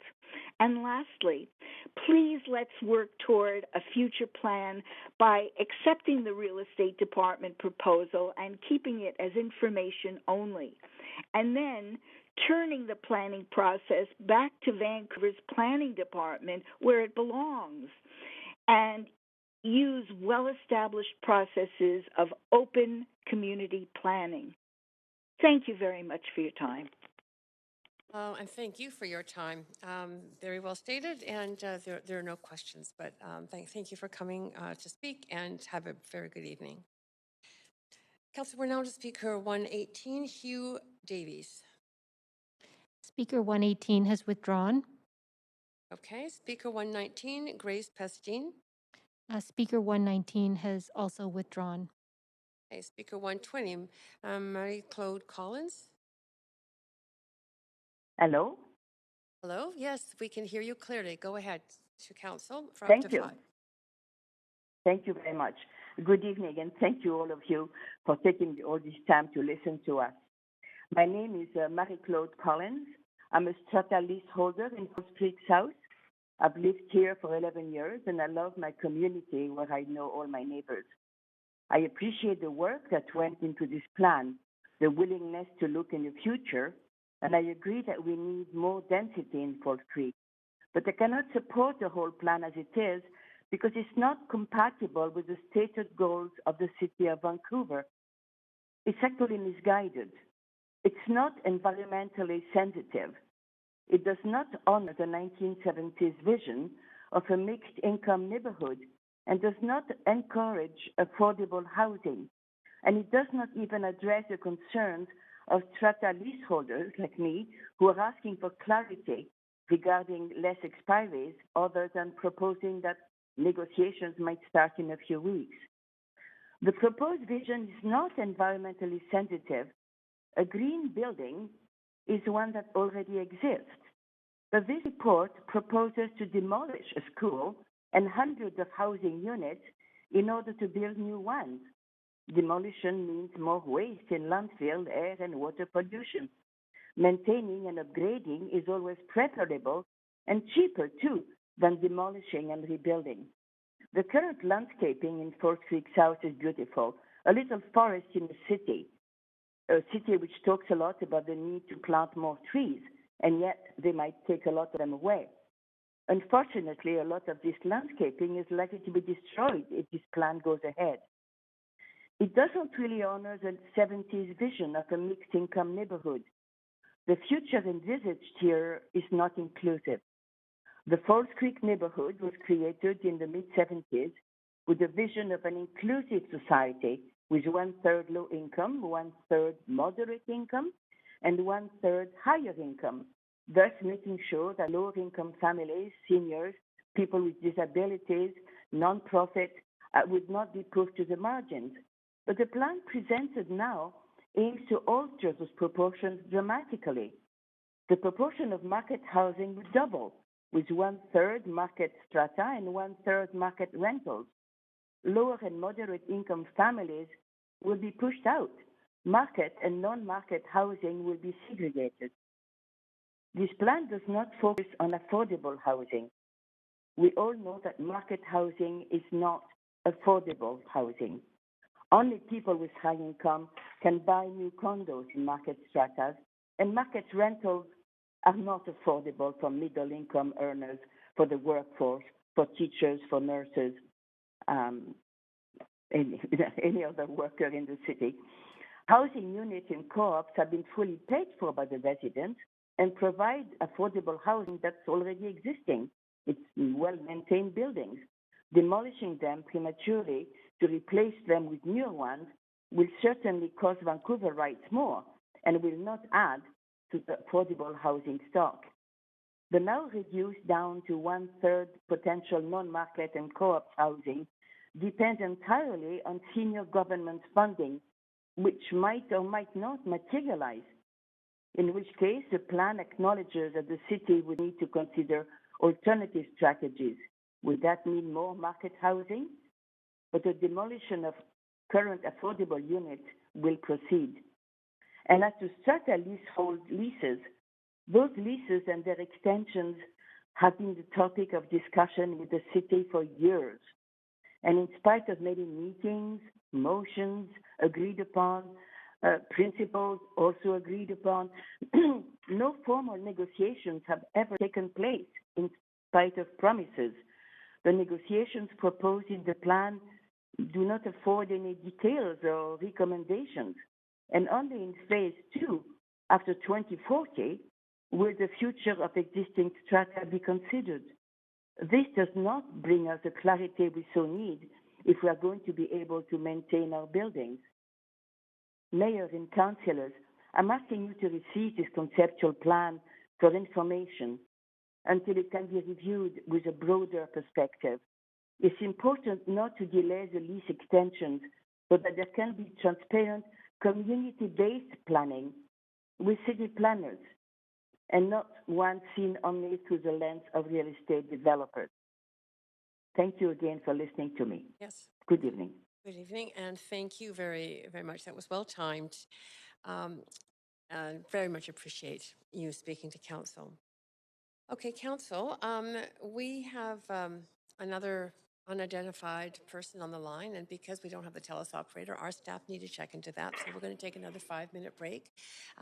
Just before I started, I just want to draw your attention to the fact that there has been a video sent to all of us. It was not submitted in time to be able to be shown tonight to accompany speaker 153, Carol Evans, but some of you may want to take, it is now in all of your inboxes, and you might want to take this break time to take a look at it. Of course, this also can be a bio break and having a glass of water and whatever. So, but 5 minutes, and that'll bring us back at 8:31.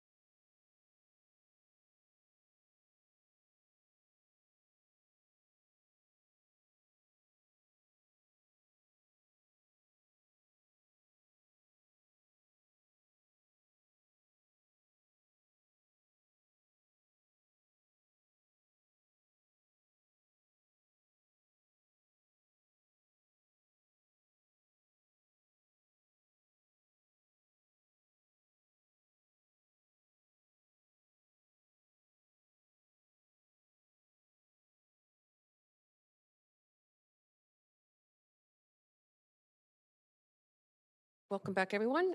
So we are now on 121, Zoe Mabry. Speaker 121 is not on the line. Okay, thank you. Speaker 122, Fern Logan. Hello. Yep, go ahead. We can hear you. Okay, I'm Fern Logan. I live at Twin Rainbows Co-op in Falls Creek South. I'm a senior and I'm looking forward to aging here in my co-op. 45 or so years ago, the co-founder of my co-op asked his wife her opinion on building a co-op near the Granville Street Bridge, to which she responded, "Who'd want to live there?" Now, 40 years later, that industrial wasteland is considered the best neighborhood in all of Canada and prized for its diversity and livability. It is being built with a vision for people. I see this disappearing. My neighborhood is now considered prime real estate. When city realtors look at Falls Creek South, it seems the question is how much money can we get from it? People have been left out. Right now, we have a mix that allows co-ops to have water views and a school that is safely away from traffic. The new plan takes that away and places the market housing to the waterfront and many co-ops back along 6th Avenue. That's discrimination at work. That's dollar signs in place of people. The 1/3 representation should include equal representation along the waterfront as well. Rather than placing the school or replacing the school, why not enlarge on what is already there? Less environmental impact and continued safety for the kids. I want to acknowledge and thank speaker number 58 for counting all the trees that will be cut down to accommodate this plan, as well as his research on the mandates of the city. There are environmental concerns when all the well cared for and well-loved homes around the creek are demolished. If you agree to tear our homes down, you're causing negative environmental impact and crushing many communities. When you build an expensive, shiny new building and offer us first choice, and then offer us first choice to move in, now I can't afford to live there because the housing charges will have gone up beyond my affordability because it's a shiny new building. Please leave our homes in place.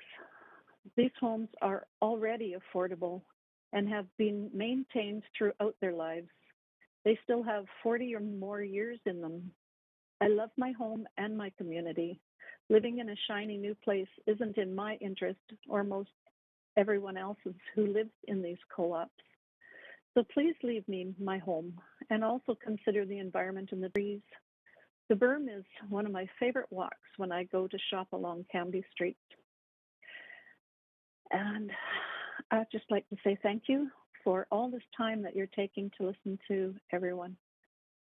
Good night. Thank you. Thank you for coming to speak and offering us your thoughts. Very important. So there are no questions for you, and have a good evening too. Speaker 123, Markeel Simpson.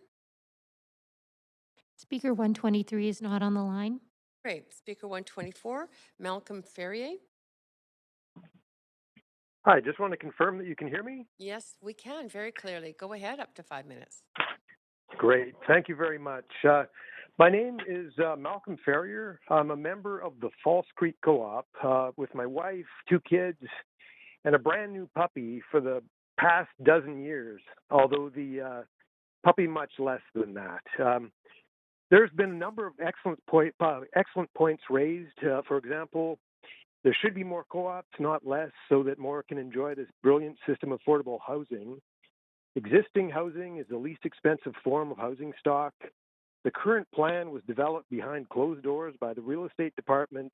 A department has never done this in this way for any other part of the city, and the current council does not want to be the one that increases the disparity between the rich and the poor.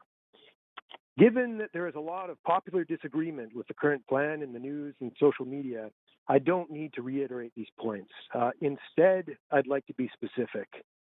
The current documents indicate that my current home and the one that I will have lived in for nearly 30 years is slated to be demolished to extend Charleston Park by a few hundred meters, a park that is already beautiful and sizable.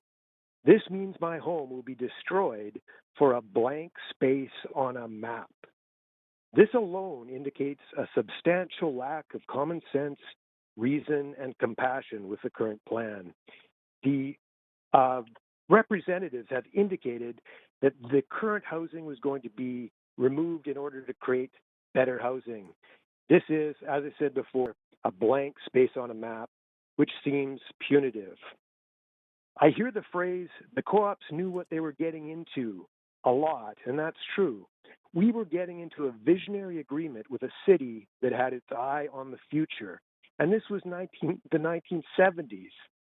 You'd think things were getting better. My wife studied the Falls Creek South neighborhood as an ideal stewardship of resources in her university geography textbook. If we go forward with the current plan, we're not just throwing out the baby with the bathwater, we're throwing out the rest of the family and the elderly. Puppies, too. I highly encourage Council to reassess this plan and suggest that the planning process be moved from the Real Estate Profit Department to the Planning Department, which was the precedent for neighborhood development for every other part of the city. This seems a reasonable and just decision, which should also align with popular sentiment. Thank you very much for the time today. Thanks again. And thank you very much. Great. No questions, but that was very succinct. So speaker. Great, thank you. Yeah, thank you. Speaker number 125, Chester Grant.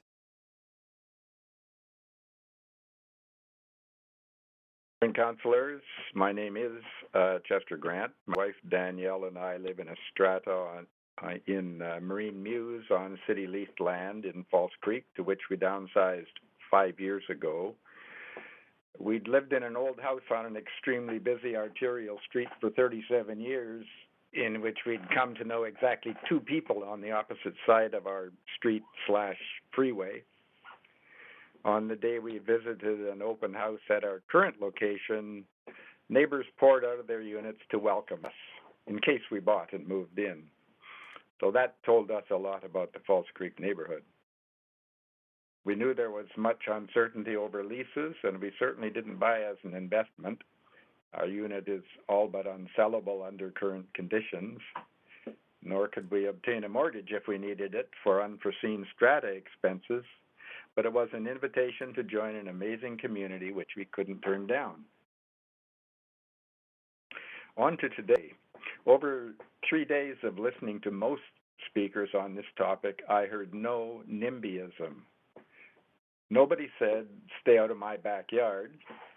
Instead, I heard impassioned appeals to increase density, but without spoiling its nature or wasting current resources.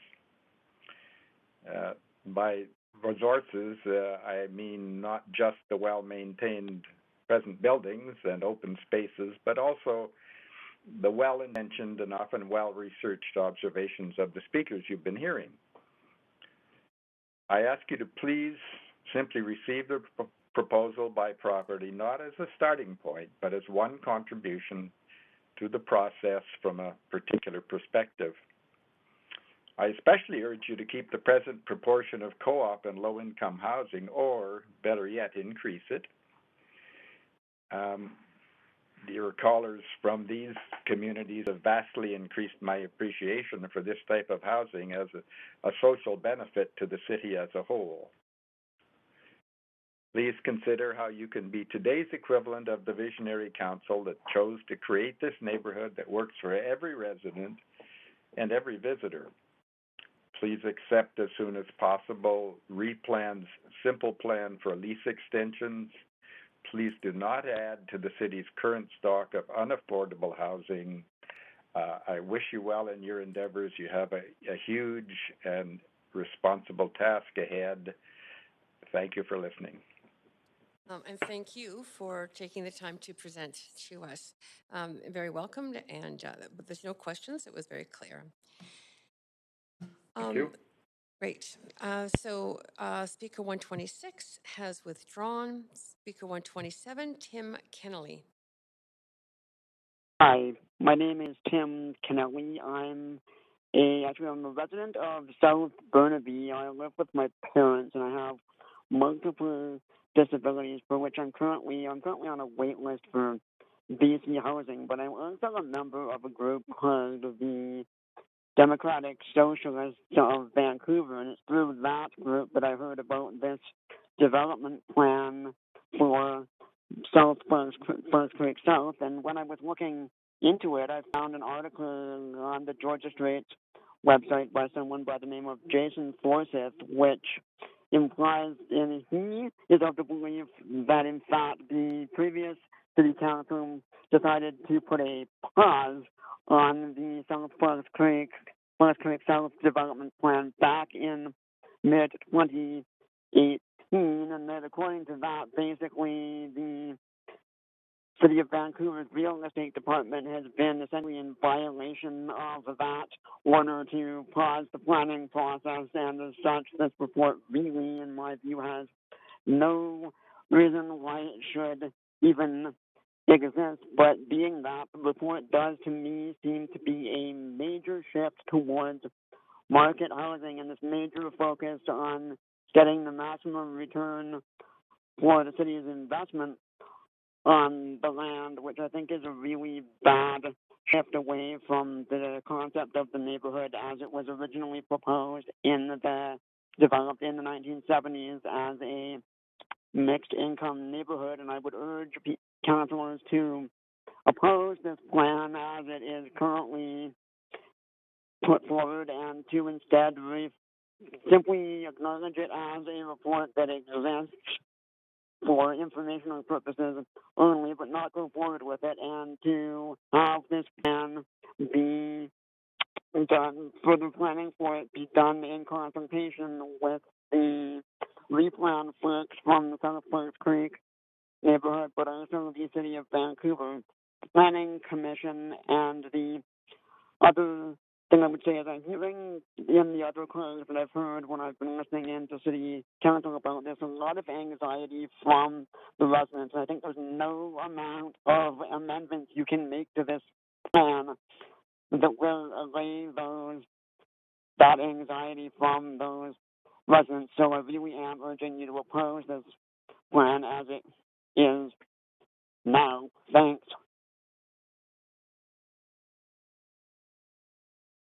Great.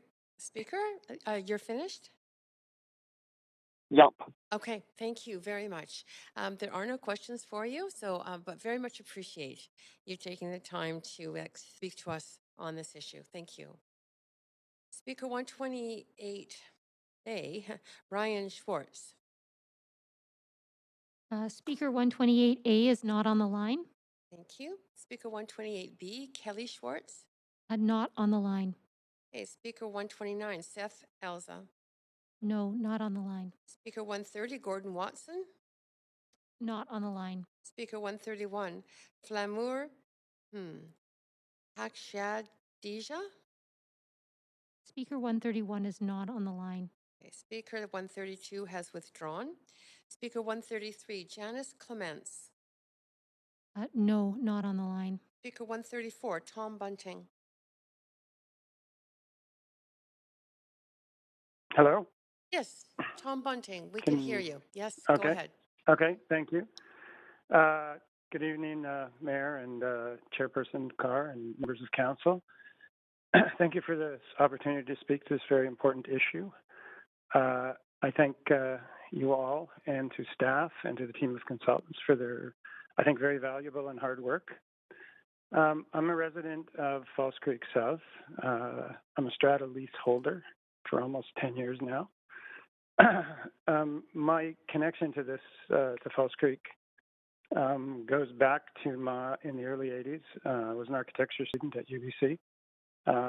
And little did we know it when we were at school, we were being taught basically principles of design and community design based on this model called False Creek South that was right below our feet. And we didn't really know it, but we were taught as we grew up, this is pretty special for around the world, that we design communities, not square footage. And that kind of stuck with me. And many, many years later, after living in many areas of Vancouver, West End, Kitsilano, North Shore, trying to land, I had the opportunity to buy a strata leasehold unit.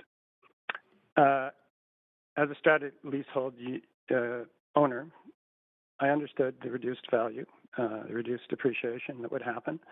But basically, we chose a home over real estate. And the reason we did that was because lived many places, as you heard, and never always felt this emptiness of community. But many times, being a kind of lifetime runner, would run the seawall, would go through all the backs and the courtyards of False Creek South right from the very beginning and during construction, and moving into this community for the first time in my life, and my one son who was with me, we found neighbors.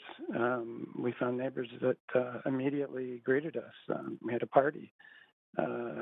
We, in the typical kind of down home feel, we, would water people's gardens when they were away. We would tilt a glass, share a meal. All this actually happens at False Creek South. I'm not as eloquently going to speak as previous speakers about the housing mix, and I think we've gone over that quite a bit. Totally support the 1/3, 1/3, 1/3 or more for the low income. I'm here really to talk about the plan that came forward from real estate. When I first saw it and opened the first 2 slides, I thought, oh my gosh, they're listening. Phase 1-1 is very, very much in keeping with Replan's plan, of which I've sat in on some of those meetings. And I'm talking about really the filling the vacant spaces. And there was a lot of time looked at where vacant spaces could be filled. There are the obvious ones around the Olympic Village SkyTrain station, around the bridgehead at Cambie, and along 6th, notwithstanding the berm. I think the mix, the heights, and all that, as I'll say at the end, should be placed in the hands of planning going forward. But I think it very much does echo what the community had come up with in many ways, not always. Then I moved to the next slide, and that's where the trouble began. That's where the kind of destruction began. And the first the co-ops get demolished and moved out, and then, and it's very vague, as a lot of the plan is, the stratas will be demolished, and it's just a big question mark of when and how and what will come then. This, as I kind of started talking about the specialness of the plan here, that is False Creek South, very much depends on those core buildings, and it's almost all of the buildings that exist. The filling and the backfilling of the site, I think, will increase the neighborhood by having new members to the neighborhood, by adding some more vitality to the neighborhood. I totally agree with speakers Tom, who say, "Why Tom, would you we?" are running over time. If you could. Oh, am I? Yes. Please, I always do that. Okay, but you do have questions. If you could stay on the line, Councillor Hardwick, go ahead. Thank you very much, and thank you for first of all recalling your architectural education. That resonates. We've talked about the legacy that False Creek represents, and what would be involved in replicating its DNA into the surrounding areas in False Creek South, and in fact, in other parts of the city. You've touched upon that, but I mean, have you tried to calculate how many units that you think could be created, keeping up the same housing typologies and infilling those lands? No, I haven't. We do that regularly, like in my practice. It wouldn't take long, but I think it needs to be kind of hand in hand with planning, with other parts of the city, and really understand what was really shown to us, because you can't tell from these drawings. And I'm not saying they were duplicitous or anything. I think it's just not there yet. So I think the good thing is that it's something that the community has already thought about, notwithstanding going beyond what is called phase 1, step 1. I think it's a clear path in my mind forward, and what it says is that without knowing it, they had worked with the community in absentee, and I guess this gives me an opportunity to say the next part is that really it's time to say thank you, city staff and consultants, and finally get the process out of the shadows and have a true consultation, public consultation, and it has begun now, finally. And I think, as other people have said, and I won't belabor it, is get on with the lease extensions. People are really anxious, and some people can't afford to lose this. Not that any of us really can. But I think the core of the plan is moving back from the waterfront to the sort of different levels of buildings as we move back. And I think there is room for more density along 6. I think there's a lot of discussion that has to happen. I'm not talking about which uses go there. I think there's lots of room for more co-ops, rental, whatever. I think there's a big discussion that has to happen in relation to that. I've probably gone over the 3 minutes. Sorry about that. No, that's just coming up to that now. I appreciate that, and I know you've got other questions, so hang in there. Thank you. Yeah. Okay. You do have more questions, though. Thank you, Councillor Hardwick. Okay. Councillor Wiebe. Yeah, I have a question. You brought up phase 1 a lot, and recognizing that you're in a strata lease, can you talk about what your view is from an architectural standpoint on phase 2? Recognizing that there isn't a drawing really showcasing phase 2, so can you talk about where you think that 2,800 units would go from your standpoint?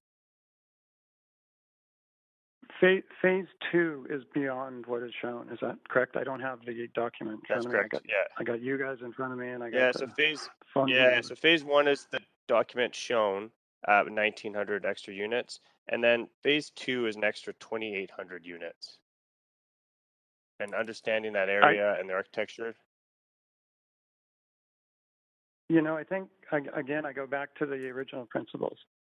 The stratas mostly, a lot of them exist to the far east and to the far west side of the site. Yeah. They seem integral to, take Lake and Boot Square. You've actual stratas, some stratas, some lots of co-op, lots of all sorts of different social housing there. It would actually help energize the area. The number of units, I can't talk off the top of my head. We have not sat down and taken a look at it. I think that's the next step, to understand really what we're dealing with. We don't know. The plan has just come out of the closet, and we're struggling with it. And I think there has to be an open discussion, Q&As to deal with this. I was on the design panel during the Olympic Village, and I think I was the chair of the design panel. And we had workshops with the teams that were building that at the time. It's a different animal. It was a pretty big public process that we went through, and there's been zero here. Okay, that's helpful. Thank you. I'm sorry I didn't answer your question, but I think it can be answered. And but I think what I'm saying is the core of the plan is the park, is the lower buildings up front, kind of moving back towards higher buildings that already began, say, at the back of Leg and Boot Square, and some of the bigger, higher co-ops on the west side also. So the bones are there. I think keep the bones. Don't throw the concept out, but expand on it. I was going to throw in. I'm sorry to go for 20 more seconds. We were talking on Thursday, the kind of taglines for it, and the tagline that's kind of goes through my industry right now is, and I'm just trying to find it. It's basically build communities with communities. Great. And you Okay, have and one, that's it. Ruth. That's it. It's ready and willing. Sorry, that is it for Councillor Weeb's time. Sorry. Yeah, that's it for Councillor Weeb's time, but you have more questions, so just hang on, please. Oh, sorry, Councillor Kirby-Young, I just double moved you, so there. I think the clerk and I are doing. Clerk, why don't you do it? So if we don't do it together, thank you. Councillor Kirby-Young, go ahead, up to 3 minutes. Yeah, thank you. And thanks for speaking. I had a couple of questions because I was really listening to what you said, and I'm paraphrasing a bit, but the essence was, you spoke about the importance of renewing leases, and I think we've all heard the importance of that and the uncertainty that is causing stress to people. But you also said it's time to get the process out of the shadows and begin consultation and time to engage planning, I think, and I'm paraphrasing. One of the recommendations before council specifically is to move to a planning exercise and community consultation. My question is, if council did not approve this report or received it for information as been suggested, how would you envision getting the consultation going and taking it out of the shadows? I think that's that kind of puts me on the spot. I'm probably not the best process guy to talk about as far as with city. I mean, we go through lots of rezoning exercises and permits and all that. But every big area redevelopment has been done through planning, putting forth plans with numbers, with dealing with all the issues, coming back with the sort of key motivators, the design principles of what's happening. We didn't really get that. I think most people said, and I'm not being rude. This is the design of a spreadsheet, and we understand that. I work for a lot of developers, and this is. I guess I'm asking. I guess I'm going to jump in just because I have limited time, and please. That's the hope for getting towards a planning exercise. And so I'm asking the question genuinely: is how do you get to that conversation where the community could weigh in meaningfully around where we're finding placement of buildings, moving it around to ensure that mix, all of, talking about building typology, all of those types of things, if we can't get it into that. Because I think part of the goal here, and it may not have turned out as intended, was to try to daylight more of the process and be more transparent about it and get to the point where the community could weigh in. So that's the spirit of my question. Have you lost me? No, we can still hear you. Go ahead.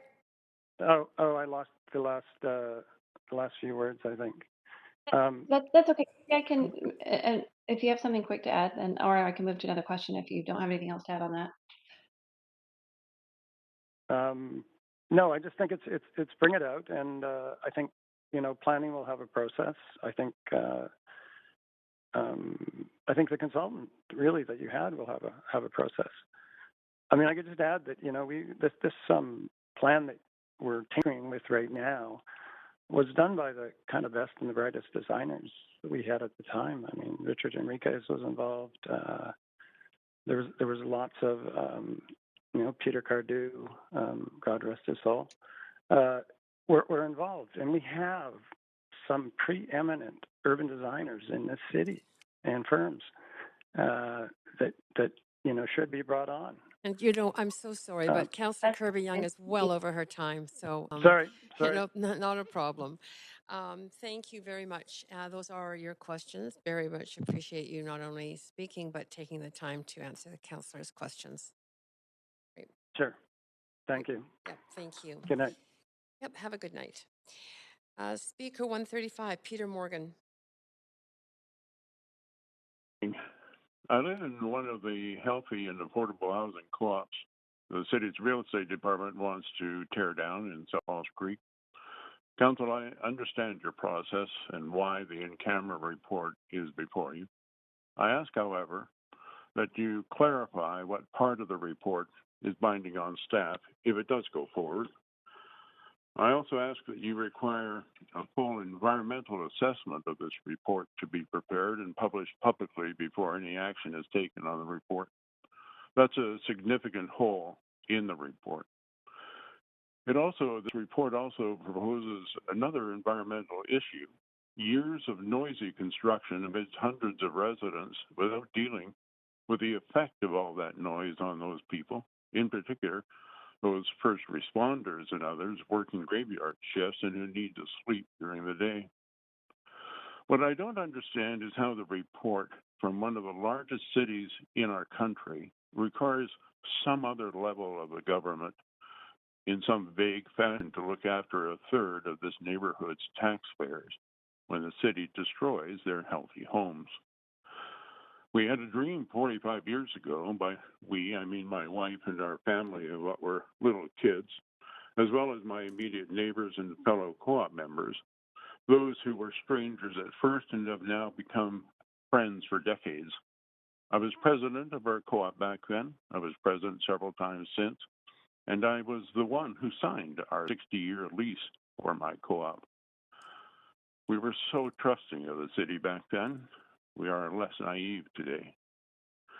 The day we moved into our 8 buildings, along with our neighbors, was November 30th, 1979, 42 years ago.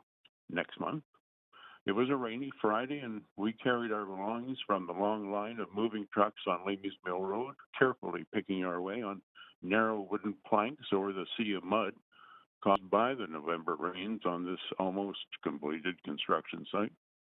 Our 1-hectare property is now landscaped with about 170 mature trees that our grounds committee maintains at our expense on our 1 hectare, including a tree with a potential lifespan of 2,000 years, if it's not cut down because of this report. Our co-op has a tree density similar to a hectare in Stanley Park. Those trees teach us what cooperation and long-term means. Shortly after we moved in, a Vancouver Sun photographer arrived to take a picture to illustrate a story about South Falls Creek that was to appear on the next day's front page. And there we are, my wife and I and our kids on our back steps, smiling at the readers as one does, under the big black headline, Urban Poor. I'm retired, the kids have grown, but we're still the urban poor to the real estate department. This rushed report is full of gaping, ragged holes, and where is the new vision of the city? It's AWOL. It expects the city to soon destroy the co-op buildings in which I and hundreds of families live. We paid for those buildings, and how respectful is that to us? We are by far the most organized and helpful community in Vancouver. We are aligned with your goals to increase density and affordable housing. We've worked hard to ensure the data of our proposals are accurate. We show you how successful this community is and how it should be improved instead of destroyed. But we aren't getting anywhere, and that speaks to the difference between the city and us in attitude. The 8 buildings in my co-op were originally built by the city. The city made it a condition of our lease that we residents pay back the city the $5 million they cost, as well as the cost of the land lease, plus financing, plus standard annual city homeowner taxes for 42 years, plus thousands in annual maintenance costs, all of which we've done, even though the lease demands that we must give you the building at the end for free. Falls Creek co-ops have never cost the city a dime, and they never will. The buildings look great. They're in great shape now. The buildings were built so badly by the city that we, the residents, were required in 1999 to spend another $4 million to rebuild 32 walls, this time properly designed to stop the buildings from leaking in this rainforest climate. We're going to be paying. If you could wrap it up, you're just at your time. So just if you could wrap, please. Thank you. Yeah, we'll be paying for that until 2040. The city did not help us with that cost. So is this your legacy, councillors? Is this your dream to be the council that started the destruction of the Vancouver neighborhood that teaches us all daily around the world what a properly designed neighborhood is, egalitarian, inclusive, affordable, cooperative? Why has council and your staff never duplicated? Just a moment. I'm almost in. You really are over time. Real estate's report tells you why. Be careful what you teach us. Thank you. Okay, thank you. And you have no questions, but thank you for speaking to us, and have a good evening. Council speakers, 136 is withdrawn, so we're on to 137. Stephen Weens. Hi, yeah, my name is Steve Weens. Thank you for the opportunity to speak to you this evening. I am a resident of South Falls Creek. I live in a condominium on a freehold property. I also have the privilege of working in South Falls Creek. I work with the Broadway Group, which provides long-term care for seniors and also for adults with disabilities. As well, we operate affordable housing locations in Vancouver and Richmond. My wife and I love the neighborhood that we live in here due to several factors. One, we live close enough to our work that we can easily walk or cycle to work. The proximity to the seawall is great. We walk there pretty much every evening. And as well, the diversity of residents. When we're out on our evening walks, we will, without doubt, encounter several different languages as we're walking along the seawall. So I just want to put the challenge out there. I know it was raised that there's not, there's a lack of diversity in this neighborhood, and I would dispute that, just given the, like I said, there's several different languages that we encounter every night. I want to acknowledge the work that has gone into the plan. Likely whatever plan is brought forward will have critics, so I understand the difficulty that it is trying to come up with a plan that satisfies everybody. I acknowledge that the city staff also have a fiduciary duty to make the best of the use of the city's resources to meet the needs of all residents of the city. I will echo the same concerns that have been echoed. It does appear that the affordable housing and whatnot is all being moved out to 6th Avenue. And if that's not the case, perhaps we're misreading the plan, but just the way it looks with that's the initial housing to get built, but then the demolition of the co-op units and whatnot to relocate those people there. That's just how it appears. If that's not the way it is, then I think the plan hasn't accurately represented what you're trying to get across. I do also want to encourage the development of the campus of care. As I mentioned, I work for the Broadway Group, but I'm just pointing out that the reality is that the current facilities that we have at Broadway Lodge are at capacity. Where we stand right now, if we have a vacancy, we have a maximum of 3 days before it is filled. And in those 3 days, we have to do any renovations, replace flooring, fixtures, paint, etc., before we have another resident in there.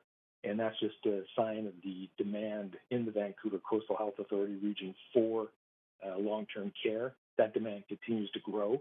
And so I do have concerns that this plan kind of gets put on hold and all those discussions carry on.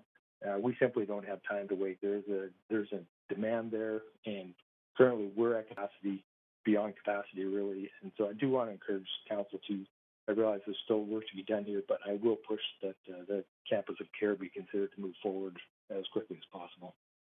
Thank you. Thank you for those very succinct and straightforward comments. Really appreciate it, and you taking the time to speak to us. There are no questions, so have a good evening. And speaker 138 is Donald Wetherill. Hello, Chair Carr and councillors and other attendees. I live in Estrada in South Falls Creek, and I do not support this conceptual plan and ask that it be treated by council as information only. You've heard many testimonials stating that residents are not opposed to densification of the community, but that they want change to be evolutionary, to accommodate the people who live here and to respect the concepts that lay behind its original planning principles and that have helped frame the development of an extraordinary and unique community. I agree with those observations. However, I'd like to focus on another important issue of concern relating to the termination of leases. The co-ops are especially impacted by demolition and rebuilds outlined in this conceptual plan. And again, you heard many people speak to the negative implications the co-ops face. I share those concerns. Co-ops are an important part of this community and help make it what it is. And the Straths, on the other hand, are left in an equally unacceptable position by this conceptual plan because it does nothing to dispel the cloud of uncertainty that hangs over them. There is only a general statement that negotiations will start soon. Even so, the Phase 2 outline on page 26 of the report sets out substantial proposed density on the strata sites after 2040, which suggests that they too face demolition. That demolition would inevitably raise questions about end-of-lease provisions. Some questions have been raised about whether those who purchased strata leases understood about the expiry of the lease. Well, at the outset, we of course knew that the lease had an end date, but this does not mean that we were not diligent in our assessment. And I can best explain this by using my family's case. When my wife and I took over our strata lease nearly a decade ago, we understood that the city would either extend our lease or purchase our interest as set out in the lease. And in making the decision to proceed with the purchase of a condo in South Falls Creek, we were influenced by a number of factors. First, the lessor was the City of Vancouver, a democratic, reputable, and respected party. Second, the lease was affordable for us because it was on leased land. And third, the city for many years had proclaimed itself as one of the greenest cities in the world. Even then, it was commonly accepted that the preservation of existing buildings and trees is the greenest and most economically responsible choice. In other words, we would likely face infill building, not massive rebuilding. And fourth, the city had been signaling its intention to extend leases for some time. And lastly, and fifth, and perhaps most importantly, we were guided by the terms of the lease itself. Section 25.01 of Article 25 provides that at the lease's expiry, leaseholders will be paid fair market value. And the lease says that will be determined by mutual agreement or by arbitration if an agreement cannot be reached. And further, this section provides that such fair market value shall be determined by various criteria, the first of which is, and I quote, as if this lease did not terminate. The conceptual plan makes no mention of this provision in our leases, but it is a very important point and has major implications. Considering the value of a strata in terms of the provision as if the lease did not terminate is a quite different matter than limiting lease end value, as this report does, to improvements. In other words, our investment in our strata is protected by the lease that we and earlier lessees entered into in good faith. And that is an important and concrete reason we purchased a leasehold strata in South Falls Creek. In conclusion, I would respectfully ask, first, that Council directs the administration to complete lease negotiations with the stratas and the co-ops before any redevelopment plan is approved. I acknowledge that this conceptual plan says that negotiations about lease end extensions will begin soon, but we've been hearing this for many years, and I, for one, am losing faith in those assurances. Second, the Council requires an open consultation with the community before any redevelopment plan is approved. While the concept plan offers some important starting points, I worry that it will be too restrictive a template going forward. I think that most people in Falls Creek South community have assumed that Vancouver's long tradition and an important tradition of community planning would mean that they would have meaningful input into such changes and would be able to engage in a consultative and meaningful process. And that completes my comments, and I truly appreciate the time you've given me to speak to you, and thank you. Great. Thank you very much. If you don't mind staying on the line, you do have some questions from Councillor Hardwick. Councillor Hardwick, go ahead. Thank you very much. Just like to clarify, what I got from part of your talk was that there are contradictory clauses in the language of the lease that you're holding versus what you're reading through this staff report. Is that accurate? Because I guess the larger question for the city is what kind of liability or would be presenting itself from a legal liability standpoint? Well, I think it's a good point. I don't know if it was deliberately left out or if it is simply an assumption that's made. That I think the leases in South Falls Creek are probably unique in the city of Vancouver, and come from the history of the development of the area. And possibly other leases in Vancouver are dealt with differently, and maybe that's the assumption they were making. But I'm not entirely sure. I can't speak for what the real estate department is asserting there. But certainly, what they're saying is that in the concept plan is that it will be paid. It will, the clause, if the lease did not terminate, is not there. Interesting. Does that answer your question? Thank you. Yeah, the devil is always in the details on these things. And so I was just interested in your interpretation of the language in the lease versus what was contemplated in this report. Yeah. So obviously something that needs more attention. Yeah, I guess that, I mean, I don't know really much about this, but one of the people who spoke earlier, who was from Harbor Terrace, said that they were talking about lease extension on that building for particular reasons, I guess, in the last year or so, and that the real estate department wanted one of the terms of an extension of that lease would be to abrogate that clause if this lease did not terminate. So I guess they're aware of it, but it possibly didn't get translated into this concept plan. Thank you for clarifying. Thank you. Great, thank you, Councillor Hardwick, and that is it for your questions. And all right. Thank you very much for taking the time to speak to Council. Well, thank you. Okay, good night. Good night. Speaker 139, Tim Lewis. Speaker 139 is not on the line. Speaker 140, Jeff Berner.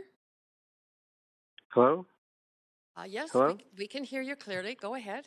Oh, and do you mind? Hi. I just before you do, we see the title and organizations of people, and I on the list here, and I didn't. What does DSOV stand for? Sorry about that. Not clear. The Democratic Socialists of Vancouver. Okay, that's great. Okay, Yeah. go ahead. You have up to 5 minutes to speak to Council. Hi there. Good to be chatting with you. Some of you know me, and of course you know how I feel about you deeply. And but I wanted to talk about this plan for South Falls Creek. I was born here. My dad, too. I'm a second-generation Vancouverite, and I had the privilege to live in a co-op for some years, and it was a beautiful experience. There was a real family atmosphere, and but I just wanted to speak to an aspect of the plan that I don't know if it's really been as like in detail covered. Listening to the voices of the people who found out that their homes were going to be bulldozed in the news, and watching the editorial come out from the mayor, basically saying we're definitely going to get away with this, and seeing all this. There's really like the pain of the people who are being told they must go because basically, well, let's go back in history and talk about the history of Vancouver as a city, seeing as how second generation here. My family's been here since the 40s. Basically Vancouver, the city of Vancouver, has been run as a cheap real estate hustle by technocrats. And for most of the history of the city, and but in the 70s, there was kind of like 70s, early 80s. There was like a little bit of a break, where some of the things the city did weren't out of just cheap real estate hucksterism. Then we had Expo and everything went the way things are now, which is Jeff Berner, excuse yes, me. yeah. I have to caution you. I'm just speaking. I'm just going to get along to the point of what I'm saying, which is that I wanted to Sorry, just talk about. I have to caution you, Jeff, Mhm. to Yeah. not. We have a procedural bylaw that makes it very clear that speakers should act with and use respectful language. Right. So I would ask you to please follow that direction in our Absolutely. bylaws. Good. Thank you for that reminder. Thank you. So yes, I was speaking about the pain in the voices of the people who found out they were going to have their homes bulldozed in the news. And I just wanted to say, I'm not going to stay on the line much longer, that there is a moral component to this plan, and that component is it is an evil plan. It is evil to drive people from their homes. That's an evil thing to do. And any of you who don't reject this plan on council or mayor, we are going to try to get you fired from your job next year. You should not have a job if you approve of this plan in any way. You don't deserve to be there. Thank you very much. Thank you. Speaker 141, Wendy Herden.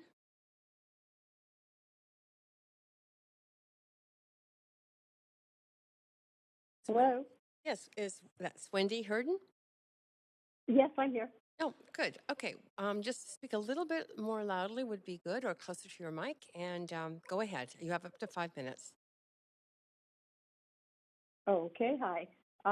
Thank you, Councillor Carr. My name is Wendy Herden, and I am the president of the Falls Creek South Neighborhood Association. I'd like to begin by thanking staff for the many hours they have spent working on this report. And I'd like to thank the mayor and council for this opportunity to speak about the Falls Creek South Neighborhood Association and the report. The Falls Creek South Neighborhood Association is made up of representatives elected from each of the stratas, the co-ops, and the nonprofit housing enclaves located along Falls Creek South from Canby to Burrard Street. In the late 1970s, the city encouraged the creation of the Falls Creek South Neighborhood Association with a mandate to promote the interests of the new Falls Creek neighborhood, its residents, and the community as a whole. Since its inception, all of the Falls Creek South Neighborhood Association representatives have taken very seriously the duty to protect the values that have gone into making Falls Creek South a world-class community. The current Falls Creek South community consists 1/3 each of low, medium, and high-income residents, but the culture in Falls Creek South is that we all live as equals. This has not only made for a welcoming adult community, it is made for a wonderful place for our kids to grow up in. If you ask any of the kids who I knew who grew up in Falls Creek, they will tell you that they were in and out of each other's homes and grew up together. They were not divided by the wealth of their parents. The kids had the support of neighbors and friends, and they became successful members of society.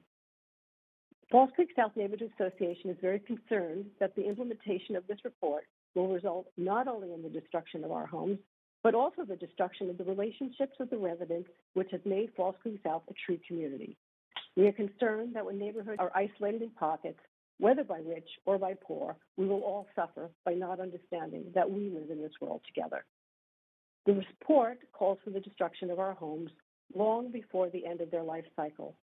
In the first phase of redevelopment, the report calls for the destruction of the co-ops and the nonprofit housing. The co-op communities have maintained their buildings by rain screening, putting on new roofs, as well as spending countless hours volunteering to keep their homes and their lands in good repair. Experts tell us that if these buildings continue to be maintained as they have been in the past, they should provide excellent housing for years to come. The values represented by the Falls Creek South Neighborhood Association have not only made Falls Creek South a successful community, they have also resulted in initiatives made by the Falls Creek South Neighborhood Association to make Vancouver a caring city. For example, when the federal government brought in Syrian refugee families to Canada, the Falls Creek South Neighborhood Association fundraised to support 2 families for their first year in Canada, finding housing, furniture, clothes, toys, providing English lessons, working with parents to find employment, childcare, and education for their families. We embrace these families as our own to help them successfully resettle in Vancouver. These families remain a part of the Falls Creek community, and a few of our residents have taken on the permanent role of honorary grandparents. Here is another example. When the City Real Estate Department approached the Falls Creek South Neighborhood Association and asked for our support in establishing temporary modular housing in our community, we agreed. The city had not had much previous success with other neighborhoods, and when they had attempted to install temporary modular housing into those neighborhoods. We took this challenge very seriously. We rallied our neighborhood to participate in the temporary modular housing initiative. We worked with the city to put together a plan that would make this a successful project, providing homes to people who were in need of housing. We continue to ensure that this temporary modular housing is a welcome and respected part of our neighborhood. The residents attend and participate in the neighborhood-sponsored activities. The temporary modular housing is a successful and welcome part of this community. The Falls Creek South neighborhood does not wish to live in the past, but to make an even more successful future with the expansion of all tenures of housing, including housing which supports seniors aging in community. When in 2010, we saw the need to work with the city to renew the leases of all our housing tenures, we established Replan as the planning committee of the Falls Creek South Neighborhood Association. We recognized the city was growing, that security of tenure was required, and still is, for current residents. We saw that as a neighborhood, we needed to expand to meet the needs of the existing community, as well as a changing city. We've hosted countless workshops within the neighborhood with residents contributing ideas, as who knows and understands the community better than the people who reside in it. We have requested over the years to work collaboratively with the city to address these needs and requirements and grow in a fashion retaining the original design and plan. At this time, we request the Council receive this report for information only, that our leases be renewed, and community planning for Falls Creek South be undertaken in public, outside the frame of confidentiality, in full collaboration with the community and others, by the city planning department, using well-established techniques for the neighborhood planning and public engagement. Falls Creek South has been a model community of mixed tenure housing, consisting of integrated low, medium, and high-income families, a neighborhood admired around the world. And that, sorry, Hello? Wendy, to interrupt you, but that is well over your time. I just say we love our neighborhood and take pride in its success. Thank you. Great. Okay. Thank you very much for wrapping that quickly. There are no questions, but thank you very much for taking the, for your community work and for taking the time to speak to us tonight. Thank you. Speaker 142, Joan Dublanco. Yes, I'm here. Can you hear me? Yes, very clearly. Go ahead, up to 5 minutes. Okay. Yes, thank you, Mayor and Council, for your service and your concern for the sustainability of the Falls Creek South community. I'm Joan DeBlanco, and after 40 years in Tofino, I moved to Falls Creek South 7 years ago to help care for my new grandson, now in grade 2. I was so impressed when the group of co-op neighbors and the neighbors from my Marine Muse strata came out and welcomed me to the neighborhood. And soon I realized I was actually part of another village as supportive as the one that I left in Tofino. What a shock. I'm impressed and concur with the speakers who have articulated so well the strong, integrated, inclusive, and engaged community and their intelligent response to this proposal concept before Council. It's a testament to the success of the 1970s process and planning and their vision. I think that the Falls South Creek conceptual plan is flawed in many ways, and mostly because it does not have the benefit of all the stakeholders' input. 30 years ago, I was a tourism rep for the Clackamas Sound land use planning process in Tofino. To be sustainable, the process included all other values than the traditional economic model of resource extraction from the land. All the stakeholders were at the table. We worked very hard, community, environment, indigenous leadership, which taught us to plan for the next 7 generations. Economic development, tourism, parks, and government were all there. The hard work led to a balanced use and plan and vision that shaped the area and what Tofino is today. I see similar opportunities for the city to move ahead with an inclusive planning process to build a sustainable vision for the future of South Creek. Of the many interests at the table, I would like to branch out and speak about the importance of the value in open space, low density, mature gardens, and nature to the many thousands who use our neighborhood as their go-to space. I'm outside a lot, especially with my grandson, and meet people from all through the False Creek South Basin and city at large. It's a diverse group with multiple uses of the False Creek South neighborhood. Many families and children are in the park and the berm. Many groups hang out on a blanket for a picnic. And there are daily visitors and walkers, and they all value the open space, the less densified scale, the quiet, the garden, the friendly neighborhoods. The berm is a sound buffer, a playground in the woods. My grandson and his friends love it. Mature trees from the berm in our courtyards provide nesting grounds for many birds. Because I can talk to anyone, I've met people that use False South Creek on their long walk circuits. This city is full of walkers and nature lovers.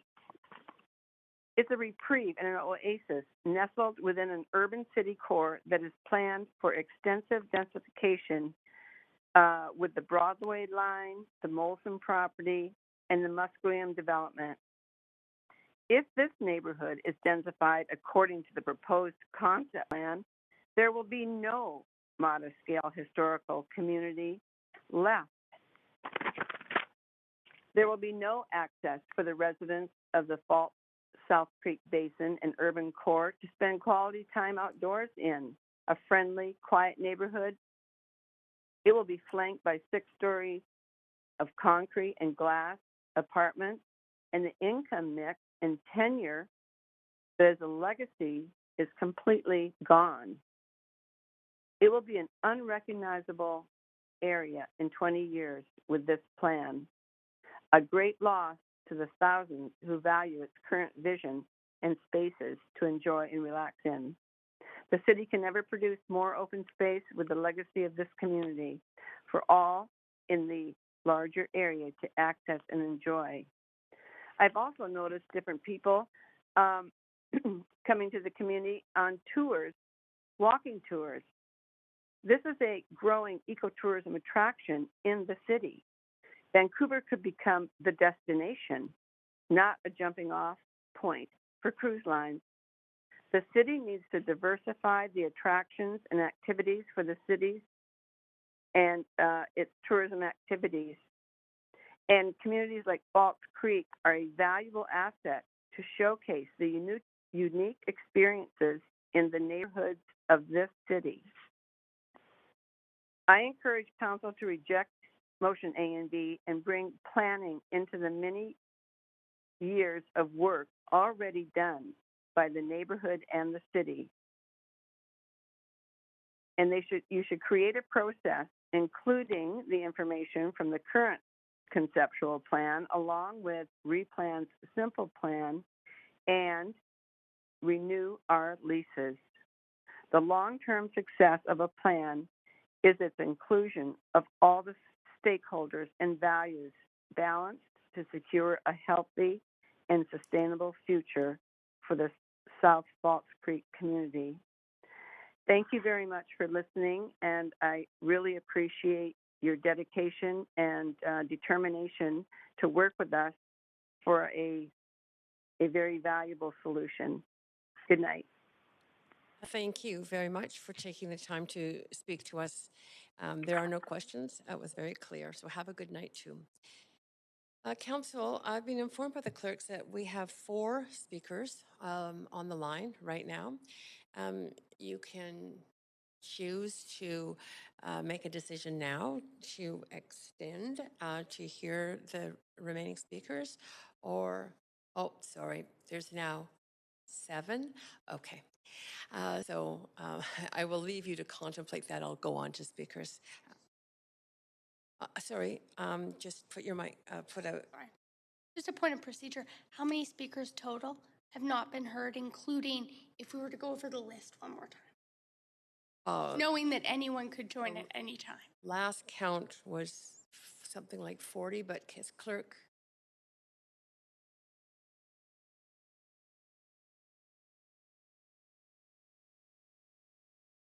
Now there are 58 remaining who have not been heard. Either we've gone over them, they weren't there at the time, or still to go. They may come back. Yes. Okay. Thank you. You're welcome. Okay, moving right along. Speaker 142, Joan Dublanco.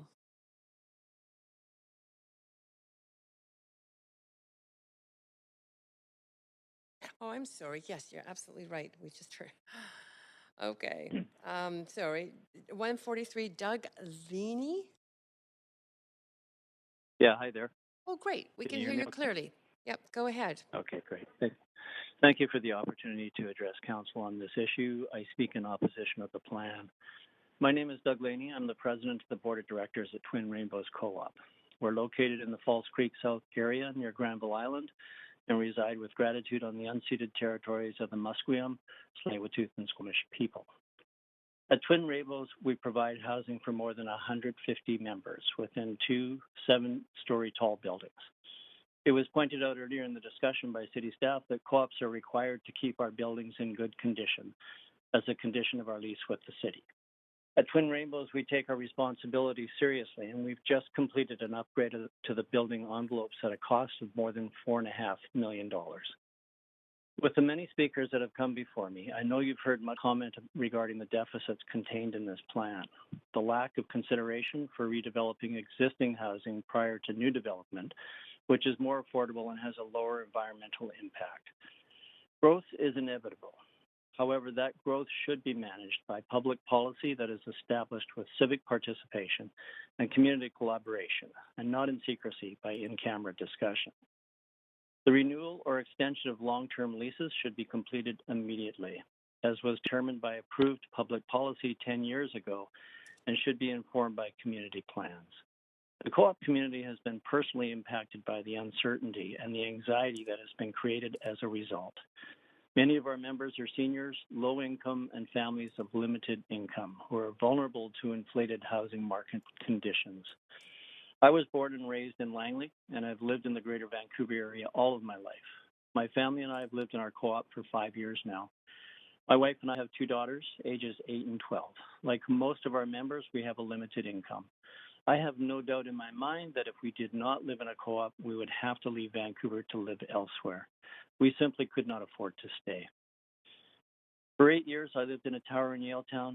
After all that time, when I moved on, I'd established a relationship with only a single other occupant. Co-op living, on the other hand, provides an experience of strong community, pride of place, and mutual responsibility for each other that is unique to any other housing circumstance. Both my daughters have their best friends living doors away. Living here is more affordable and accessible within a housing market that has become out of reach for most. Co-op living is a self-sustaining model that the city should be embracing, should support, and be expanded upon. City Council has a great opportunity before you to take a successful award-winning design and make it better. To do so will require vision. This plan in its current form totally lacks that vision. I urge you to take this opportunity by rejecting this plan and replacing it with an open community planning process. Thank you. You do have questions? Councillor DiGenova, go ahead with your questions. Oh, no, that was for my point of procedure. I can't take myself off. Okay, no problem. That's it. There aren't any questions, but you're very clear, so thank you very much. Have a good evening. Speaker 144, Anne Grant. Oh, hello. Yes, we can hear Can you. you hear me? Yes, very Yes, good. okay, good.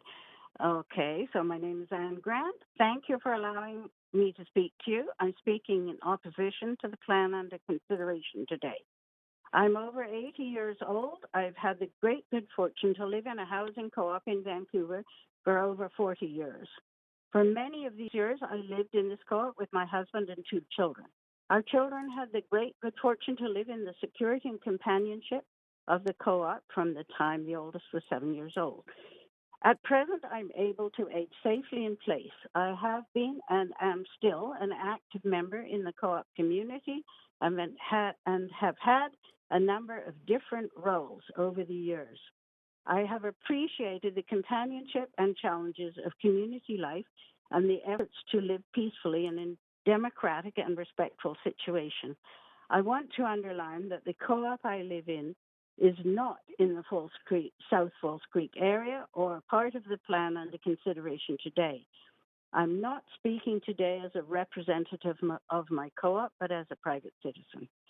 I feel very discouraged with what I've heard and read about this plan. I've listened to quite a few of the speakers who've come forward to speak to you last week and a lot today. Some have been very knowledgeable about the details of the plan and have spoken against the plan as professionals in the housing field. Many have talked very passionately and emotionally in opposition to the plan. I've heard this from young speakers who were brought up in co-ops in Falls Creek and from their parents and, in fact, people of all ages. I had hoped that our municipal government would take to heart the frequently voiced talk over the COVID months that we would build back better. I'm also very aware of the global threat of climate emergency that we are all living under.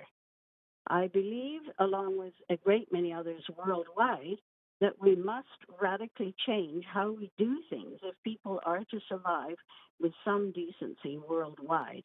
I also believe that housing is a fundamental human right.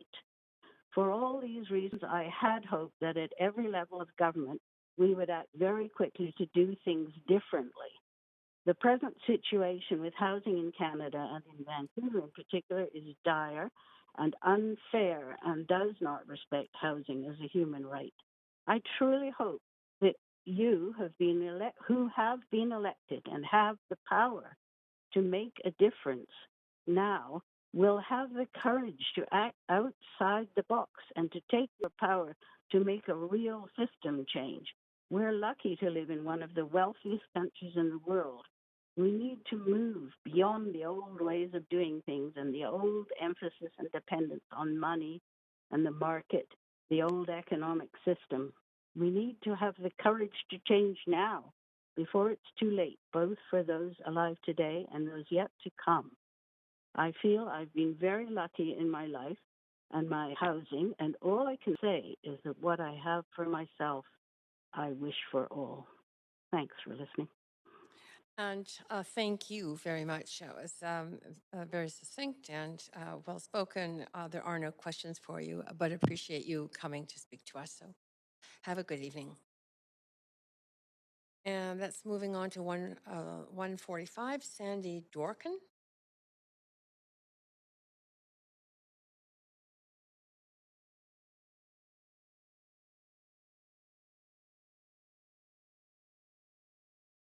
Speaker 145 is not on the line. Okay. Speaker 146, Andrea Baxendale. Not on the line. Speaker 147, Evan Gensbauer. No, not on the line. 148 has withdrawn. Speaker 149, Nick Rogerman. Yes, I'm here. Can you hear me? Yes, we hear you clearly. Okay. My wife and I are one of 669 leaseholders in Falls Creek South that is anxiously awaiting resolution of our lease extension so we can continue to live in a diverse, welcoming community. Residents of Vancouver since 1974, my wife and I raised 3 kids in Kitsilano, and we downsized from a small house there to become owners at the Lagoons 5 years ago. We loved this community from afar, but once we moved in, it was even better than we had imagined. We walk the seawall or ride bikes daily and love the community vibe. We love our Strata enclave and neighbors, have made fast friends, and love our gardens and lagoons, which are much photographed by tourists. One problem is that our condos are currently not being considered by young families as they are unable to get a mortgage because there's only 25 years left on our lease. And that's the maximum of any lease in current Falls Creek, as you're aware.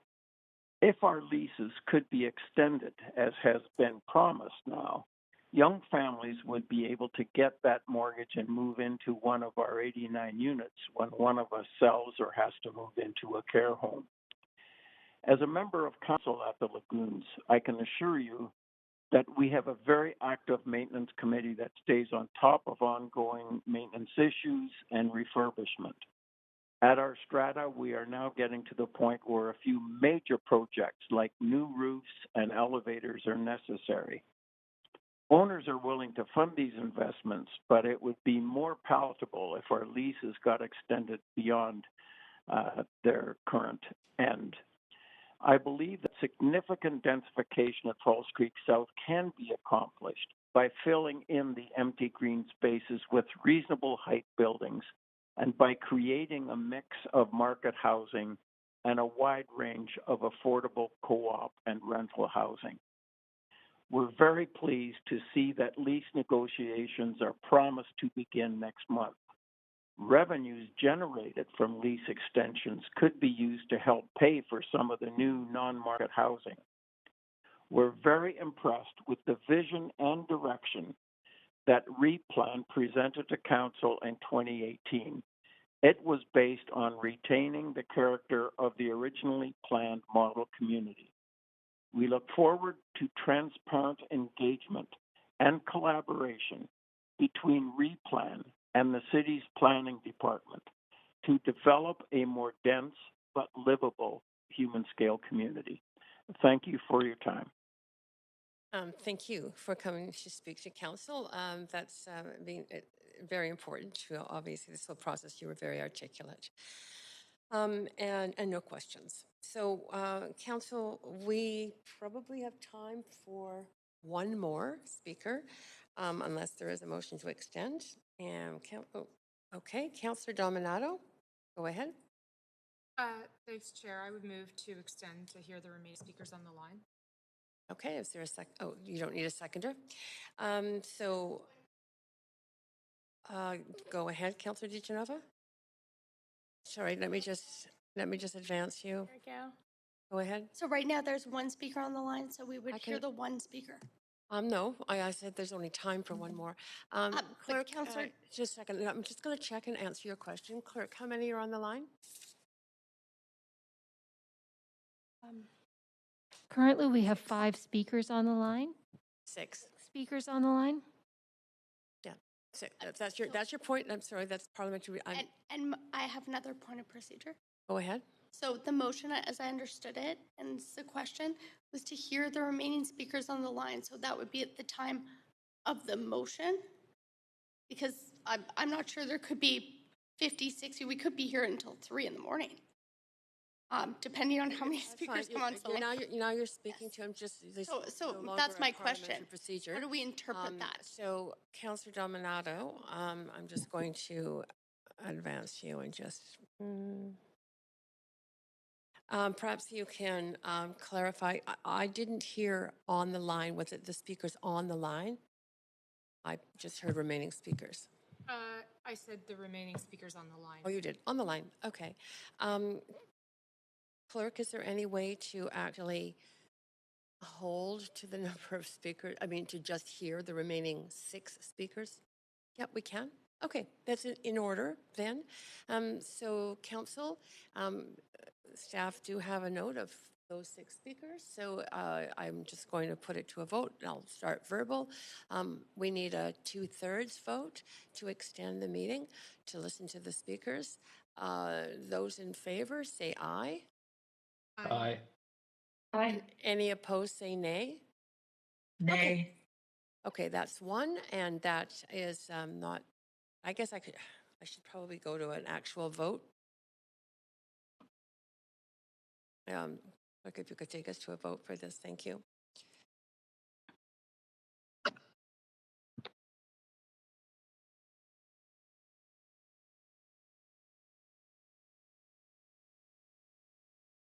I don't have a voting screen.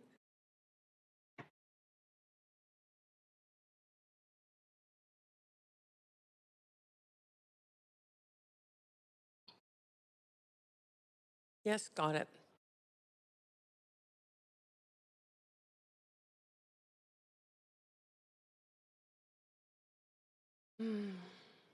Clerk, could you determine if that's? Oh, can I have a vote, please, Chair, in favor? Okay. Thank you.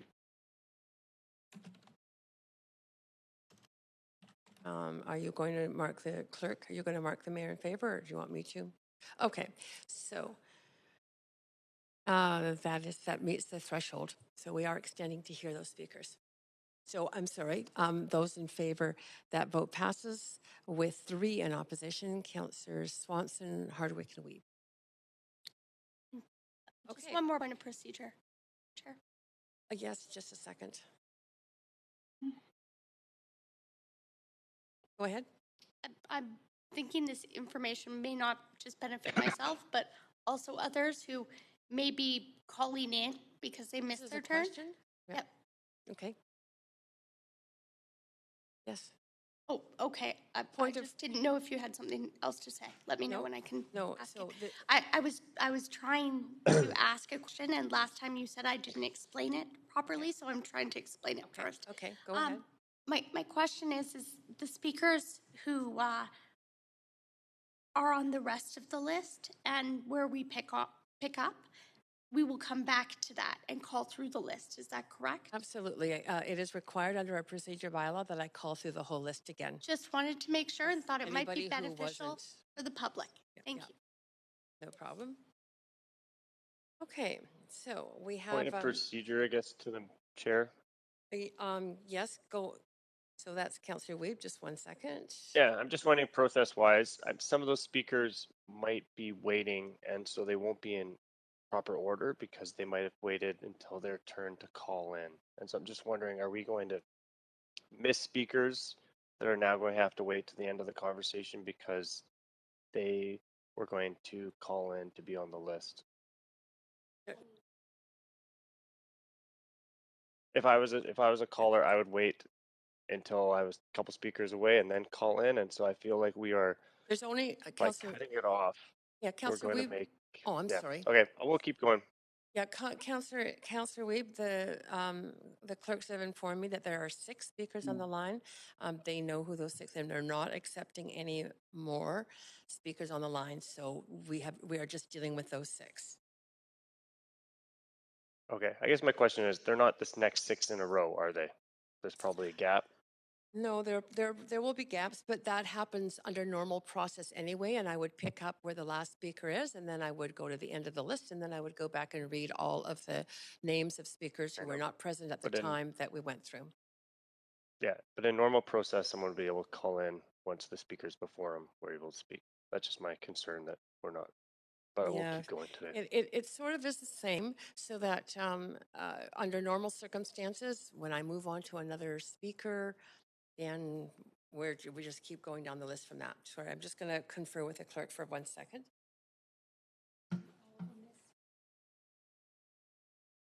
Okay. The clerks also informed me that they are going to be informing all of the speakers who missed their turn to speak to call in tomorrow. Okay. So we are now on, I'll go through the list as I'm going down, or actually if you've just got the 6 and that's how we're going to deal with, why don't you tell me what the numbers are, clerk?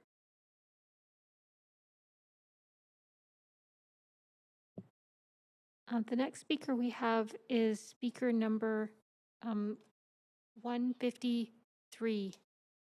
Great. Okay, that's Carol Evans. Hi, can you hear me? Yes, we hear you clearly. Go ahead to speak to council for 5 minutes.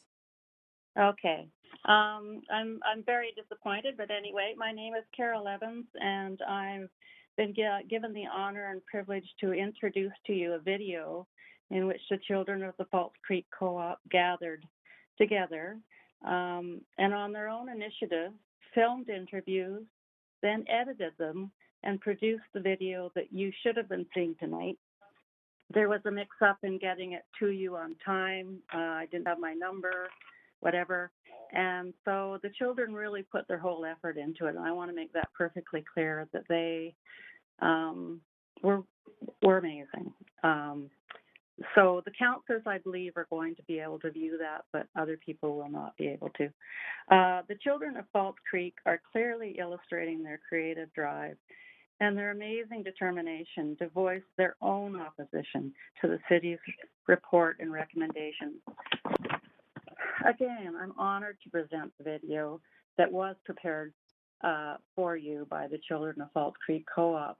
And so there's some minutes left, and I just want to approach this from the point of view, from my mind's eye, as a third-generation Vancouverite, where the family, my extended family, was from West Bend, North Bend, Point Grey, Marpole. Many drives back and forth across the city as a child in the back of a station wagon with two other siblings.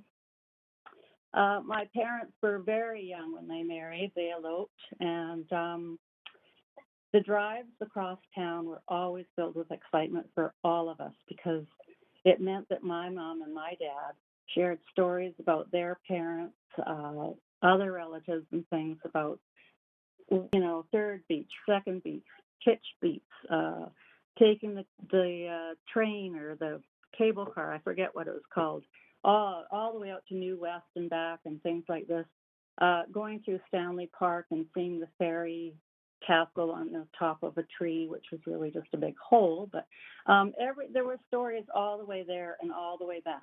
And I have to say that coming down Canby Street was one of my favorite times because we'd hit City Hall and it'd be lit up and it'd be backed by the view of Vancouver. And behind that, you could actually see the mountain. Sable black, gorgeous, and the City of the Lights sparkling at night. And as a child, I was so proud to be growing up there, to be a Vancouverite. I can remember that feeling as a child, really being proud to Vancouver, of the city of Vancouver, skating on Lost Lagoon, Beaver. It was great. City, climate warming is changing all of that. Things are changing. A lot more people will be coming to Vancouver. But I live in Falls Creek. I'm in a co-op, and we raised our children here, and we couldn't have afforded to live in Vancouver. We were in family housing out at UBC. My husband got a job straight out of architectural school, and thank goodness, because we got into a co-op, or else we would have had to have left town, and he wouldn't have been able to land that job. It meant I had to go back and do my degree in order to get into the co-op, which took another 5 years. But we did get in, and I'm really, really proud of being a co-op member. And I think there's a misconception by most Vancouverites about what co-ops really do for people. And I don't want to get into all of that right here because I think it's been explained over and over and over again. But low-income housing was started here. The land was nothing but a mud hole. I can remember driving along 6th Avenue in that station wagon, a big, long fence all the way across 6th Avenue. What's behind that, Dad? Oh, that's where, all the industrial land is and stuff. But on each corner, it was questionable about industrial land because there were people, it was not a good community. It was dangerous, it seemed, and it scared me as a kid.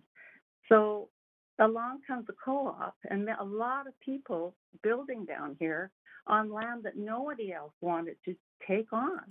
And they've taken it on, and they've done amazing work, and I'm proud of that. And now, what's happening? It's falling apart, and it should not do that. You've got to really think this through. You've got to see that you don't just, where's the humanity in people putting 40 to 50 years of their lives into this community, into the properties, money well spent, because they cared and because they're here as members of a really strong community. Yes, and that is it for your time, although you do have questions. Okay. So if you wouldn't mind staying on the Okay. line. Okay. I am going to advance myself. I was on the list first. And Just wanted to thank you not only for coming, but for actually sending the video to all of us at council. I did in a break view it. So Oh, great. if you could pass on my admiration and thanks to, I don't know if I've said these names right, but Orif, Frankie, Eleanor, Mhm. Rupert, Elise, Danny, Zoe. They were pretty Yeah, delightful. thank you. I'll tell them. Great. Thank you. Councillor Boyle. Thank you.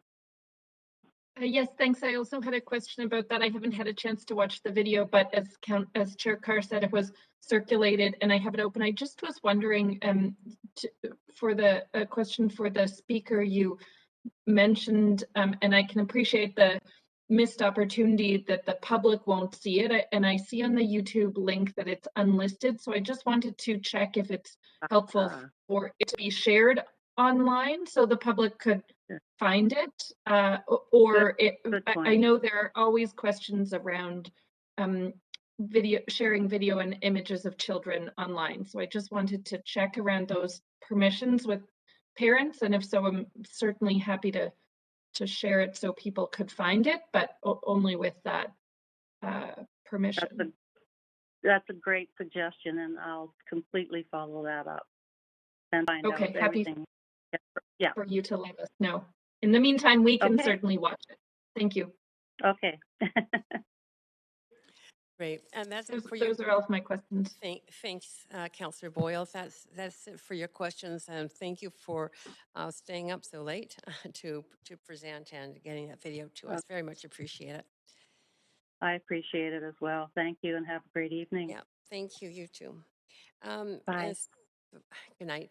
Speaker 154 is on the line. Matthew Ling. Hello.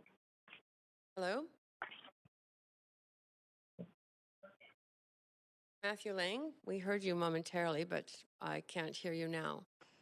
I'm here. Okay. Hello, hello. Yes, okay, good. I'm there? Yes, I can hear you now. Go ahead to speak to council. Great, thanks. Thank you, guys. I'm going to speak kind of quick because I'm very grateful for the opportunity, but I appreciate it. So my name is Matthew Lang. I'm a father of 3 young children, a Vancouver healthcare provider, and a resident board director and current treasurer of the False Creek Co-op. I am speaking in opposition to the real estate department's report on the future of False Creek South. In 1988, Crosby, Stills, Nash & Young wrote, "This old house of ours is built on dreams, and a businessman don't know what that means. There's a swing outside the kids play on every day, and tomorrow morning a man from the bank's going to come and take it all away."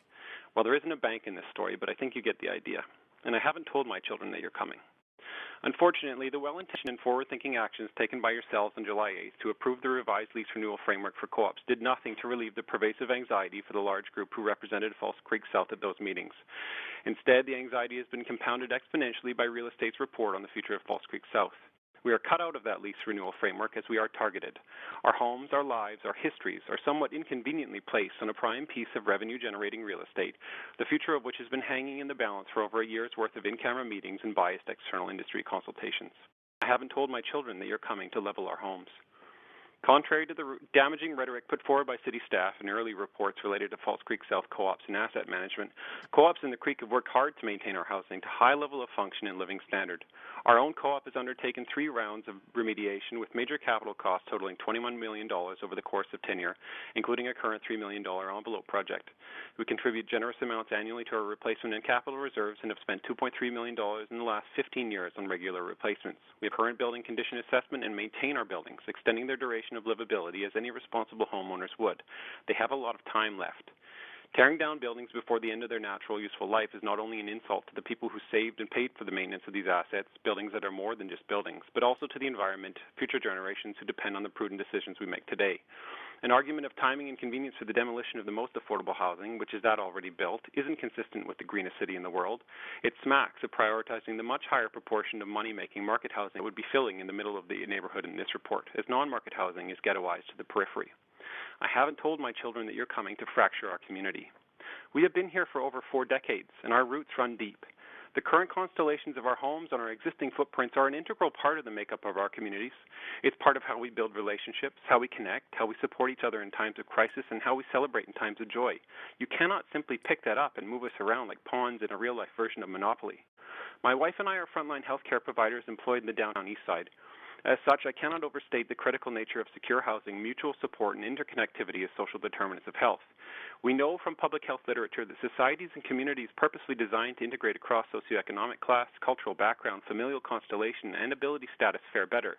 There are fewer health disparities, higher quality of life, and ultimately greater savings of social and economic costs with a decreased requirement for acute healthcare interventions, criminal justice spending, and formal social support programming. False Creek South was designed this way on purpose, with vision, sustainability, and intent. In contrast, a literal segregation of the neighborhood in order to maximize revenue above human well-being runs the risk of causing great harm.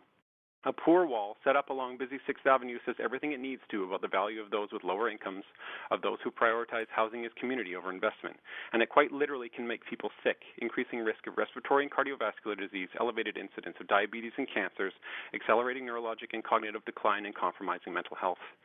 In 2019, in the Canadian Journal of Public Health, Lubick and Kazatsky wrote, housing models such as cooperative housing promote social inclusion and increase the perceived well-being and mental physical health of residents, particularly of seniors, and that studies of health impacts of co-ops show both mental and physical health benefits, including avoiding or delaying need for medical care through neighbor support, increasing mental stimulation through community involvement, and increasing feelings of advocacy and self-esteem that come with helping other community members. Since the 90s, in conversations with the City of Vancouver, co-ops in False Creek South have expressed our clear and emphatic desire to welcome more people into our neighborhoods. We've held innumerable internal and community workshops to begin the visioning process. We have offered to share our early visions to welcome true, meaningful partnership with the city and other stakeholders in planning the next phase of the future of False Creek South. We have tremendous capacity and boundless energy. Take this report as information only, establish prompt lease extensions that allow for material financing for ongoing asset management for leasees so that there can be fulsome public and transparent community planning processes by the rightful stewards in the planning department. And I implore you, be bold, be visionaries, set precedent for North America. Trust the work we have done in False Creek South for decades to deliver highly secure, socially cohesive, and deeply affordable housing. Establish 99-year rolling leases with non-market housing in False Creek South. Support the existing co-op and non-market housing community to grow beyond our current proportions and invest now in the future of Vancouver's affordability beyond the bounds of this neighborhood alone. Help us protect the neighborhood as we grow together. I haven't told my children that you're coming to take it all away. Please don't make me. Okay, thank you very much. I see you spoke very quickly and got done. That was a very, very succinct and a good statement. Thank you. And no questions for you. Speaker 155 is on the line, I believe. Vladimir Milnikov. Yes, hello. Yes, we can hear Hello. you. We can hear you. Go Hello, ahead. you can hear. Hello, my name is Vladimir Melnikov. I live in False Creek Housing Co-op, and I'm a member of Financial Committee for the past 20 years of this co-op. I've been living in the co-op for past 20 years. So, what is False Creek Housing Co-op? Is it a low-income housing project? Nope. Is it a middle-income housing project? Yes, I would say so. Is it a mixed-income project? Yes. Is it a nice place to live? Yes. Is it a not-for-profit enterprise incorporated according to the Co-op Act of British Columbia and self-sustainable? Yes, for sure. But are those the reasons why I've been living here for 20 years? Not really. So what is the reason? The reason is the old English phrase, you need a village to raise the child. And this is what our co-op is. It is the village. Me and my family moved in that co-op for 20 years ago. Our daughter was 6 years old. She was grown up in this 6 months old. She was grown in this co-op. We didn't grow her. The co-op grew it. And when we talk about parents here, after several years, I was telling them, no, that's not my daughter. That's not your children. That's all our children. We grow them together. And we have formal, informal, and formal child care. Moreover, our False Creek Co-op parents and kids provide formal and informal child care for the whole South False Creek area. What does that mean? That means it's a very family-oriented community, of course. So the word out is the False Creek Co-op is a very nice place to grow the children, thus it is very attractive to young families. Who are those families or who are those parents? The parents work a lot of those parents work in Broadway medical districts, nurses at Vancouver General Hospital, lab technicians, X-ray technicians, physiotherapists, and we always have one or two young resident doctor, maybe emergency or physicians with young families, maybe 3 children, lots of student debts, and they're very well and they're very welcome and they're very happy to have that place because otherwise they might not get the chance to be residents at the GH. And now what is happening? Now I'm speaking against your proposal, this place, because the village is going to be destroyed. It's going to be erased and the villages are to be moved to building. Well, there will be no village then because it's never happens like that. So according to the plan, there is a building. That will be building, and that's probably what I will call a housing project, which is not really child-oriented because the unique design of our co-op, low-rise townhouses forming a circle or a square with nice courtyard inside, so that these are probably a 2,000-year-old design for family-oriented community. You can call it a tribe, you can call it a family. And thus, those families would not like to live here. And the previous speaker, which is our president and a healthcare worker, also our treasurer, also expressed very much concern. So I wouldn't like to live in this building, if I may have a young family for 20 years ago. So that's what does that mean? That means a loss of essential workers, all those medical health professionals. We have police officers. And again, X-ray technicians, maybe 100 essential workers will be lost for the city of Vancouver. Is it important? It's up to the council to decide. But those are not only those middle or even only higher income essential health workers. You go to Granville Island, you have you go to the butcher. The butcher is my neighbor. You go to donuts. The very famous Lee Donut shop is now world famous. Big secret. Those donuts made by Kitsilano Secondary High School students, they live in house because, excuse me, you cannot afford living in the city and working around the store for even if you make more than minimum wage, like $18 per hour with those cents. So what is really important. But that's all, even if this new building will be built. So as the member of Finance Committee, I have a great concern that even this new building for co-op housing will not be built. It's very expensive, a lot of money. You need to find an agency who will develop that stuff, build it, and who will maintain it. Usually also an agency. The agency will be BC Housing. That's a money-losing project because our co-op is self-sustainable all the time. Now, BC Housing projects have operational deficits, so they always have to be maintained at taxpayer expenses. So I really encourage the council to consider and take us as partners. Again, you will give us the lease, we'll give you housing for essential workers. That's my 5 minutes. Thank you. That was absolutely bang on 5 minutes. Good timing. Thank you very much for your presentation and the care you've taken to speak to council tonight. We are moving on to speaker 156, Sarah Stevens. Sarah Stevens, are you on the line? I am. Can you hear me? Yeah, we can hear you just perfectly. Go ahead, up to 5 minutes. Great, thank you. First, I want to begin by saying thank you to the staff, to council, and the mayor. I admire the stamina of all of you.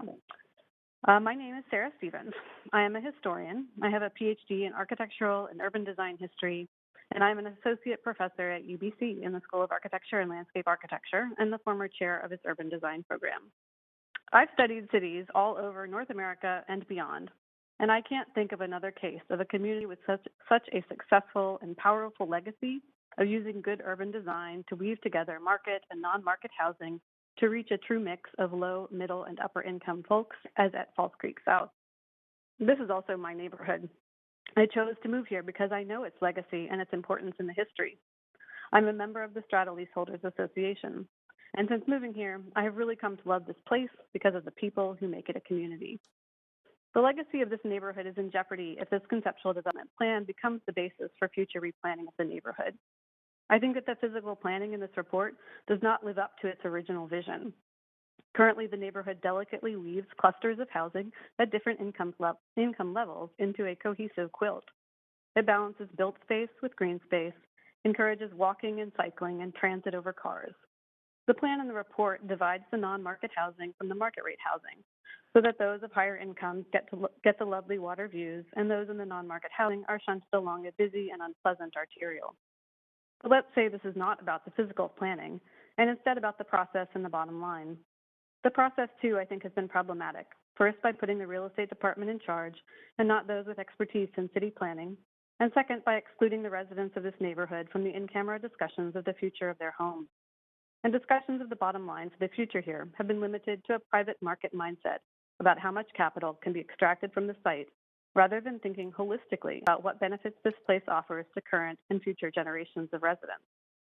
However, just because I see doom in this report, I am not a NIMBY, I am a YIMBY. I believe that this neighborhood has the potential to add density and to move into a future that can help reduce economic inequality, push back against the affordability crisis, and do so in a way that honors the original vision for this place. In fact, students at UBC's Urban Design program presented their ideas on this future to Council in November of 2019 and showed a variety of ways to achieve greater density while maintaining that original vision. So tonight I'm here to request that the Council receive the report for information while not delaying the lease negotiation extensions. This way there can be a full and more transparent community planning process that its framing is not led by the perspective of a consultant or real estate services. All the heart and the passion that you've heard from so many of the speakers, I think, calls for this. The report as it stands presents a vision for the future of the neighborhood that I think is driven too narrowly by a measure of return on investment that follows standard development pro formas to copy and paste what I think is bad and highly inequitable urbanism here. I believe that a co-design process needs to be led by the planning department. This is not to shirk the city's important fiduciary responsibilities, but to recognize that the challenges facing our city and its future for coming generations will depend on this council enabling community members and planners to create the equitable, inclusive, and sustainable city that we deserve. The future of co-op and non-market housing is key to the neighborhood's future. Let's build more housing here, but let's consider a future marked by climate change and growing inequality and use this neighborhood to protect the affordable housing we have and to build on its success. Thank you all for your time today. Thank you. And you, if you don't mind staying on the line, you do have questions from Councillor Hardwick. Go ahead, Councillor Hardwick. Thank you for recognizing the legacy as you've described. You said at the end of your comments to build more housing here. To build more housing here, how? I think there needs to be more non-market housing. As far as how, I think that it needs to be led by a community co-design planning process that the planning department leads. So I don't think that we're at the point that we can decide exactly what that's going to be, but I think it needs to go through the right process, which is going to take time. In keeping with the legacy. Definitely in keeping with the legacy. I think that the mix of low, middle, and upper income that the original vision called for, and it's 1/3, 1/3, 1/3, is the piece that we really need to keep. Thank you very much. Okay, Thank you. Thank you, Councillor Hardwick. And that is it for your questions. Thank you very much for staying up and speaking to us tonight. Very much appreciated. So we're moving on to speaker 157, Sue Harvey.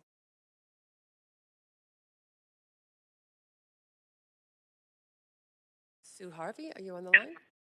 Yes, I am. Can you hear me? Yeah, we can hear you just fine. Go ahead, up to 5 minutes. Okay, thank you very much, Chair Carr, Mayor, and Council. My name is Sue Harvey, and I, along with my husband, Bert Taylor, are two of your strata leaseholders. Thank you for the opportunity to speak to Council this evening, and I also wanted to acknowledge the work done by staff and the consultants in setting out the challenges of this Rubik's Cube. And the report certainly highlights quite a number of these challenges. I'll start with a concept plan, which we believe prematurely sets out a single option for the future of South Falls Creek, done without the benefit of the city's normal planning process. Instead of the concept plan informing the planning process as set out in Recommendation A, we respectfully suggest the planning process should inform real estate's concept plan. We believe the plan for the future of South Falls Creek should be done, as it is in every other community, through a collaborative community process led by the planning department and culminating in a renewed official development plan. Please receive the concept plan for information to be considered and refined in the context of that process. Secondly, I'd like to speak to the strata lease extensions. We believe council needs to set a clear and significant renewal term, 39 years, as recommended in the simple plan. The concept plan before you today shows strata buildings being replaced starting after 2040. If you accept this plan and that premise, then the strata lease extensions contemplated must be pretty short indeed, as our current lease end is 2040. This implied short lease extension will do nothing to stabilize the market, to enable stratas to finance repairs, to give security to your leaseholders. It will continue the graying of our community, as younger people and families who need a mortgage will continue to be shut out of what could and should be affordable home ownership, which is a pretty rare opportunity in Vancouver. In fact, ongoing lease end uncertainty could actually undermine the future development in South Falls Creek. You have before you a concept plan predicated on selling strata leasehold properties in order to pay for the affordable housing sites, for the infrastructure and amenities. And the model, if negotiated in a timely manner and in good faith, could well be as successful as it was in the 70s. But if new strata units come on sale while current leaseholders are still living with lease end uncertainty, or worse, are in a protracted legal dispute with the city, then one needs to wonder who's going to purchase a new strata leasehold from the city. But let's not go there. Instead, let's just get on with the 39-year strata lease extension and get it settled now. The Strata Leaseholders Society have invested countless hours preparing to negotiate with the city. They're ready, willing, and able to get it done. And we're heartened to learn that after nearly 10 years of waiting and hoping, a first meeting has just been scheduled. Although we're strata leaseholders, we're even more distressed by what the concept plan would mean for our non-market and co-op neighbors. Last week, a neighbor asked me to explain the concept plan, and looking out her window, she said, "Which of the buildings I see now will still be here in 2040? Sadly and shockingly, my answer was nothing. All our neighbors gone. And in their place, after many years of demolition, soil remediation, and construction, will be new, much denser buildings. And like all our neighbors you've heard tonight and in previous days, we're not against densification. However, we believe where, how much, and how it's phased in is more appropriately decided through the community planning process. What we are against is the wholesale demolition and replacement of most, if not all, of the existing co-op and non-market buildings. Prematurely bulldozing sites is wasteful, and many speakers before me have spoken eloquently to the costs and the waste. I do want to talk about the very real human cost to very real people, my neighbors. Over the decades, your co-op and non-market tenants have honored their side of their lease agreements, and they've contributed enormously to this community. Surely they deserve the same opportunity as we strata leaseholders, the opportunity to renew their leases. At the very least, the community deserves the opportunity to work towards that goal, to work with city staff, the Co-op Federation, BC Non-Market Housing, senior governments, to find a viable solution, to explore the potential for the revitalization of their existing buildings before their homes are targeted for demolition and replacement. This is a community with smart and dedicated people. Please give them a chance. Please don't make them the collateral damage to the city's opportunity cost. In summary, we urge Council to amend the motions before you in order to address these key issues and to set the framework for productive processes going forward. Please direct staff to restart the planning process. Please receive the concept plan for information to be considered in the context of that planning process. Direct staff to negotiate a 39-year strata lease extension. Reject plans to demolish, relocate, and replace current co-ops and non-market housing, and allowing for viable in situ options to be developed. And commit to a transparent, timely, and collaborative process with clear milestones for progress. Thank you for your time and consideration.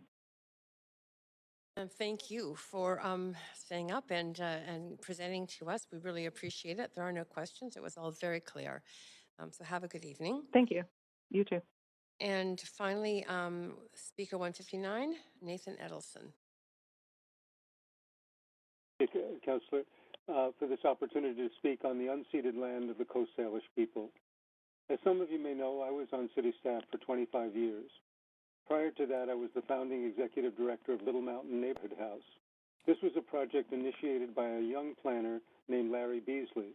We shared a storefront that was crowded almost every day with residents, business people, and service providers from all different interests. I learned that if done properly and patiently, that community planning can be a base for community building. At the city, I led the team for what evolved to become Collingwood Village and went on to lead the implementation of the Yaletown Plan. I was also the senior planner for the downtown east side, where historic areas were given incentives to retain their lower densities immediately adjacent to the central business district. I'm saying this because I've had experience with high-density development, but I know, as you do, that it needs to be done for the right reasons, at the right time, and in the right way. This plan covers none of that. Falls Creek South has been an internationally recognized model as a highly livable mixed-income community. It is an amazing achievement of the three levels of government, imagine that, working together with the private sector and with broad community engagement. As you have heard from speaker after speaker, the details of design make it challenging to distinguish condos from co-ops, and parking, courtyards, and entrances were designed to make it easy for neighbors to meet and help one another. The city also required the formation of a neighborhood association with elected representatives, and as you have witnessed, this association very much still embodies the spirit of community building. Unfortunately, not enough thought was given to what would take place toward the end of leases. It is becoming increasingly challenging, as you've heard, for housing enclaves to plan and borrow funds for ongoing building renovations, for moderate income workers to purchase homes, and lease end value that is due to stratas remains uncertain. In addition, staff have produced several reports, and I'm just going to list two of them, that have been what might be termed evidence challenged. To quote the former city manager, if it's okay to quote him, the building condition study was, quote, a misstep. It underestimated by many decades the amount of time existing buildings could be maintained in a cost-effective and environmentally sustainable way. And the demographic data presented to the public and council, even in a citywide survey as well as in the reports, combined the higher income and older freehold residents with the people leasing on city lands. The Falls Creek South Neighborhood Association has worked for more than a decade, as you've heard, not only to secure leases for existing residents, but to plan for the changes that are needed to address some of the important local and citywide issues for today. This could be a model for many neighborhoods as we enter into city plan. Their plan calls for new development that begins on vacant lands, redeveloping existing housing over time, a major project for aging and community, a 200-bed modern care facility, and seniors housing offering an array of services, freeing up homes of empty nesters for young families with children, affordable workforce housing near the SkyTrain station, permanent housing and services for the homeless, housing designed with and for recent immigrants, refugees, and indigenous people. This was what we were on the verge of initiating in 2018 when we agreed in a public setting by mutual agreement to put the plan on hold so we could address the leases. Not one lease has been signed. And to design new development in ways that enhance rather than fundamentally change the neighbor's highly livable and socially integrated character. And a point of clarification, the community's plan does not call for demolishing the berm. It considers an option of using a small portion of the eastern edge to expand affordable housing where Heather Street might cross 6th Avenue. But the starting point must be security of tenure for existing residents. This is not an abstraction, it's an urgent need. One co-op has a lease that expires at the end of this year. No enclaves can qualify for long-term affordable mortgages for renovations or for purchasing stratas. And I'm going to wrap up, but I just want to mention some people. Tom Armstrong, Jill Atke, Larry Beasley, Trish French, now Sue Harvey, Scott Hine, Jeanette Lavache, Rhonda Howard, and by implication Burke Taylor, and many others have spoken out publicly recommending council receive the consultant report for information and to use well-established techniques so the planning department can carry out a community plan in partnership with a stewardship committee, ideally including at least one and possibly two members of council. This is an important project. All departments, including real estate, can provide relevant information to help ensure the plan is financially viable and meets an array of city objectives. In doing this, you will be continuing and enhancing traditions that have made Falls Creek South and planning in Vancouver world models for which we can all be proud. Thank you very much. Yes, thank you. And you do have questions, if you wouldn't mind staying on the line. Councillor Hardwick, go ahead for up to 3 minutes. Hi, Nathan. I wish we weren't doing this at 10:34, but rather tomorrow. But since we're here, in the plan that you were working with up until 2018, the simple plan, how many units or how we've heard about tripling the density with this current plan. How many more units would have been added in that scenario? This would have called for between 1 million and 2 million more square feet. And of course, it's a negotiation. If you go into a negotiation of this sort, we're not going to say we can put in 10 million square feet. We're going to work it out and make sure that that essential features, and this includes the courtyards. Like we take it for granted, but look at the courtyards on some of the co-ops and the other housing that's right near one of the busiest tourist attractions in the world, and certainly in Canada. Right within a few feet of that, we have children playing under the watchful eyes of parents and neighbors. That's an incredible achievement, and unless we can change the angle of the sun, we can only go up so high and keep that high level of livability for families. But the community and the community leaders, we have a number of people with a lot of planning expertise to answer Councillor Kirby-Young's question. And they work really well with the planning department staff. As a matter of fact, it was almost a tearful moment for everybody when we said, let's put this on hold so we can get the leases done. We figured about a year later we'd be back at the plan because everybody was raring to go, including engineering staff, park staff, and others who really wanted to see how can we improve on the perfection that we've inherited that is Falls Creek South. What do you think, your recommendation again was receive the report. What can you just bullet point it really quick? There's good ideas in there, but it should never be the basis of a plan. A plan emerges from the soil. It emerges from the residents who've lived there, from their neighbors, from some of the citywide organizations. And I would suggest that some of you have an incredible council, actually. I know it's controversial to say that, but we have a lot of experience on this council. For one or two councillors to roll up their sleeves and become partners in this, not to drive it, but to witness it and to share ideas and to get ideas back and forth between council and emerging community. To me, that would make much more sense given how outstanding the original development is and that they still left us some significant opportunities to improve on perfection.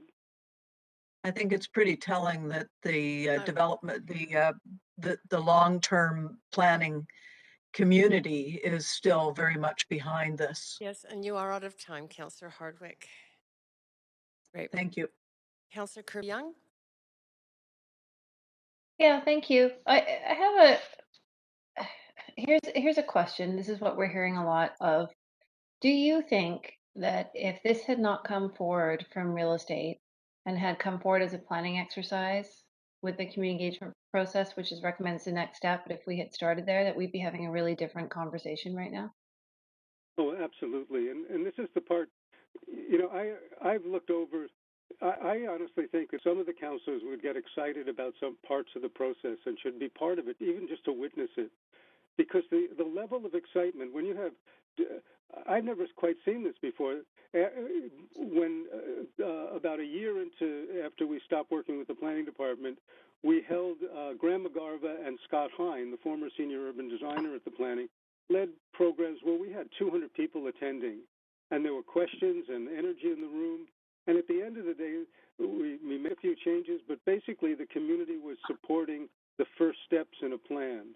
This is not going to be a hard process. Can I jump in with another question? I mean, would you agree also that it's more complex and that there was more latitude to when you were creating and basically transforming something from industrial to create a new community than when you have an existing community, that it does provide a different context? It does, but I was telling one of the councillors, it almost seems to me, and I'll say this with respect but a bit of humor, if I were going to do a parody of a plan, I would put up something like, let's tear down all the existing affordable housing decades before they need to be and before we have funds to replace them. That's not the way we do a plan. We do a plan by really surveying what people enjoy about the neighborhood, what they need, and also looking at citywide issues and how can this continue to be a model where we could be developing similar medium density neighborhoods. Yeah, I'm sorry to be quick. I just want to get a few questions in, and we're so limited for time. The other question that I have that I don't think we've spent any time on, and I actually really stands out for me as a former park board commissioner, and we had a speaker earlier who said they were involved with the Olympic Village and the design, and one thing that stands out for me is the lack of green space in that community, because even the space that was slated for school, it's going to be transformed. The community had used it, and a lot of people thought that was green space, even though it was in the plan. Do you think that it's actually a really important part that Charleston Park is protected and it's a positive that there's a proposed expansion of the park? Like just conceptually in terms of protecting green space for livability? You have about 13 seconds, Nathan. Okay. The answer is yes and no. That we need to really look at where do we actually need green space that would be used by different parts of the community. I'm not sure expanding Charleston Park is the best use of that limited resource, but I think that that's part of what a community discusses and reviews options and reviews it with the park board and council. And that's it for your time, Councillor Kirby-Young. And thank you for your questions. And thank you very much, Nathan, for staying up late and presenting to us and answering all those questions. Really appreciate it. If I can thank council, because I know that a lot of hard work has gone into this, but I think you would really benefit from allowing the community to work with your staff in planning and in other departments. Yeah, okay. I really have to be fair to all speakers, Nathan, but thank you very much. Okay, Council, that is the end of the list. I want to thank the speakers and definitely thank all of you for your patience in being here, and thank staff. I do want to give a special thanks to David Yim, who is a city staff person who we didn't have tell us on board, and he managed the speakers on this, and I think congratulations to him. He did a good job on that. So this standing committee is now recessed. It will reconvene tomorrow, Wednesday, October 27th, 2021 at 3 p.m. Thanks, everyone. Have a good night. Thanks, everyone. Thanks, Chair.